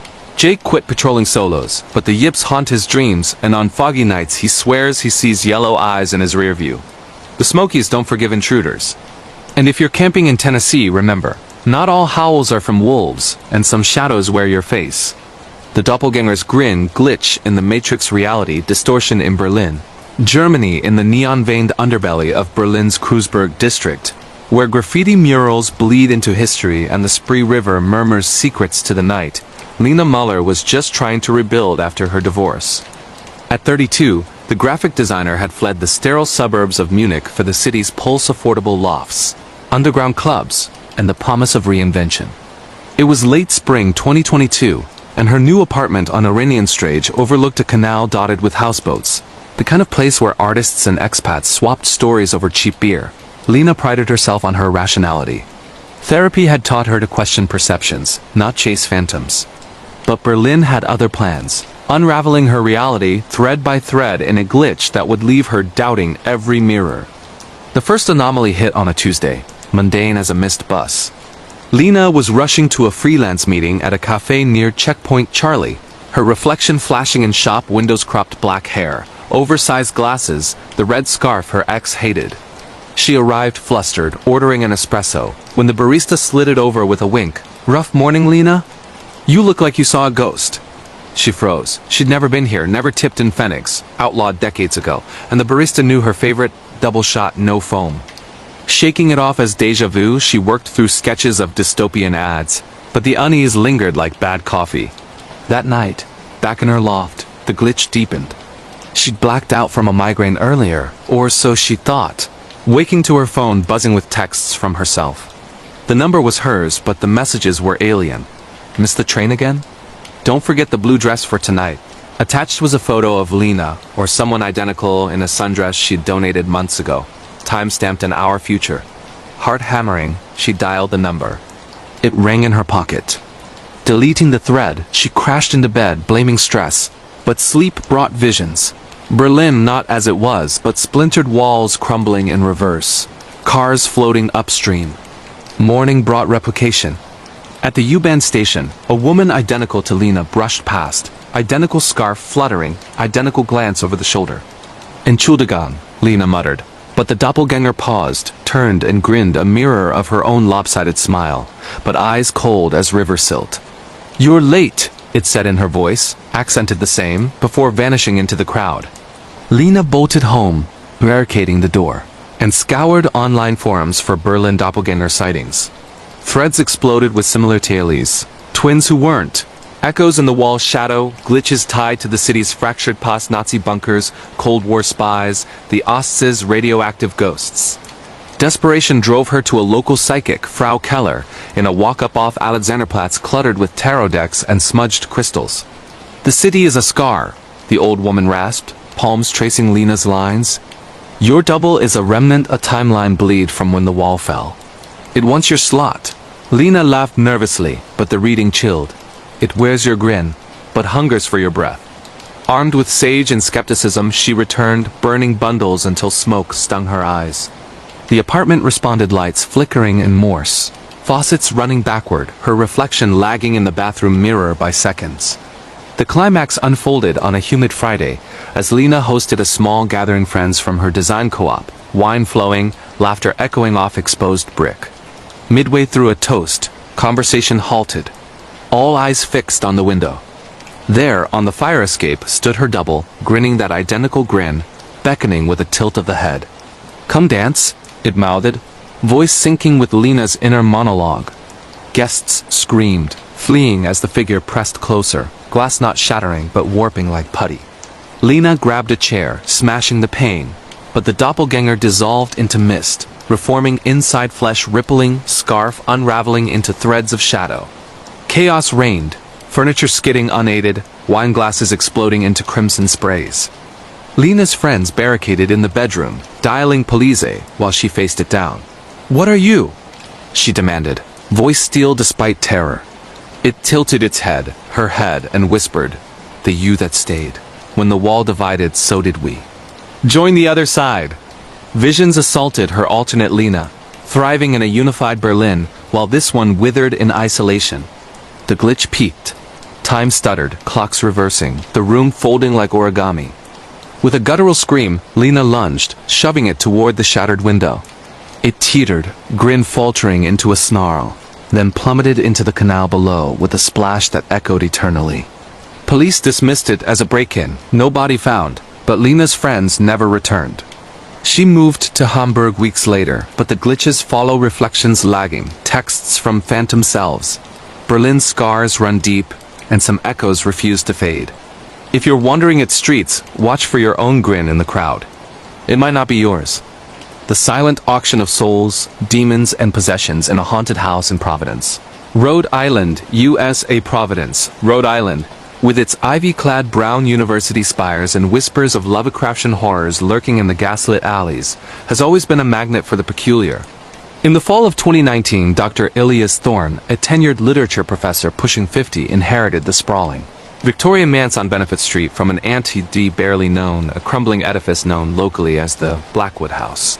Site of rumored seances in the 1920s where mediums bartered with entities for forbidden knowledge. Elias, a staunch materialist who dissected Poe and Shelley for a living, saw it as a quirky windfall. High ceilings for his library, a garden for quiet reflection post-divorce. He moved in with boxes of first editions and a cat named Poe, oblivious to the auction already underway within its walls.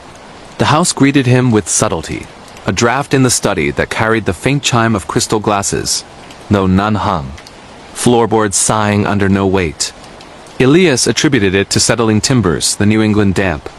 His first night, unpacking arcane tomes, he uncovered a hidden drawer in the desk, yellowed invitations to the midnight salon, etched with symbols that twisted the eye sigils he later learned from the Lesser Key of Solomon. Curiosity piqued. He lit candles and read aloud a fragment, his voice booming in the empty hall. Laughter tinkled back, childlike and brittle, from the attic stairs.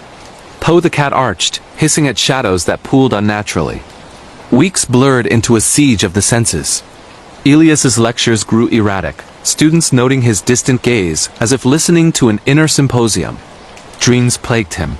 Auctions in a vast mirrored ballroom. Bidders cloaked in smoke bidding souls with coins of bone. He'd wake drenched, the sigils sketched unconsciously on his bedsheets. The possessions began small books rearranging alphabetically by author death date. His reflection mouthing words he hadn't spoken. One dawn, he found Poe rigid on the rug, eyes rolled back, foam flecked with what smelled of sulfur. The vet called it toxin. Elias knew better, burying the cat under the rose arbor where the earth steamed. Desperation led to Father Harlan, a Jesuit from the university chapel, wiry and sharp-eyed, who arrived with holy water and a satchel of relics. "This house devours," he warned, sprinkling thresholds. They delved into the basement, a warren of root cellars where the air thickened to tar. Latin incantations clashed with guttural retorts, voices overlapping in Aramaic French, a dialect Elias couldn't place. Candles snuffed themselves, and Harlan's crucifix blistered his palm. "3," the priest gasped. Eliza the medium, her lover the summoner, and the child they bartered. Demons wear their skins. The ritual spanned nights. Elias strapped to a chair as entities cycled through him. First, the child, a piping whine demanding my due, twisting his limbs into supplication. Elias fought, reciting Eliot to anchor himself. This is the way the world ends. Not with a bang but a whimper. But the boy giggled, his voice bubbling from Elias's throat. Harlan doused him, steam rising like genies freed. Then the lover, a baritone seduction promising arcane libraries, Elias's hands clawing air for invisible tomes. The medium came last, her wail a siren's lament, body convulsing in faux ecstasy, whispering lovers' secrets Elias had long buried. By the third dawn, the house groaned, plaster cracking like eggshells, and Harlan collapsed, rosary fused to his fingers. Elias staggered free, the air lightening, but victory soured. In the mirror, his eyes held a flicker, not his, but borrowed. He burned the invitations, boarded the basement, but the auctions persist in whispers during lectures, bids rising for his tenure, his solitude. Providence's ghosts don't possess. They lease. And Elias wonders as he pours another scotch, whose soul is truly the prize. The vanishing hitchhiker of the M1. Kidnappings and abductions, unsolved mystery in England. UK. The M1 motorway slices through England's industrial spine like a vein of asphalt, linking London's bustle to the Midlands' quiet despair. In the sweltering heatwave of July 2021, Tom Riley, a 42-year-old lorry driver from Leeds with a salt and pepper beard and a penchant for true crime podcasts, was hauling freight northbound when he spotted her, a lone figure at the hard shoulder near Junction 10, thumb out, sundress fluttering like a distress flag. Tom lived for the road's rhythm CB radio banter. Service station fry-ups, but something about her snagged. Pale skin glowing under sodium lights. Hair a cascade of auburn that caught the headlights like fire. He pulled over, hazards blinking, engine rumbling like a beast at rest. "Hop in, love," he called, door creaking open. She slid in, cool as a draft from an open fridge, murmuring thanks in a soft Northamptonshire lilt. Up close, she was younger than he'd thought. Early 20s maybe, with eyes like fogged glass and a pendant necklace glinting. A silver locket etched with initials EM. Conversation flowed easy. She was Emily, heading to a family reunion in Rugby, ran out of petrol after a row with her boyfriend. Tom nodded, sharing tales of close calls, foggy pile-ups. Runaway trucks while she smiled faintly, gaze drifting to the passing fields. As Watford Gap approached, the chat lulled, radio humming with static-laced pop. Tom glanced over. Emily stared ahead, unblinking, fingers tracing the locket. "You all right?" he asked. She turned, smile cracking like porcelain. "Do you believe in second chances, Tom?" His name hung odd he hadn't shared it. Before he could probe, a jolt. The lorry swerved, tires shrieking, as if yanked by invisible reins.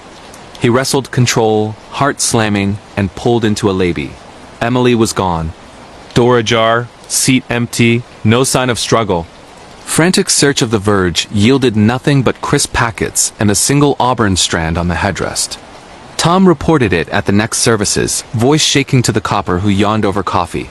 Hitcher vanished mid-ride.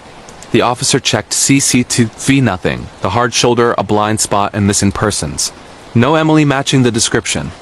But digging unearthed chills. Junction 10, 1987. A young woman named Emily Marston, 22, abducted from that exact spot. Her car stalled, boyfriends fight fresh, locket her mother's gift. Body never found, case cold. Whispers of motorway phantoms, vanishing hitchhikers, luring drivers to her fate.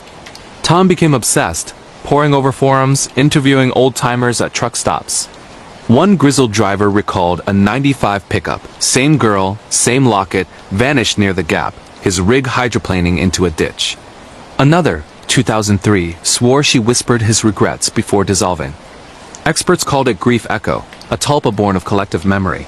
But Tom knew abduction when he felt it, not flesh taken, but soul snared.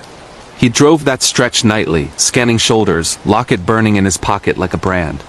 Years on, Tom's a shadow of himself, podcast host now, narrating the M1 ghost to rapt listeners. But on quiet halls, he feels her chill, hears the lilt. Second chances, Tom? The motorway remembers it's lost, and some rides never end. If you're motoring the M1 after dark, lock your doors. She might be waiting, thumb out for you. The Faceless Man on the Eurostar. Creepy encounters with strangers and online internet horror in France. France Paris in winter is a monochrome dream. The Seine, a silver ribbon under iron skies. But for 26-year-old coder Alex Harper, visiting from Manchester in January 2023, it was a glitchy nightmare scripted from the dark web.